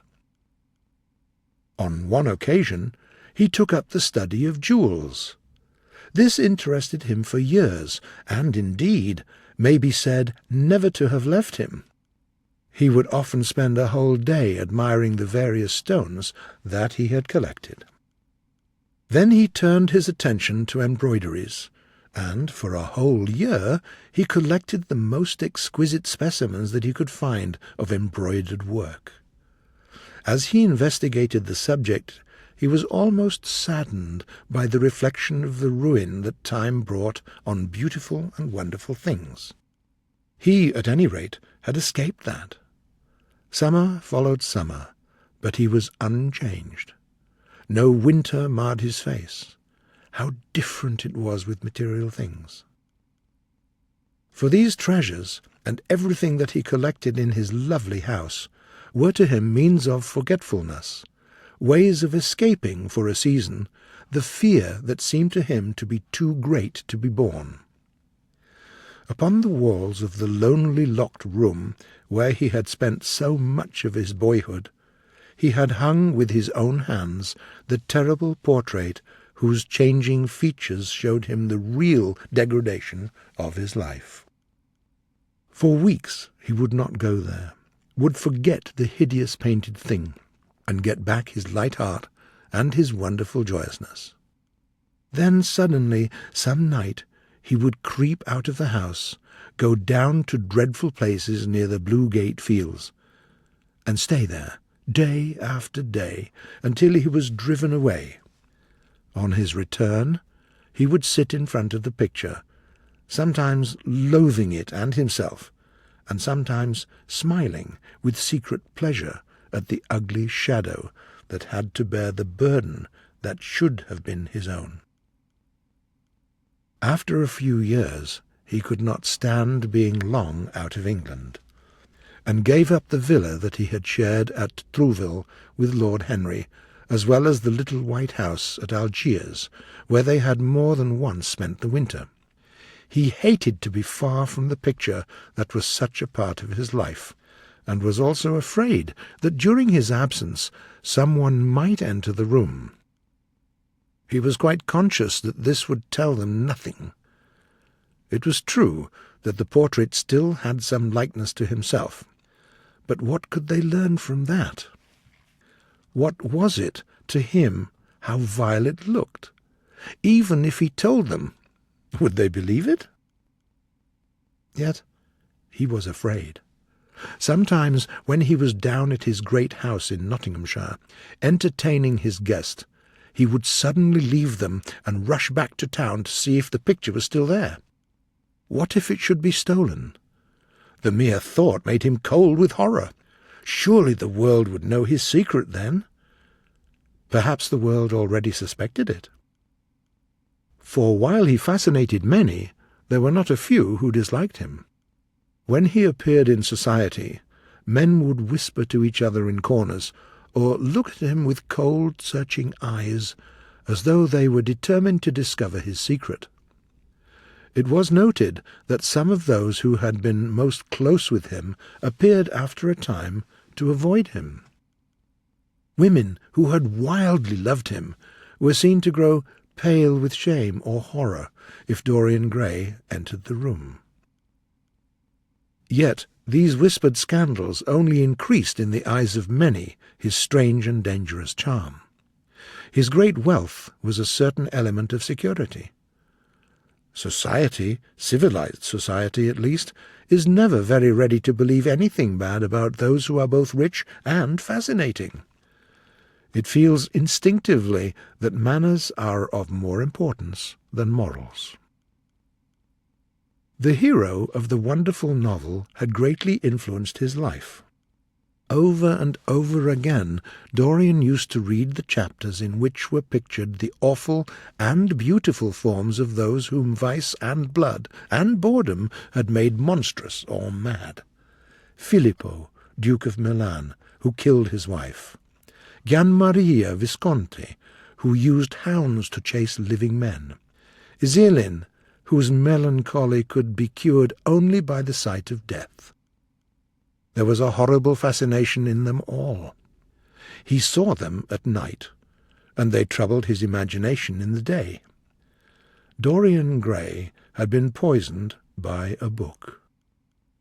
There were moments when he looked on evil simply as a mode through which he could realize his conception of the beautiful. Chapter 12. It was on the 9th of November, the eve of his own 38th birthday, as he often remembered afterwards.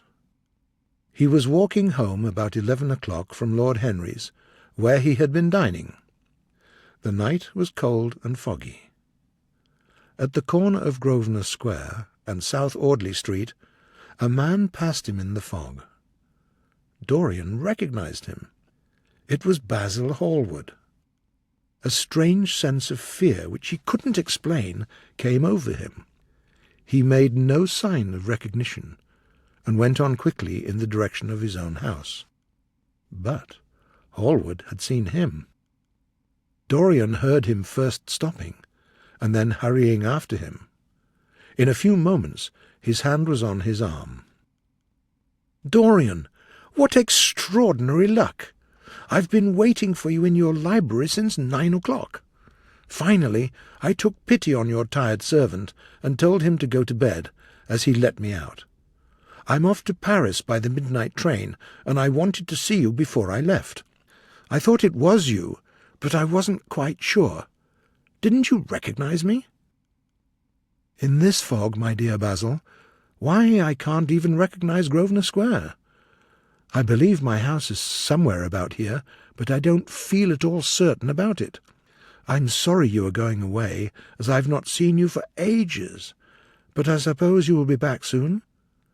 "No, I'm going to be out of England for 6 months. I want to take a studio in Paris and shut myself up till I've finished a great picture I have in my head. However, it wasn't about myself I wanted to talk. Here we are at your door. Let me come in for a moment. I have something to say to you." "I shall be charmed, but won't you miss your train?" said Dorian Gray as he opened the door with his key. "I have a lot of time," the painter answered. "The train doesn't go till 12:15, and it's only just 11. I can easily get to Victoria in 20 minutes. In fact, I was on my way to the club to look for you when I met you." Dorian looked at him and smiled. "Come in, and mind you don't talk about anything serious. Nothing is serious nowadays. At least, nothing should be." Hallward shook his head as he entered, and followed Dorian to the library. "You see, your servant made me quite at home, Dorian. He gave me everything I wanted. He's very hospitable. I like him much better than the Frenchman you used to have. What has become of him, by the way?" Dorian shrugged his shoulders. "I believe he moved to Paris, but do you know? He was not at all a bad servant. I never liked him, but I had nothing to complain about. Have brandy and soda?" "Thanks, I won't have anything," said the painter, taking his cap and coat off. "And now, my dear fellow, I want to speak to you seriously. Don't frown like that. You make it so much more difficult for me." "What is it all about?" asked Dorian, sitting down on the sofa. "I hope it's not about myself. I'm tired of myself tonight. I should like to be somebody else." "It is about yourself," answered Hallward, "and I must say it to you. I shall only keep you half an hour." Dorian sighed and lit a cigarette. "Half an hour," he murmured. "It's not so much to ask of you, Dorian, and it's absolutely for your own sake that I'm speaking. I think it right that you should know that the most dreadful things are being said against you in London. I don't wish to know anything about them. I love scandals about other people, but scandals about myself don't interest me." "They must interest you, Dorian. Every gentleman is interested in his good name. You don't want people to talk of you as something vile. Of course, you have your position and your wealth, and all that kind of thing. But position and wealth are not everything. Mind you, I don't believe these rumours at all. At least, I can't believe them when I see you. Sin is a thing that writes itself across a man's face, but you, Dorian, with your bright innocent face and your marvellous youth, I can't believe anything against you.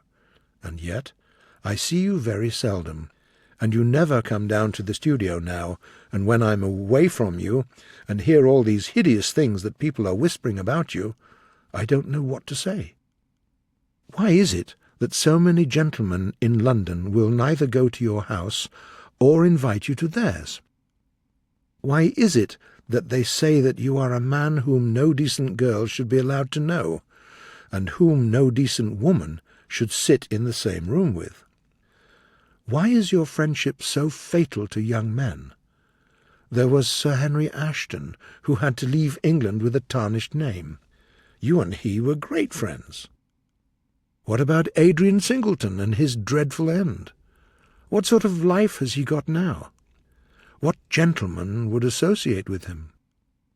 "Stop, Basil, you're talking about things of which you know nothing," said Dorian Gray. "You ask me about Henry Ashton. Did I teach him his vices? If Adrian Singleton writes his friend's name across a bill, am I his keeper? I know how people chatter in England. In this country it is enough for a man to have distinction and brains for every common tongue to talk against him. And what sort of lives do these people, who pretend to be moral, lead themselves? My dear fellow, you forget that we are in the native land of the hypocrite." "Dorian," cried Hallward, "this is not the question. England is bad enough, I know, and English society is all wrong. That is the reason why I want you to be fine. You have not been fine. One has a right to judge of a man by the effect he has had over friends. Yours seem to lose all sense of honour, of goodness. I know you and Harry are inseparable. Surely for that reason, if for none other, you should not have made his sister's name a byword. Take care, Basil. You go too far. I must speak, and you must listen. You shall listen. When you met Lady Gwendolen, not a breath of scandal had ever touched her. Is there a single decent woman in London now who would drive with her in the park? Why, even her children are not allowed to live with her. Then there are other stories that you have been seen creeping at dawn out of the most dreadful houses in London. Are they true? Can they be true? When I first heard them, I laughed. I hear them now, and they make me shudder. What about your country house and the life that is led there? Dorian, you don't know what is said about you. I want you to lead such a life as will make the world respect you. I want you to have a clean name and a good reputation. I want you to get rid of the dreadful people you associate with. Don't shrug your shoulders like that. Don't be so indifferent. You have a wonderful influence. Let it be for good, not for evil. They say that you corrupt every one with whom you become friends. I don't know whether it is so or not. How should I know? But it is said of you. I'm told things that seems impossible to doubt. I wonder, do I know you? Before I could answer that, I should have to see your soul." "To see my soul?" muttered Dorian Gray, turning almost white from fear. "Yes," answered Hallward gravely, "to see your soul, but only God can do that." A bitter laugh broke from Dorian Gray's lips. "You shall see it yourself, tonight," he cried, seizing a lamp from the table. "Come, it is your own work. Why shouldn't you look at it? You can tell the world all about it afterwards, but nobody would believe you. If they did believe you, they would like me even more. Come, I tell you. You have talked enough about corruption. Now you shall look on it face to face." There was the madness of pride in every word he uttered. He felt a terrible joy at the thought that someone else was to share his secret, and that the man who had painted the portrait, that was the origin of all his shame, was to be burdened for the rest of his life with the hideous memory of what he had done. "Yes," he continued, coming closer to him and looking into his stern eyes, "I shall show you my soul. You shall see the thing that you fancy only God can see." Hallward started back. "Dorian," he cried, "you must not say things like that. They are horrible, and they don't mean anything." "You think so?" he laughed again. "I know so. As for what I said to you tonight, I said it for your good. You know I have always been a good friend to you. Finish what you have to say." The painter paused for a moment, and a wild feeling of pity came over him. "I'm waiting, Basil," said the young man in a hard, clear voice. "What I have to say is this," Hallward cried. "You must give me some answer to these horrible charges that are made against you. If you tell me that they are absolutely untrue from beginning to end, I shall believe you. Deny them, Dorian. Can't you see what I'm going through? My God, don't tell me that you are bad and corrupt." Dorian Gray smiled with contempt. "Come upstairs, Basil. I keep a diary of my life from day to day, and it never leaves the room in which it is written. I shall show it to you, if you come with me." "I'll come with you, Dorian, if you wish it. I see I have missed my train, but it doesn't matter. I can go tomorrow. But don't ask me to read anything tonight. All I want is a plain answer to my question." "That shall be given to you upstairs. I could not give it here. You will not have to read long." Chapter 13. They left the room and went upstairs. When they reached the top landing, Dorian took out the key and turned it in the lock. "You insist on knowing, Basil?" he asked in a low voice. "Yes." "I'm delighted," he answered, smiling. Then he added, "You are the only man in the world who has a right to know everything about me. You have had more to do with my life than you think." Dorian opened the door, and they went in. Hallward glanced round him with a puzzled expression. The room looked as if it had not been lived in for years. When Dorian Gray lit a candle, he saw that the whole place was covered with dust, and that the carpet was in holes. "So, you think that it is only God who sees the soul, Basil? Draw that curtain back, and you will see mine." The voice that spoke was cold and cruel. "You are mad, Dorian, or playing a part," muttered Hallward, frowning. "You won't? Then I must do it myself," said the young man, and he tore the coverlet from the picture and threw it on the ground. An exclamation of horror broke from the painter's lips as he saw the hideous face on the canvas grinning at him. There was something in its expression that filled him with disgust and loathing. Good heavens! It was Dorian Gray's own face that he was looking at. Yes, it was Dorian himself. But who had painted the portrait?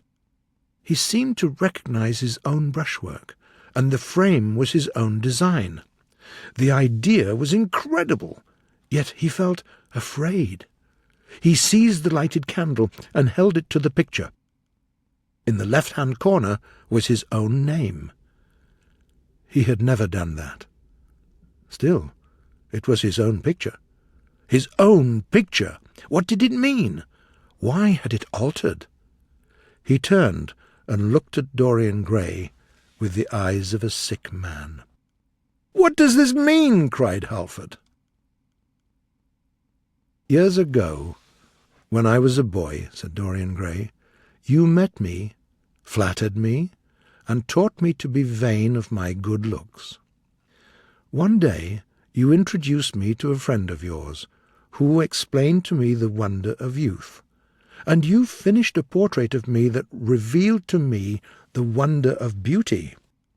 In a mad moment that even now I don't know whether I regret or not, I made a wish.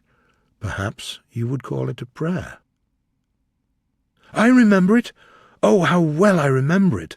No, the thing is impossible. You told me that you had destroyed it." "I was wrong. It has destroyed me." "I don't believe it's my picture." "Can't you see your ideal in it?" said Dorian bitterly. "My ideal, as you call it." "As you call it. There was nothing evil in it, nothing shameful. You were to me such an ideal as I shall never meet again. This is the face of a satyr." "It is the face of my soul." "Christ, what a thing I must have worshipped! It has the eyes of a devil." "Each of us has heaven and hell in him, Basil," cried Dorian in despair. Hallward turned again to the portrait and gazed at it. "My God! If it is true," he exclaimed, "and this is what you have done with your life, you must be worse even than those who talk against you fancy you to be." He held the light up again to the canvas and examined it. His hand shook, and the candle fell on the floor. He placed his foot on it and put it out. Then he sat down into the chair that was standing by the table and buried his face in his hands. "Good God, Dorian, what an awful lesson! I worshipped you too much. I'm punished for it. You worshipped yourself too much. We're both punished. The prayer of your pride has been answered. The prayer of your repentance will be answered also. Let us pray together." "It is too late, Basil. Prayers mean nothing to me now," Dorian answered. "Hush, don't say that. You've done enough evil in your life. My God, don't you see that damned thing leering at us?" Dorian Gray glanced at the picture, and suddenly an uncontrollable feeling of hatred for Basil Hallward came over him, as though it had been suggested to him by the image on the canvas.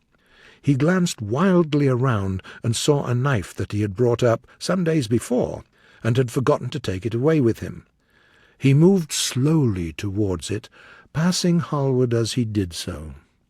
As soon as he got behind him, he seized the knife. Hallward tried to rise in his chair, but Dorian rushed at him and dug the knife into the great vein behind the ear. He stabbed him twice more. Hallward did not move. He waited for a moment, then threw the knife on the table and listened. He could hear nothing. The house was absolutely quiet. How quickly it had all been done! He felt strangely calm now. Having reached the door, he opened it and went out onto the landing. He did not even glance at the murdered man. He felt that the secret of the whole thing was not to realize the situation. The friend who had painted the fatal portrait had gone out of his life. That was enough. He locked the door behind him and crept quietly downstairs. He stopped several times and waited. No, everything was still. When he reached the library, he saw the cap and coat in the corner. They must be hidden away somewhere. He unlocked a secret press and put them into it. He could easily burn them afterwards. Then he pulled out his watch. It was 20 minutes to 2. He sat down and began to think. Every year Every month almost, men were hanged in England for what he had done. And yet, what evidence was there against him? Basil Hallward had left the house at 11. No one had seen him come in again. Most of the servants were at Selby Royal. His valet had gone to bed.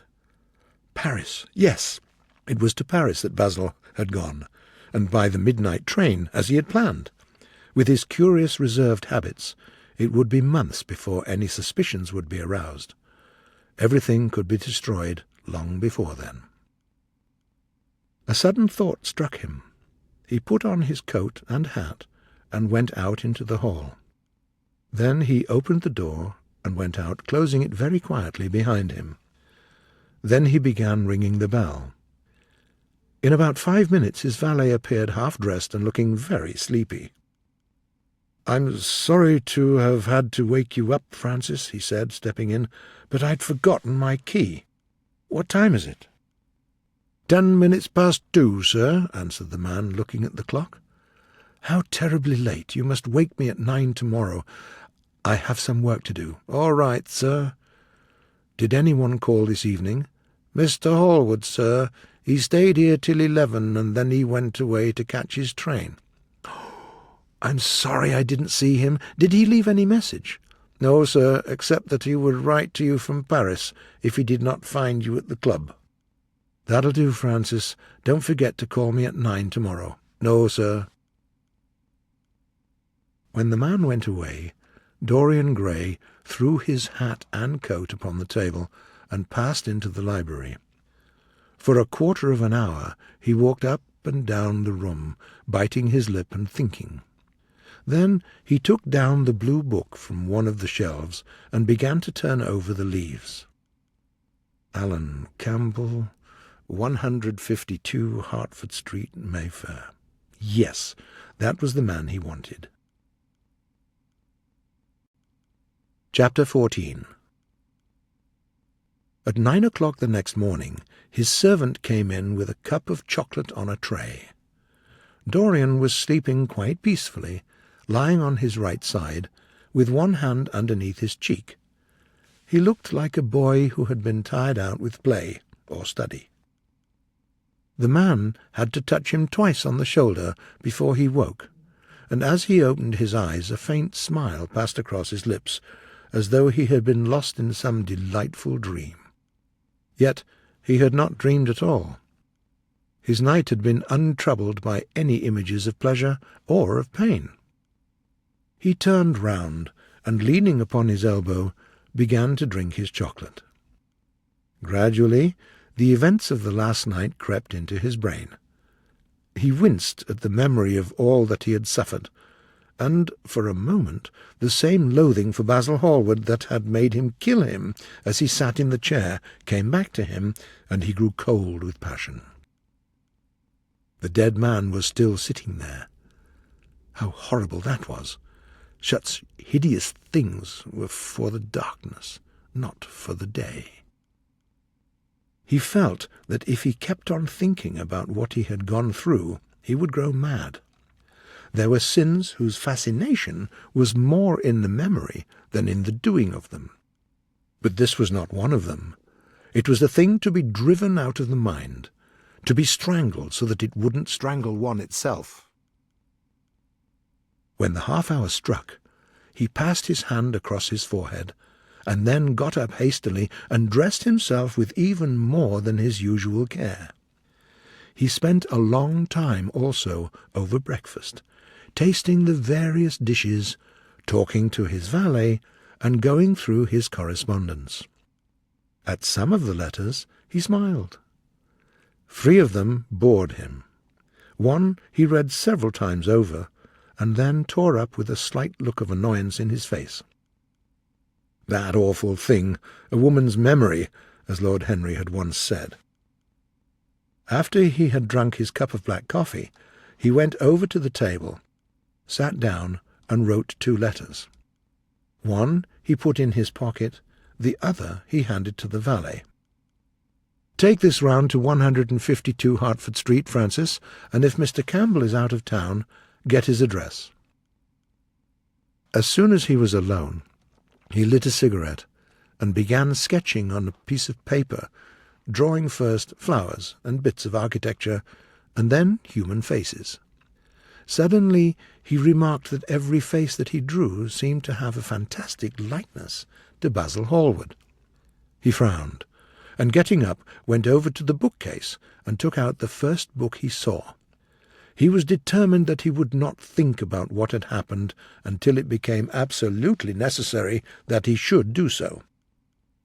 But after a time the book fell from his hand. He grew nervous, and horrible terror came over him. What if Alan Campbell should be out of England? Perhaps he might refuse to come. What could he do then? Every moment was important. They had been great friends once, 5 years before, almost inseparable indeed. Then the friendship had suddenly come to an end. When they met in society now, it was only Dorian Gray who smiled. Alan Campbell never did. He was an extremely clever young man with a passion for chemistry. At Cambridge, he had spent a great deal of his time working in the laboratory. Indeed, he was still devoted to the study of chemistry, and had a laboratory of his own in which he used to shut himself up all day long, greatly to the annoyance of his mother, who had set her heart on his standing for Parliament. He was an excellent musician, however, as well, and played both the violin and the piano better than most amateurs. In fact, it was music that had first brought him and Dorian Gray together. They had met at Lady Berkshire's, and after that used to be always seen together at the opera and wherever good music was going on. For 18 months their friendship lasted.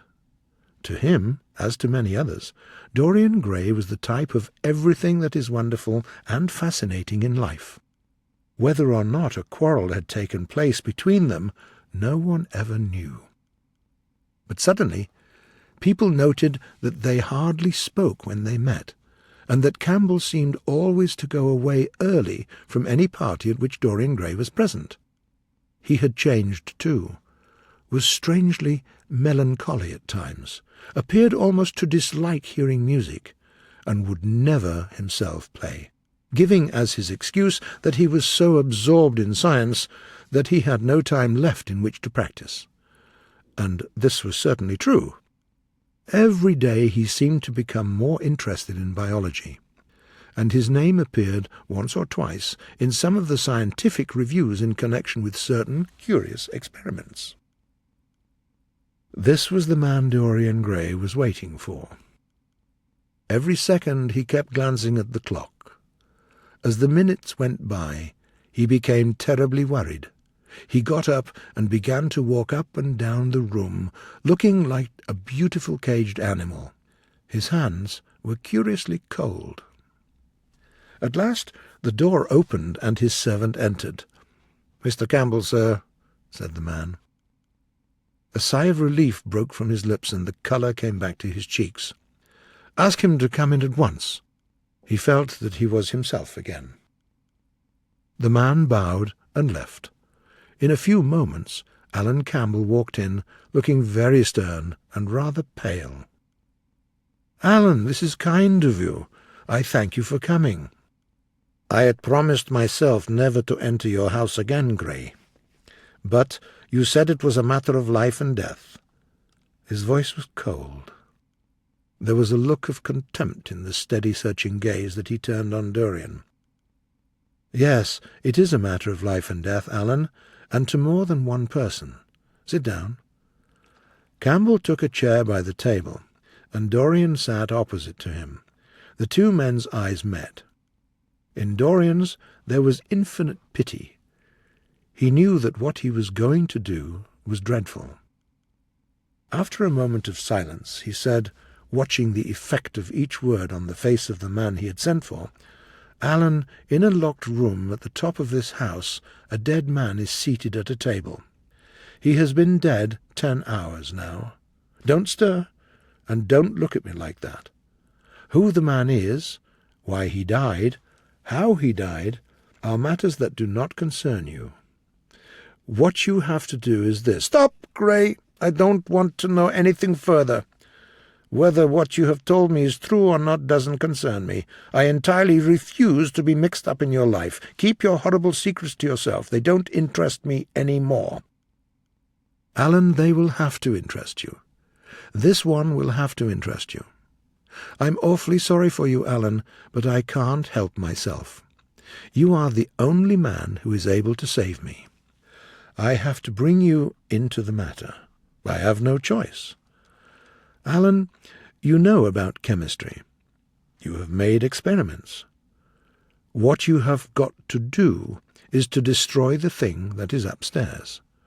To destroy it so that not a sign of it will be left.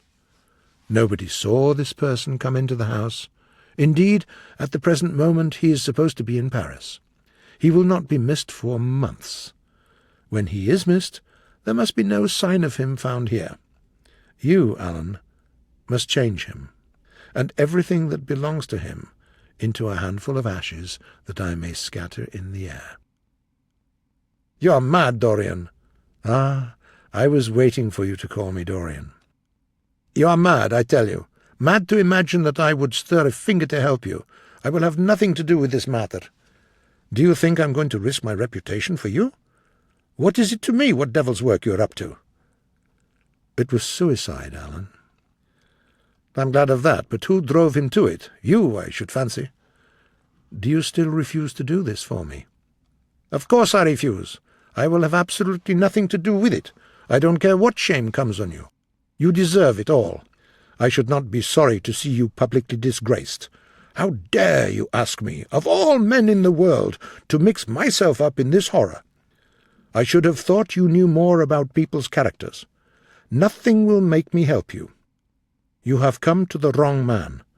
Go to some of your friends. Don't come to me. Alan, it was murder. I killed him. You don't know what he had made me suffer. Whatever my life is, he had more to do with the making or the marring of it than poor Harry has had. He may not have wanted it. The result was the same. Murder! Good God, Dorian, is that what you have come to? I shall not inform upon you. It is not my business. Besides, without my stirring in the matter, you are certain to be arrested. Nobody ever commits a crime without doing something stupid, but I will have nothing to do with it. You must have something to do with it. Wait a moment. Listen to me. Only listen, Alan. All I ask of you is to perform a certain scientific experiment. If in some hideous laboratory you found this man lying on the table, you would simply look upon him as an admirable subject.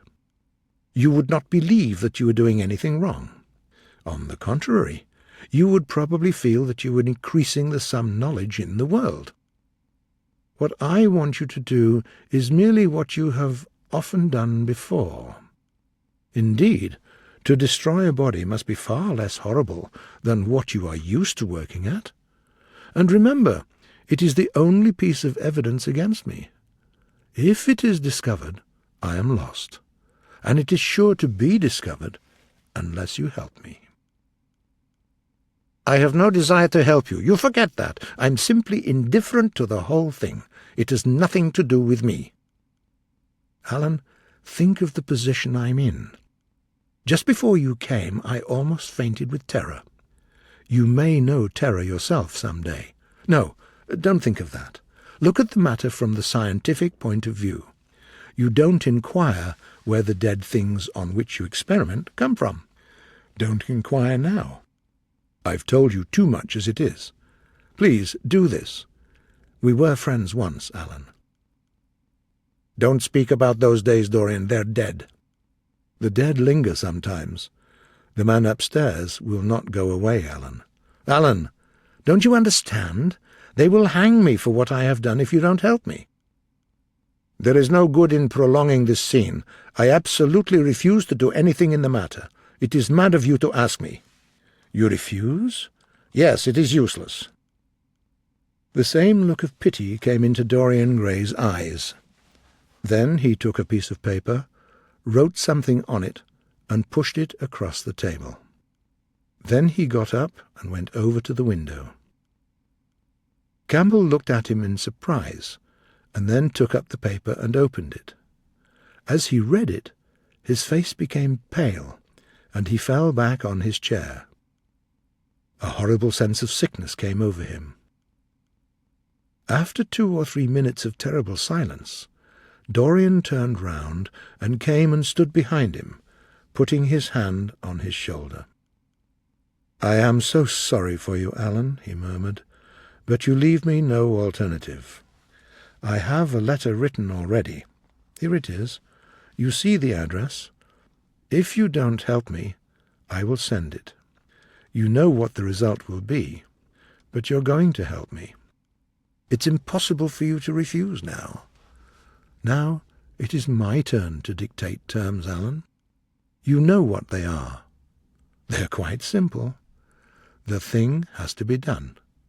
Face it and do it." Campbell groaned and shivered all over.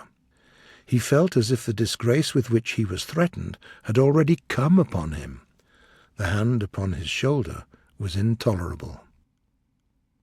"Come, Alan, you must decide at once." "I cannot do it," he said, as though words could alter things. "You must. You've no choice. Don't delay." He hesitated a moment. "I shall have to go home and get some things from the laboratory." "No, Alan, you must not leave the house. Write out on a sheet of notepaper what you want, and my servant will take a cab and bring the things back to you." Campbell wrote a few lines and addressed an envelope to his assistant. Dorian took the note up and read it carefully. Then he rang the bell and gave it to his valet, with orders to return as soon as possible and to bring the things with him. As the hall door shut, Campbell started nervously, and having got up from the chair went over to the chimney-piece. For nearly 20 minutes neither of the men spoke. As the chime struck 1, Campbell turned round, and, looking at Dorian Gray, saw that his eyes were filled with tears. There was something in the purity of that sad face that seemed to anger him. "You're infamous, absolutely infamous," he muttered. "Hush, Alan. You've saved my life," said Dorian. "Your life? Good heavens, what a life that is, in doing what I'm going to do, what you make me do. It's not of your life that I'm thinking." "Ah, Alan," murmured Dorian with a sigh, "I wish you had 1,000th part of the pity for me that I have for you." He turned away as he spoke and stood looking out at the garden. Campbell made no answer. After about 10 minutes a knock came to the door, and the servant entered carrying a large chest of chemicals. "Shall I leave the chest here, sir?" he asked. "Yes," said Dorian. "And Francis, you can have the rest of the day to yourself. I'm not dining at home, so I shall not want you." "Thank you, sir," said the man, leaving the room. "Now, Alan, there is not a moment to be lost. How heavy this chest is! I'll take it for you." He spoke rapidly and in an authoritative manner. Campbell felt dominated by him. They left the room together. When they reached the top landing, Dorian took out the key and turned it in the lock. Then he stopped, and a troubled look came into his eyes. He shuddered. "I don't think I can go in, Alan," he murmured. "It's nothing to me. I don't require you," said Campbell coldly. Dorian half opened the door. As he did so, he saw the face of his portrait leering in the sunlight. On the floor in front of it the torn curtain was lying. He remembered that the night before he had forgotten for the first time in his life to hide the fatal canvas, and was about to rush forward when he drew back with a shudder. What was that lonesome red dew on one of the hands? How horrible it was! More horrible it seemed to him for the moment than the silent thing at the table where he had left it. He made a deep breath, opened the door a little wider, and with half-closed eyes walked in quickly, determined not to look even once at the dead man. Then, taking up the coverlet, he threw it over the picture. There he stopped, feeling afraid to turn round. He heard Campbell bringing in the heavy chest that he had required for his dreadful work. He began to wonder if he and Basil Hallward had ever met, and, if so, what they had thought of each other. "Leave me now," said a stern voice behind him. He turned and hurried out. As he was going downstairs, he heard the key being turned in the lock. It was long after 7 when Campbell came back into the library. He was pale, but absolutely calm. "I've done what you asked me to do," he muttered, "and now goodbye. Let us never see each other again." "You've saved me from ruin, Alan. I cannot forget that," said Dorian simply. As soon as Campbell had left, he went upstairs. There was a horrible smell of nitric acid in the room, but the thing that had been sitting at the table was gone. Chapter 15. That evening, at 8:30, Dorian Gray was showed into Lady Narborough's drawing-room. He felt wildly excited, but his manner, as he bent over his hostess's hand, was as easy and graceful as ever. Perhaps one never seems so much at one's ease as when one has to play a part. Certainly no one looking at Dorian Gray that night could have believed that he had passed through a tragedy as horrible as any tragedy of our age. He himself could not help wondering at the calm of his behaviour, and, for a moment, felt the terrible pleasure of a double life. It was a small party, got up rather in a hurry by Lady Narborough. Dorian was one of her especial favourites, and she always told him that she was extremely glad she had not met him in early life. "I know, my dear, I should have fallen madly in love with you," she used to say. Dorian murmured a graceful compliment and looked round the room. Her guests this evening were rather boring. He was rather sorry he had come, till Lady Narborough, looking at the great clock, exclaimed, "How horrid of Henry Wotton to be so late! I sent round to him this morning, and he promised to come." It was some consolation that Harry was to be there, and when the door opened and he heard his slow musical voice, he stopped feeling bored. But at dinner he could not eat anything. Plate after plate went away untasted.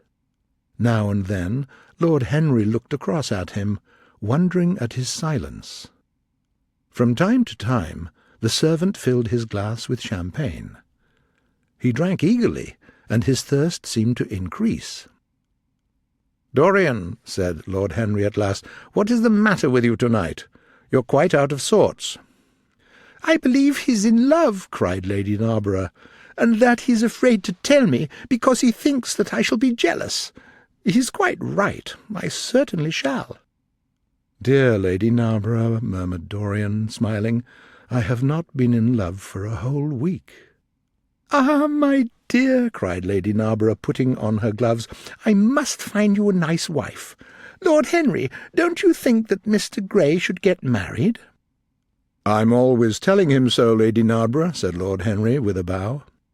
"Well, we must look out for a suitable match for him. I shall make a list of all the suitable young ladies." "With their ages, Lady Narborough?" asked Dorian. "Of course with their ages. Slightly edited. But nothing must be done in a hurry. I want it to be what the Morning Post calls a suitable alliance, and I want you both to be happy." "What nonsense people talk about happy marriages!" exclaimed Lord Henry. "A man can be happy with any woman, as long as he does not love her." "Ah, what a cynic you are!" cried the old lady, pushing back her chair and nodding to the guests. "You must come and dine with me soon again. You are really an admirable tonic, much better than what Sir Andrew prescribes for me. You must tell me what people you would like to meet, though. I want it to be a delightful party.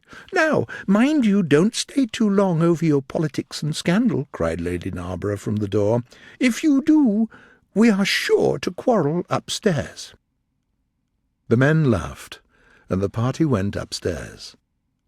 Dorian Gray changed his seat and went and sat by Lord Henry. Lord Henry turned round and looked at him. "Are you better, my dear fellow?" he asked. "You seemed rather out of sorts at dinner." "I'm quite well, Harry. I'm tired, that is all." "You were charming last night. The little Duchess is quite devoted to you. She tells me she is going down to Selby." "She has promised to come on the 20th. "Is Monmouth to be there too?" "Oh, yes, Harry." "He bores me dreadfully, almost as much as he bores her. She's very clever, too clever for a woman, and she has had experiences." "How long has she been married?" asked Dorian. "An eternity, she tells me. I believe it is 10 years, but 10 years with Monmouth must have been like eternity. Who else is coming?" "Oh, the Willoughbys, Lord Rugby and his wife, our hostess, Geoffrey Clouston, the usual set. I have asked Lord Grotrian." "I like him," said Lord Henry. "A great many people don't, but I find him charming." "I don't know if he'll be able to come, Harry. He may have to go to Monte Carlo with his father." "Try and make him come." "By the way, Dorian, you ran off very early last night. You left before 11. What did you do afterwards? Did you go straight home?" Dorian glanced at him hurriedly and frowned. "No, Harry," he said at last. "I did not get home till nearly 3. "Did you go to the club?" "Yes," he answered. Then he bit his lip. "No, I don't mean that. I didn't go to the club. I walked about. I forgot what I did." "How curious you are, Harry. You always want to know what one has been doing." "I always want to forget what I've been doing." "I came in at 2:30, if you wish to know the exact time. I had left my key at home, and my servant had to let me in. You can ask him." Lord Henry shrugged his shoulders. "My dear fellow, as if I cared. Let us go up to the drawing-room. Something has happened to you, Dorian. Tell me what it is. You are not yourself tonight." "Don't mind me, Harry. I'm irritable and out of temper. I shall come round and see you tomorrow, or next day. Make my excuses to Lady Narborough. I shan't go upstairs. I shall go home. I must go home." "All right, Dorian. I dare say I shall see you tomorrow at tea-time. The Duchess is coming."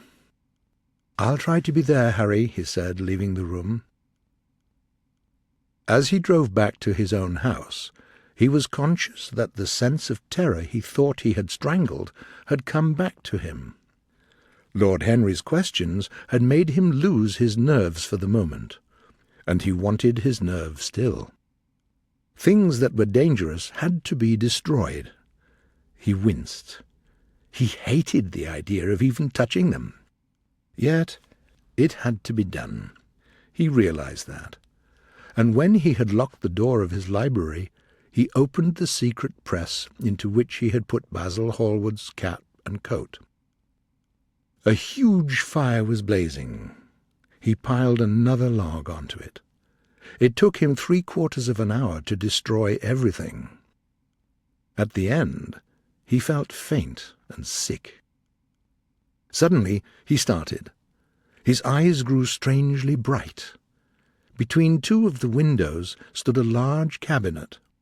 He watched it as though it held something that he wanted so much, and yet almost loathed. His breath quickened. He lit a cigarette, and then threw it away. At last he got up from the sofa on which he had been lying, went over to the cabinet, and, having unlocked it, touched some hidden spring. A drawer passed slowly out. His fingers moved instinctively towards it, dipped in, and closed on something. It was a small Chinese box. He opened it. Inside was a green paste, the odour curiously heavy and persistent. He hesitated for some moments, with a strangely immobile smile on his face. Then, shivering, though the atmosphere of the room was terribly hot, he drew himself up and glanced at the clock. It was 20 minutes to 12. He put the box back, shut the cabinet doors as he did so, and went into his bedroom.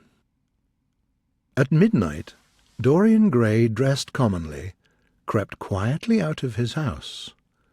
In Bond Street he took a hansom with a good horse, and in a low voice gave the driver an address. The man shook his head. "It's too far for me," he muttered. "Here's a sovereign for you," said Dorian. "You shall have another if you drive fast." "All right, sir. You'll be there in an hour," answered the man, turned his horse round, and drove rapidly towards the river. Chapter 16. A cold rain began to fall. The public houses were just closing. From some of the bars came the sound of horrible laughter. In others, drunkards fought and screamed. Lying back in the hansom, with his hat pulled over his forehead, Dorian Gray now and then repeated to himself the words that Lord Henry had said to him on the first day they had met: to cure the soul by means of the senses, and the senses by means of the soul. Yes, that was the secret. He had often tried it, and would try it again now. There were opium dens where one could buy oblivion, where the memory of old sins could be destroyed by the madness of sins that were new. To cure the soul by means of the senses, and the senses by means of the soul. How the words rang in his ears! His soul, certainly, was sick to death. Was it true that the senses could cure it? Innocent blood had been spilled. What could atone for that? Ah, for that there was no atonement. But though forgiveness was impossible, forgetfulness was possible still, and he was determined to forget. Indeed, what right had Basil to have spoken to him as he had done? Who made him a judge over others? He had said things that were dreadful, horrible. When the hansom stopped at the top of a dark street, Dorian paid the driver, got out, and hurried on towards the left, glancing back now and then to see if he was being followed. In about 7 or 8 minutes he reached a small, poor house. In one of the top windows stood a lamp. He stopped and gave a special knock. After a little time he heard steps in the passage. The door opened quietly, and he went in. At the end of the hall hung a shabby green curtain. He dragged it aside and entered a long, low room. In one corner, with his head buried in his arms, a sailor was sleeping at the table, and by the bar stood 2 haggard women. At the end of the room there was a little staircase leading to a darkened room. As Dorian hurried up the steps, the heavy odour of opium met him. He made a deep breath, and his nostrils quivered with pleasure. When he entered, a young man with smooth yellow hair, who was lighting a long, thin pipe, looked up at him and nodded. "You're here, Adrian?" muttered Dorian. "Where else should I be?" he answered listlessly. "None of the chaps will speak to me now." "I thought you'd left England." "Darlington is not going to do anything. My brother paid the bill at last. George doesn't speak to me either. I don't care," he added with a sigh. "As long as one has this stuff, one doesn't want friends. I think I've had too many friends." Dorian winced. Memory, like a horrible disease, was eating his soul away. From time to time he seemed to see the eyes of Basil Hallward looking at him. He felt he could not stay. The presence of Adrian Singleton troubled him. He wanted to be where no one would know who he was. He wanted to escape from himself. "I'm going on to the other place," he said after a pause. "The stuff is better." "Much the same." "I like it better. Come and have something to drink. I must have something." "I don't want anything," murmured the young man. "Never mind." Adrian Singleton rose up and followed Dorian to the bar. The man at the bar put a bottle of brandy and 2 glasses in front of them. The women began to chatter. Dorian turned his back on them and said something in a low voice to Adrian Singleton. "We're very proud tonight," sneered one of the women. "For God's sake, don't talk to me," cried Dorian. "What do you want? Money? Here it is. Don't ever talk to me again." The woman took the coins with greedy fingers. Her companion watched her enviously. "It's no use," sighed Adrian Singleton. "I don't care to go back. What does it matter? I'm quite happy here." "You will write to me if you want anything, won't you?" said Dorian after a pause. "Perhaps." "Good night, then." "Good night," answered the young man, passing up the steps. Dorian walked to the door with a look of pain on his face. As he drew the curtain aside, a hideous laugh broke from the painted lips of the woman who had taken his memory. "There goes the devil's bargain," she cried in a hoarse voice. "Curse you," he answered. "Don't call me that."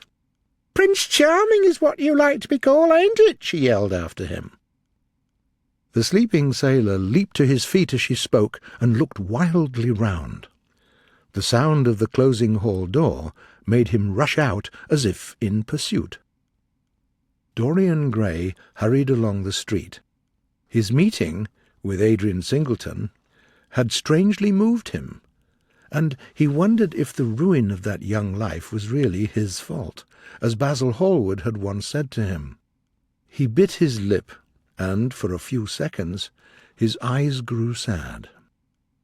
Yet, after all, what did it matter to him? One's days were too brief to take the burden of another man's mistakes on one's shoulders. Each man lived his own life, and paid his own price for living it.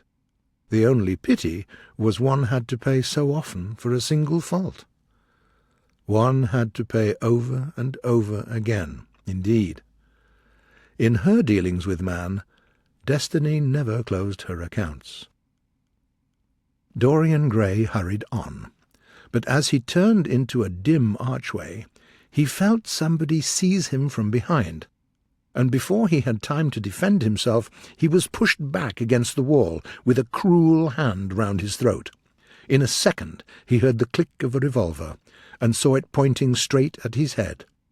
A short, thick-set man was facing him. "What do you want?" Dorian gasped. "Keep quiet," said the man. "If you stir, I shoot you." "You're mad. What have I done to you?" "You've ruined the life of Sybil Vane," was the answer. "And Sybil Vane was my sister. She killed herself, I know it. Her death is your fault. I swore I would kill you in return. For years I've searched for you. I had no clue. The 2 people who could have described you were dead. I knew nothing of you but the pet name she used to call you. I heard it tonight by chance. Make your peace with God, for tonight you're going to die." Dorian Gray grew sick with fear. "I never knew her," he murmured. I never heard of her. You're mad." "You'd better confess your sin, for as sure as I'm James Vane, you're going to die." There was a horrible moment. Dorian did not know what to say or do. "Down on your knees," shouted the man. "I give you 1 minute to make your peace. No more. I go on board tonight for India, and I must do my job. 1 minute, that's all." Paralyzed with terror, Dorian did not know what to do. Suddenly a wild hope flashed across his brain. "Stop!" he cried. "How long is it since your sister died? Quick, tell me." 18 years, said the man. "Why do you ask me? What do years matter?" "18 years," laughed Dorian, with a triumph in his voice. "Set me under the lamp and look at my face." James Vane hesitated for a moment, not understanding what he meant. Then he seized Dorian Gray and dragged him from the archway. The dim light showed him the hideous mistake he had made, for the man seemed little more than a lad of 20 summers. It was obvious that this was not the man who had destroyed his sister's life. He loosened his hold. "My God, he cried, "and I would have murdered you!" Dorian Gray drew a long breath. "You have been on the brink of committing a terrible crime, my man," he said, looking at him sternly. "Let this be a warning to you not to take vengeance into your own hands." "Forgive me, sir," muttered James Vane. "Forgive me, sir. I was deceived. A chance word I heard in that den set me up on the wrong track." "You'd better go home and put that revolver away, or you might get into trouble," said Dorian, turning around and going slowly down the street. James Vane stood on the pavement in horror. He was trembling from head to foot. After a little while, a black shadow moved out into the light and came close to him. He felt a hand on his arm and looked round with a start. It was one of the women who had been drinking at the bar. "Why didn't you kill him?" she hissed out. "I knew you were following him when you rushed out. You fool! You should have killed him. He's lots of money, and he's bad as bad." "He's not the man I'm looking for," he answered, "and I want no man's money. I want a man's life. The man whose life I want must be nearly 40 now. This one is little more than a boy. Thank God I've not got his blood upon my hands." The woman gave a bitter laugh. "Little more than a boy," she sneered. "Why, man, it's nearly 18 years since Prince Charming made me what I am." "You lie," cried James Vane. She raised her hand up to heaven. "Before God, I'm telling the truth," she cried. "He's the worst one that comes here. They say he sold himself to the devil for a pretty face. It's nearly 18 years since I met him. He hasn't changed much since then. I have, though," she added bitterly. "You swear this?" "I swear it, but don't give me away to him," she asked. "I'm afraid of him." He broke from her with a curse and rushed to the corner of the street. But Dorian Gray had disappeared. When he looked back, the woman had disappeared also. Chapter 17. A week later, Dorian Gray was sitting in the conservatory at Selby Royal, talking to the pretty Duchess of Monmouth, who, with her husband, a man of 60, was amongst his guests. Her full red lips were smiling at something that Dorian had whispered to her. Lord Henry was lying back in a chair, looking at them. On a couch sat Lady Narborough, pretending to listen to the Duke's description of the last Brazilian beetle that he had added to his collection. The house party consisted of 12 people, and there were more expected to arrive on the next day. "What are you two talking about?" said Lord Henry, strolling over to the table. "I hope Dorian has told you about my plan for rechristening everything, Gladys. It's a delightful idea." "Then what should we call you, Harry?" she asked. "His name is Prince Paradox," said Dorian. "I recognize him in a flash," exclaimed the Duchess. "And what about our host?" "Our host is a delightful topic. Years ago he was christened Prince Charming." "Ah, don't remind me of that," cried Dorian Gray. "Our host is rather horrid this evening," answered the Duchess, colouring.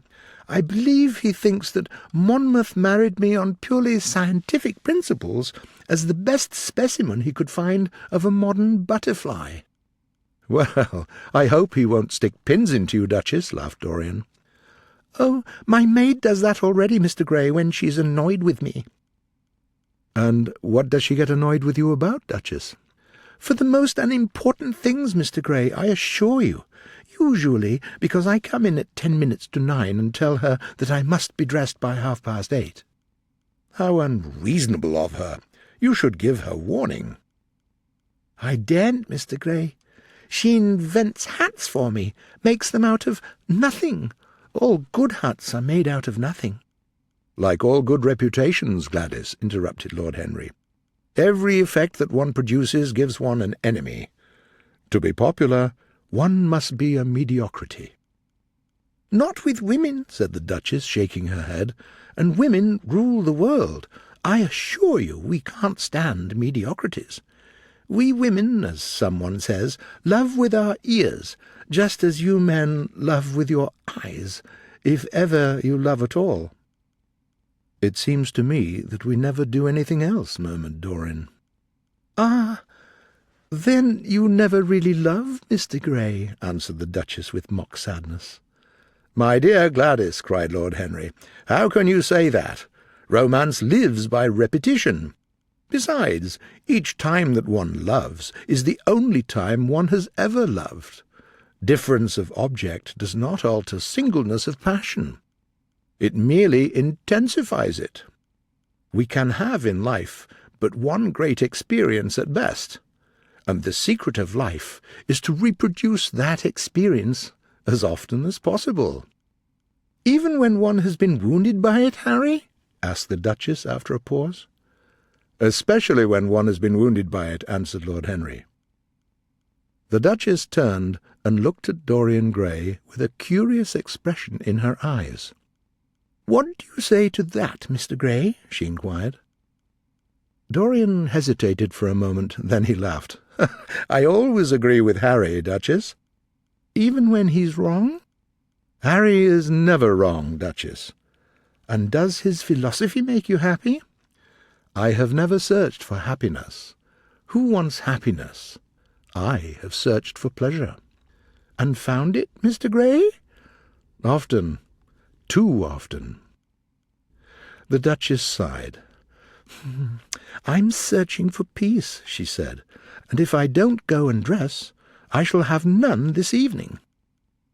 "Let me get you some orchids, Duchess," cried Dorian, starting to his feet and walking down the conservatory. "You're flirting disgracefully with him," said Lord Henry to his cousin. "You'd better take care. He's very fascinating." "If he would not, there would be no battle." "You have a rival." "Who?" He laughed. "Lady Narborough," he whispered. "She perfectly likes him." But hardly had he finished the sentence when from the far end of the conservatory came a groan, followed by the sound of a heavy fall. Everybody started up. The Duchess stood motionless in horror, and with fear in his eyes Lord Henry rushed through the palms to find Dorian Gray lying face downward on the floor, unconscious. He was carried at once into the drawing-room and laid upon one of the sofas. After a short time he came to himself and looked round with a dazed expression. "What has happened?" he asked. "Oh, I remember.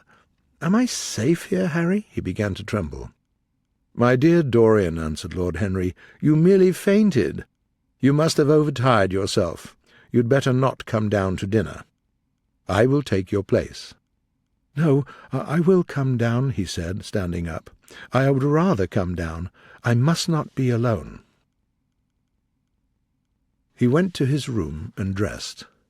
There was a wild gaiety in his manner as he sat at table, but now and then a thrill of terror ran through him when he remembered that, pressed against the window of the conservatory, like a white handkerchief, he had seen the face of James Vane watching him. Chapter 18. The next day he did not leave the house, and, indeed, spent most of the time in his own room, sick with wild terror of dying, and yet indifferent to life itself. When he closed his eyes, he saw again the sailor's face peering through the glass, and horror seemed once more to lay its hand upon his heart. But perhaps it had been only his fancy caused by remorse. Any stranger would have been seen by the servants or the keepers, and they would have reported it. Yes, it had been merely fancy. Sybil Vane's brother had not come back to kill him. He had sailed away in his ship. Why, the man did not know who he was, could not know who he was. The mask of youth had saved him. And yet, if it had been merely an illusion, how terrible it was to think that conscience could raise such dreadful phantoms, and give them visible form, and make them move before him. What sort of life would be his if, day and night, shadows of his crime were to peer at him from silent corners, to mock him from secret places, to wake him with icy fingers as he lay asleep?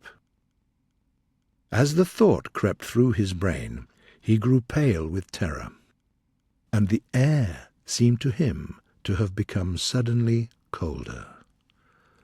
Oh, in what a wild hour of madness he had killed his friend! How awful the mere memory of the scene! He saw it all again. Each hideous detail came back to him with added horror. Out of the black cave of time rose the image of his sin. When Lord Henry came in at 6 o'clock, he found him crying as one whose heart would break. It was not till the third day that he dared to go out. There was something in the clear air of that winter morning that seemed to bring him back his joyousness. Besides, he had convinced himself that he had been the victim of sick imagination, and looked back now on his fears with something of pity and contempt.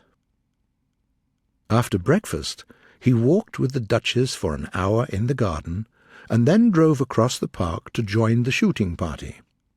At the corner of the pine wood he saw Sir Geoffrey Clouston, the Duchess's brother.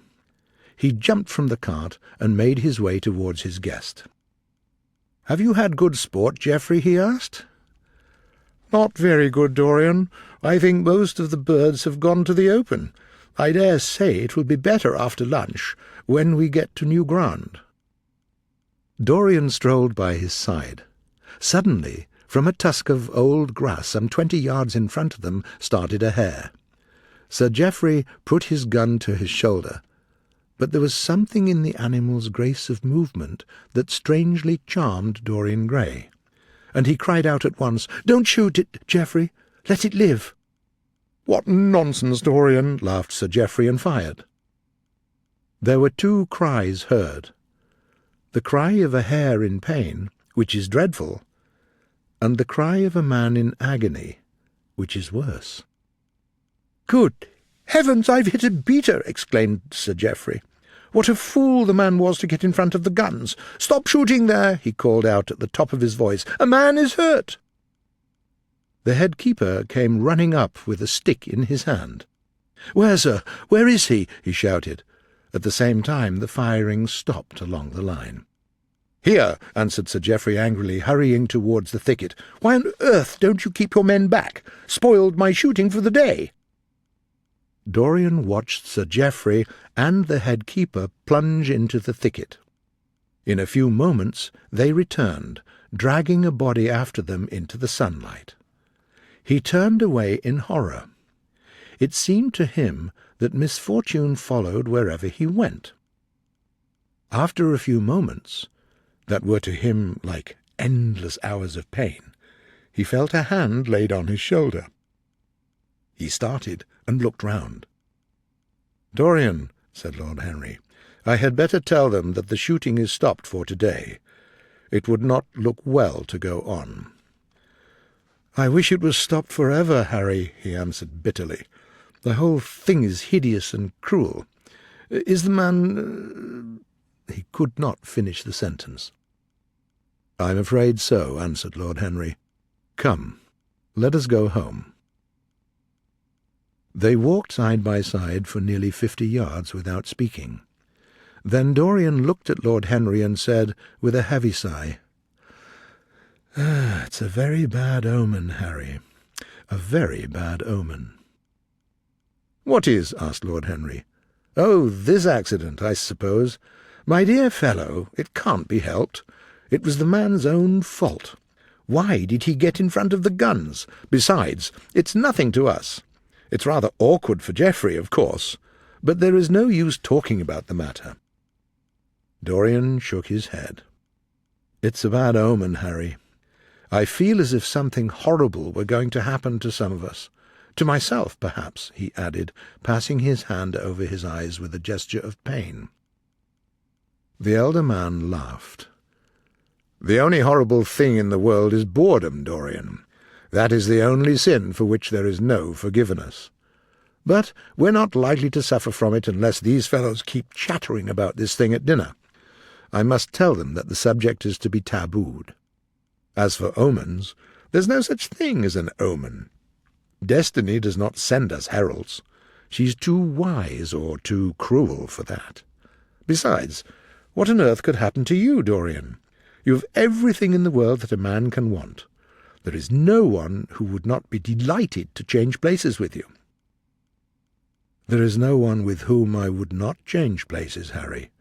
Don't laugh like that. I'm telling you the truth. The poor peasant who has just died is better off than I am. I have no terror of death. It's the coming of death that terrifies me. Its monstrous wings seem to wheel in the leaden air around me. Good heavens! Don't you see a man moving behind the trees there, watching me, waiting for me?" Lord Henry looked in the direction in which the trembling hand was pointing.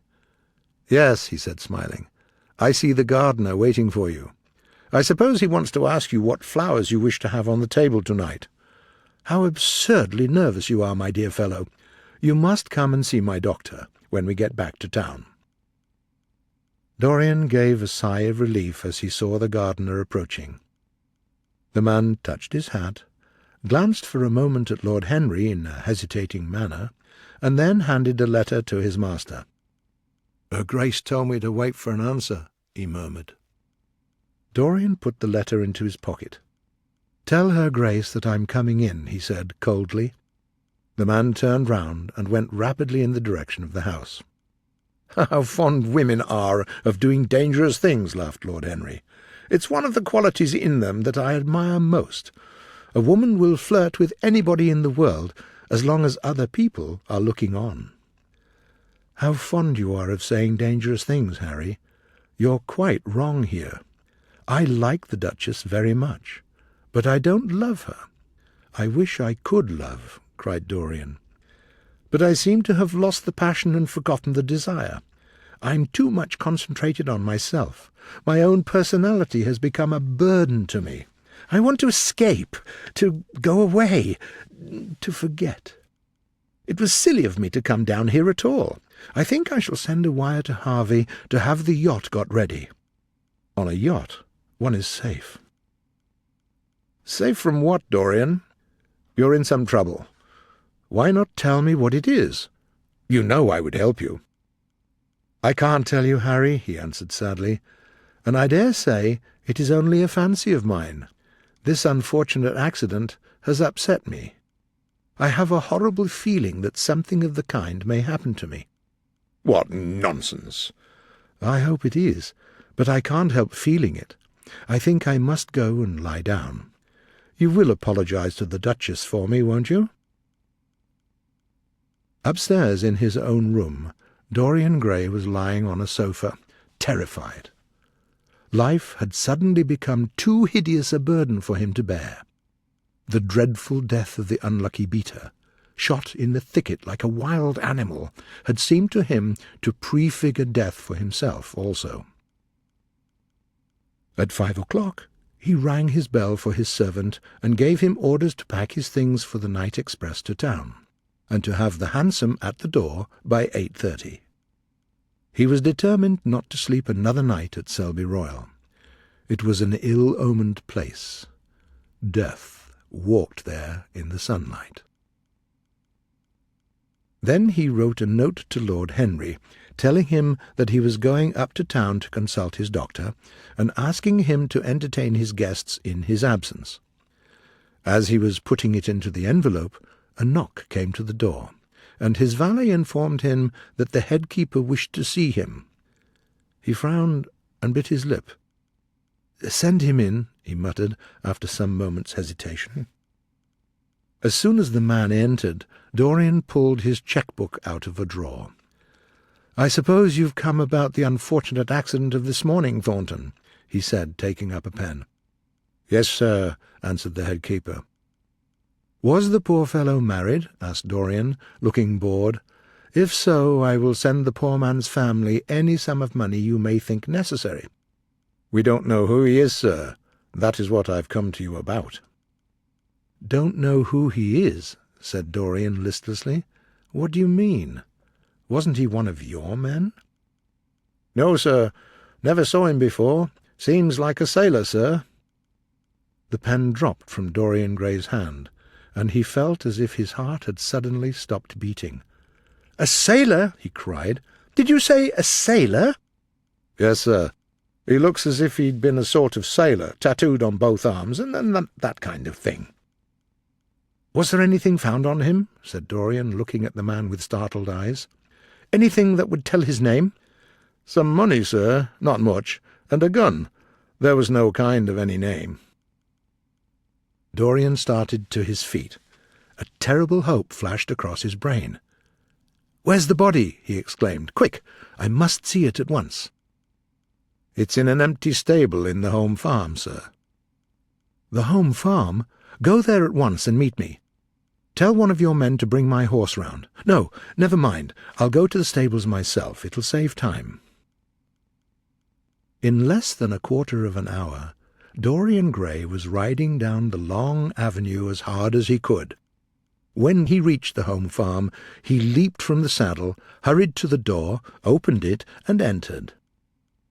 In the far corner was lying the dead body. A handkerchief had been placed over the face. Dorian Gray shuddered. He felt that he could not take the handkerchief away, and called out to one of the farm servants to come to him. "Take that thing off the face. I wish to see it." When the farm servant had done so, he stepped forward. A cry of joy broke from Dorian Gray's lips. The man who had been shot in the thicket was James Vane. He stood there for some minutes looking at the dead body. As he rode home, his eyes were full of tears, for he knew he was safe. Chapter 19. "There's no use in telling me that you're going to be good," cried Lord Henry. "You're quite perfect. Please, don't change." Dorian Gray shook his head. "No, Harry, I've done too many dreadful things in my life. I'm not going to do any more. I began my good actions yesterday." "Where were you yesterday?" "In the country, Harry. I was staying at a little inn by myself." "My dear boy," said Lord Henry, smiling, "anybody can be good in the country. There are no temptations there. But you have not yet told me what your good action was. Or did you say you had done more than one?" "I can tell you, Harry. It is not a story I could tell to anyone else. I spared somebody. It sounds vain, but you understand what I mean. She was quite beautiful and wonderfully like Sybil Vane. I think it was that which first attracted me to her. You remember Sybil, don't you? How long ago that seems. Well, Hetty was not one of our own class, of course. She was simply a girl in the village. But I really loved her. I'm quite sure that I loved her. All during this wonderful May I used to run down and see her 2 or 3 times a week. Yesterday she met me in a little orchard. We were to have gone away together this morning at dawn. Suddenly I decided to leave her as flower-like as I had found her." "I can finish your story for you," interrupted Lord Henry. "You gave her good advice and broke her heart. That was the beginning of your reformation." "Harry, you're horrible. You mustn't say these dreadful things. Hetty's heart is not broken. Of course, she cried and all that, but there's no disgrace upon her." "My dear Dorian, you have the most curiously boyish moods. Do you think this girl will ever be really satisfied now with anyone of her own social position? I suppose she will be married some day to a rough peasant, Well, the fact of having met you and loved you will teach her to despise her husband, and she will be very unhappy.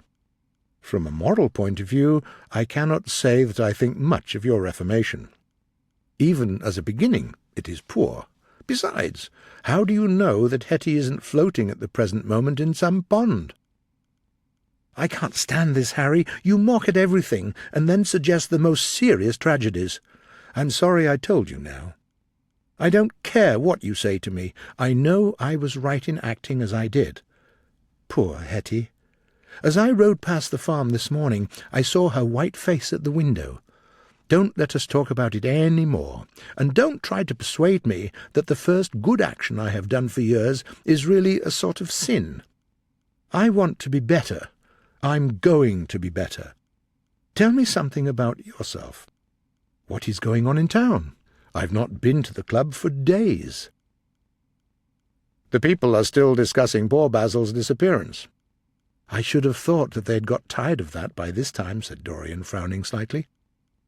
My dear boy, they have only been talking about it for 6 weeks.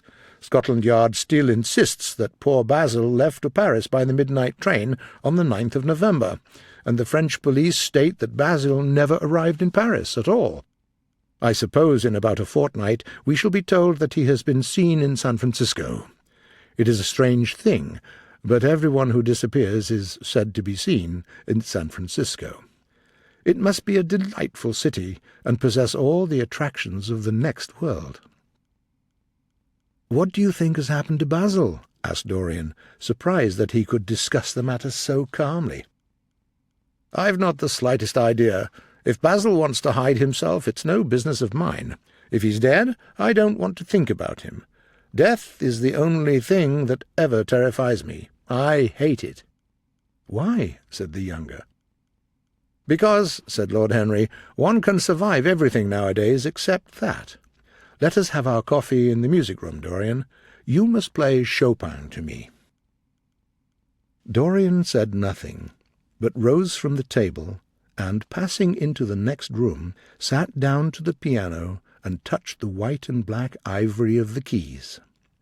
After the coffee had been brought in, he stopped, and looking over at Lord Henry said, "Harry, did it ever occur to you that Basil was murdered?" Lord Henry yawned. "Basil was very popular. Why should he have been murdered? He was not clever enough to have enemies. Of course, he had a wonderful genius for painting, but he was really rather dull. He only interested me once, and that was when he told me years ago that he'd worshipped you, and that you were the dominant motive of his art."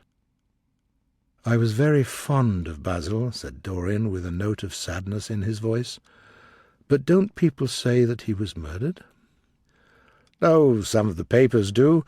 It does not seem to me at all probable. I know there are dreadful places in Paris, but Basil was not the sort of man to have gone to them. He had no curiosity. It was his chief defect." "What would you say, Harry, if I told you that I had murdered Basil?" said the younger man. He watched him closely after he had spoken. "I would say, my dear fellow, that you are acting a part that doesn't suit you.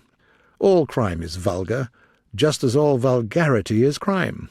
It's not in you, Dorian, to commit a murder.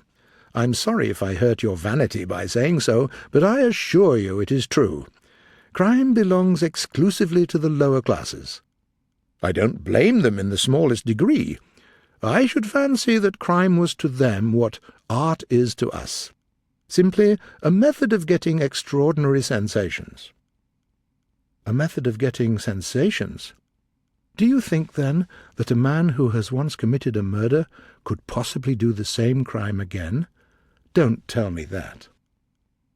"Oh, anything becomes a pleasure if one does it too often," cried Lord Henry, laughing.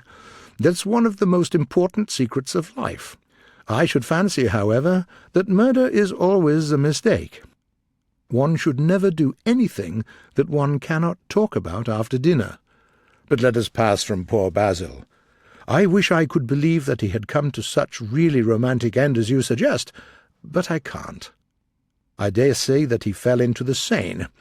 off an omnibus, and that they hushed up the scandal. Yes, I should fancy that was his end. Do you know, I don't think he would have done much more good work. During the last 10 years his painting had gone off very much. It seemed to me to have lost something. It had lost an ideal. When you and he stopped being great friends, he stopped being a great artist. What was it that separated you? I suppose he bored you. If so, he never forgave you. It's a habit boring people have. By the way, what has become of that wonderful portrait he did of you? I don't think I've ever seen it since he finished it. Oh, I remember your telling me years ago that you had it sent down to Selby, and that it had got stolen on the way. You never got it back? What a pity. It was really a masterpiece. I remember I wanted to buy it. I wish I had now. It belonged to Basil's best period. Did you advertise for it? You should. I forget, said Dorian. I suppose I did, but I never really liked it. I'm sorry I sat for it. The memory of the thing is hateful to me. Dorian Gray touched the keys again. How grave you are. Don't be so serious. Play me something. Play me a nocturne, Dorian, and, as you play, tell me how you've kept your youth. You must have some secret. I'm only 10 years older than you are, and I'm wrinkled and worn and yellow. You are really wonderful, Dorian. You've never looked more charming than you do tonight. You remind me of the day I saw you first. You were very shy, and absolutely extraordinary. You've changed, of course, but not in appearance. I wish you would tell me your secret. To get back my youth I would do anything in the world, except take exercise, get up early, or be respectable. Youth. There is nothing like it. How lovely that thing you are playing is. It's marvellously romantic. Don't stop. I want music tonight. I have sorrows, Dorian, of my own, that even you know nothing of. The tragedy of old age is not that one is old, but that one is young. Ah, Dorian, how happy you are! What an exquisite life you have had! Nothing has been hidden from you, and it has all been to you no more than the sound of music. It has not marred you. You are still the same. I'm not the same, Harry. Yes, you are the same. I wonder what the rest of your life will be. At present, you're a perfect type. You need not shake your head. You know you are. I wish I could change places with you, Dorian. The world has cried out against us both, but it has always worshipped you. It always will worship you. You are the type of what the age is searching for, and what it is afraid it has found. I'm so glad that you have never done anything, never painted a picture, or produced anything outside of yourself. Life has been your art. You have set yourself to music. Your days are your sonnets. Dorian rose up from the piano and passed his hand through his hair. Yes, life has been exquisite, he murmured. But I'm not going to have the same life, Harry, and you must not say these extravagant things to me. You don't know everything about me. I think that if you did, even you would turn from me. You laugh. Don't laugh. Why have you stopped playing, Dorian? Go back and give me the nocturne over again. Let us go to the club tonight. It's been a charming evening, and we must end it charmingly. There is someone at White's who wants to know you. Young Lord Poole. He has already copied your neckties, and has asked me to introduce him to you. He's quite delightful, and rather reminds me of you. I hope not, said Dorian with a sad look in his eyes. But I'm tired tonight, Harry. I shan't go to the club. It's nearly 11, and I want to go to bed early. Do stay. You've never played so well as tonight. There was something in your touch that was wonderful. It had more expression than I had ever heard from it before." "It's because I'm going to be good," he answered, smiling. "I'm a little changed already." "You cannot change to me, Dorian," said Lord Harry. "You and I will always be friends." "Yet you poisoned me with a book once. I should not forgive that. Harry, promise me that you will never lend that book to anyone. It does harm." "My dear boy, art has no influence upon action. It annihilates the desire to act. It's superbly sterile. The books that the world calls immoral are books that show the world its own vices. That is all. But we won't discuss literature. Come round tomorrow. I'm going to ride at 11. We might go together, and I will take you to lunch afterwards with Lady Branksome. She's a charming woman, and wants to consult you about some embroideries she is thinking of buying. Mind you come, or shall we lunch with our little Duchess? She says she never sees you now. Perhaps you're tired of Gladys? I thought you would be. Well, in any case, be here at 11. Must I really come, Harry? Certainly. The park is quite lovely now. I don't think there have been such lilacs since the year I met you." "Very well. I shall be here at 11, said Dorian. "Good night, Harry." As he reached the door, he hesitated for a moment, as if he had something more to say. Then he sighed and went out. Chapter 20. It was a lovely night, so warm that he threw his coat over his arm and did not even put his silk scarf round his throat. As he strolled home, smoking his cigarette, 2 young men in evening dress passed him. He heard one of them whisper to the other, "That is Dorian Gray." He remembered how pleased he used to be when he was pointed out, or stared at, or talked about. He was tired of hearing his own name now. Half the charm of the little village where he had been so often lately was that no one knew who he was. He had often told the girl who had fallen in love with him that he was poor, and she had believed him. He had told her once that he was wicked, and she had laughed at him, and answered that wicked people were always very old and very ugly. What a laugh she had! And how pretty she had been in her cotton dresses, and her large hats! She knew nothing, but she had everything that he had lost. When he reached home, he found his servant waiting up for him. He sent him to bed, and threw himself down on the sofa in the library, and began to think over some of the things that Lord Henry had said to him. Was it really true that one could never change? He felt a wild desire for the purity of his boyhood. He knew that he had tarnished himself and filled his mind with corruption, that he had been an evil influence to others, and had experienced a terrible joy in being so. But was it all irretrievable? Was there no hope for him? Ah, in what a monstrous moment of pride and passion he had prayed that the portrait should bear the burden of his days, and he have the splendour of eternal youth. All his failure had been due to that. The mirror that Lord Henry had given to him so many years ago now was standing on the table. He took it up, as he had done on that night of horror when he had first noted the change in the fatal picture, and with wild eyes looked into it. It was his beauty that had ruined him, his beauty and the youth that he had prayed for. But for those 2 things his life might have been free from stain. His beauty had been to him but a mask, his youth but a mockery. He hated them now, and throwing the mirror on the floor, crushed it with his shoe. It was better not to think of the past. Nothing could alter that.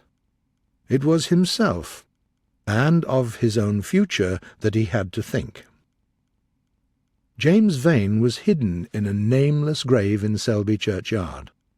Alan Campbell had shot himself one night in his laboratory, but had not revealed the secret that he had been made to know.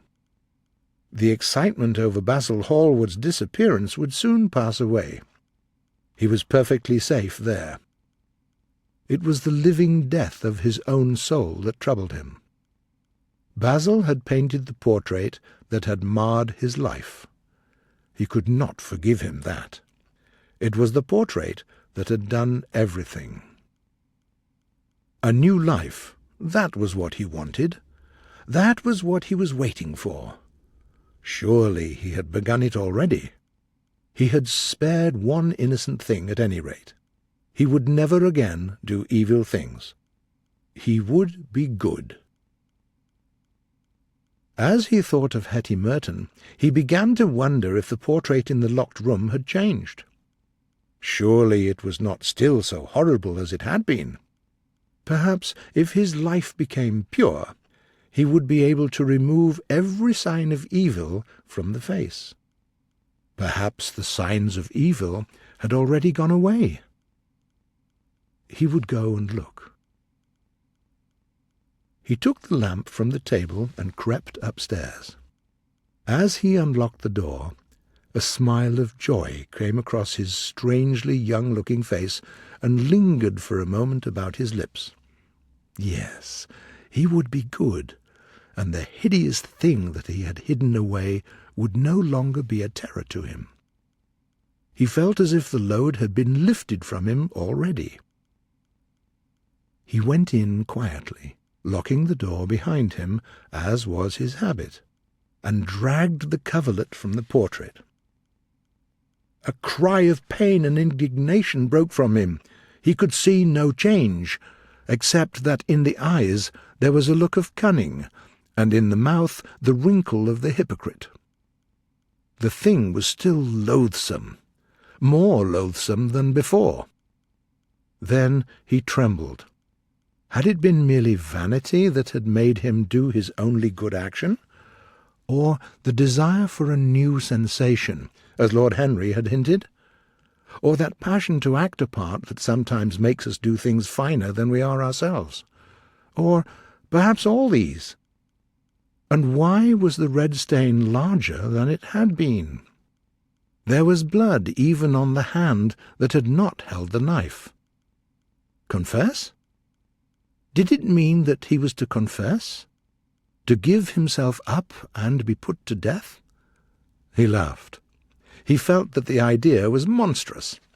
Besides, even if he did confess, who would believe him? There was no sign of the murdered man anywhere. Everything belonging to him had been destroyed. The world would simply say that he was mad. Yet it was his duty to confess, to suffer public shame, and to make public atonement. There was a God who called upon men to tell their sins to earth as well as to heaven. Nothing that he could do would cleanse him till he had told of his own sin. His sin? He shrugged his shoulders. The death of Basil Hallward seemed very little to him.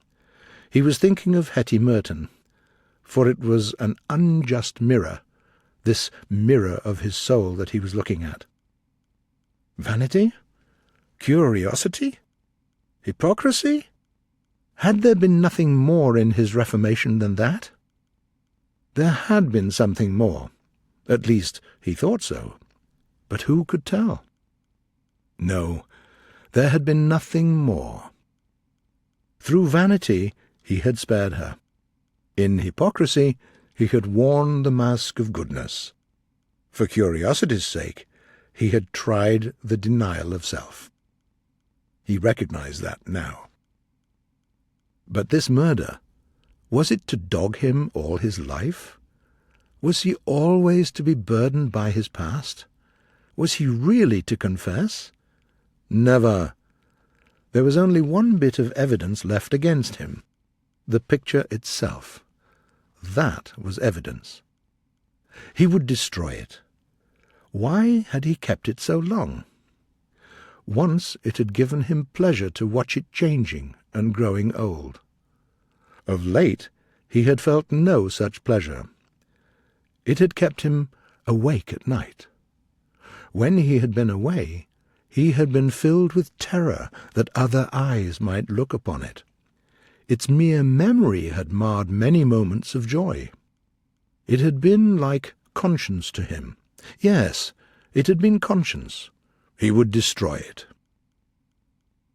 He looked round and saw the knife that had stabbed Basil Hallward. He had cleaned it many times, till there was no stain left upon it.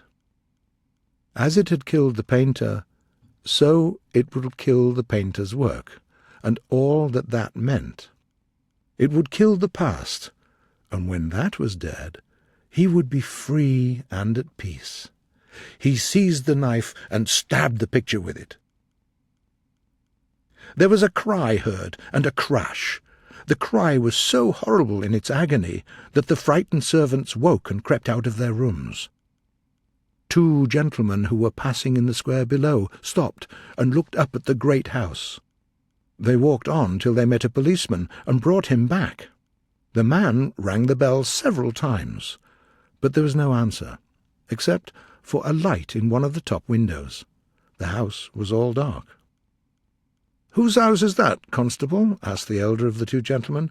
"Mr. Dorian Gray, sir," answered the policeman. They looked at each other as they walked away and sneered. One of them was Sir Henry Ashton's uncle. After about a quarter of an hour, the servants crept upstairs. They knocked, but there was no reply. They called out. Everything was still. Finally, after vainly trying to open the door, they got on the roof and went down to the balcony. The old windows opened easily. When they entered, they found, hanging upon the wall, a lovely portrait of their master as they had last seen him, young and beautiful. Lying on the floor was a dead man, in evening dress, with a knife in his heart. He was wrinkled and loathsome. It was not till they had examined the rings that they recognized who it was. The end.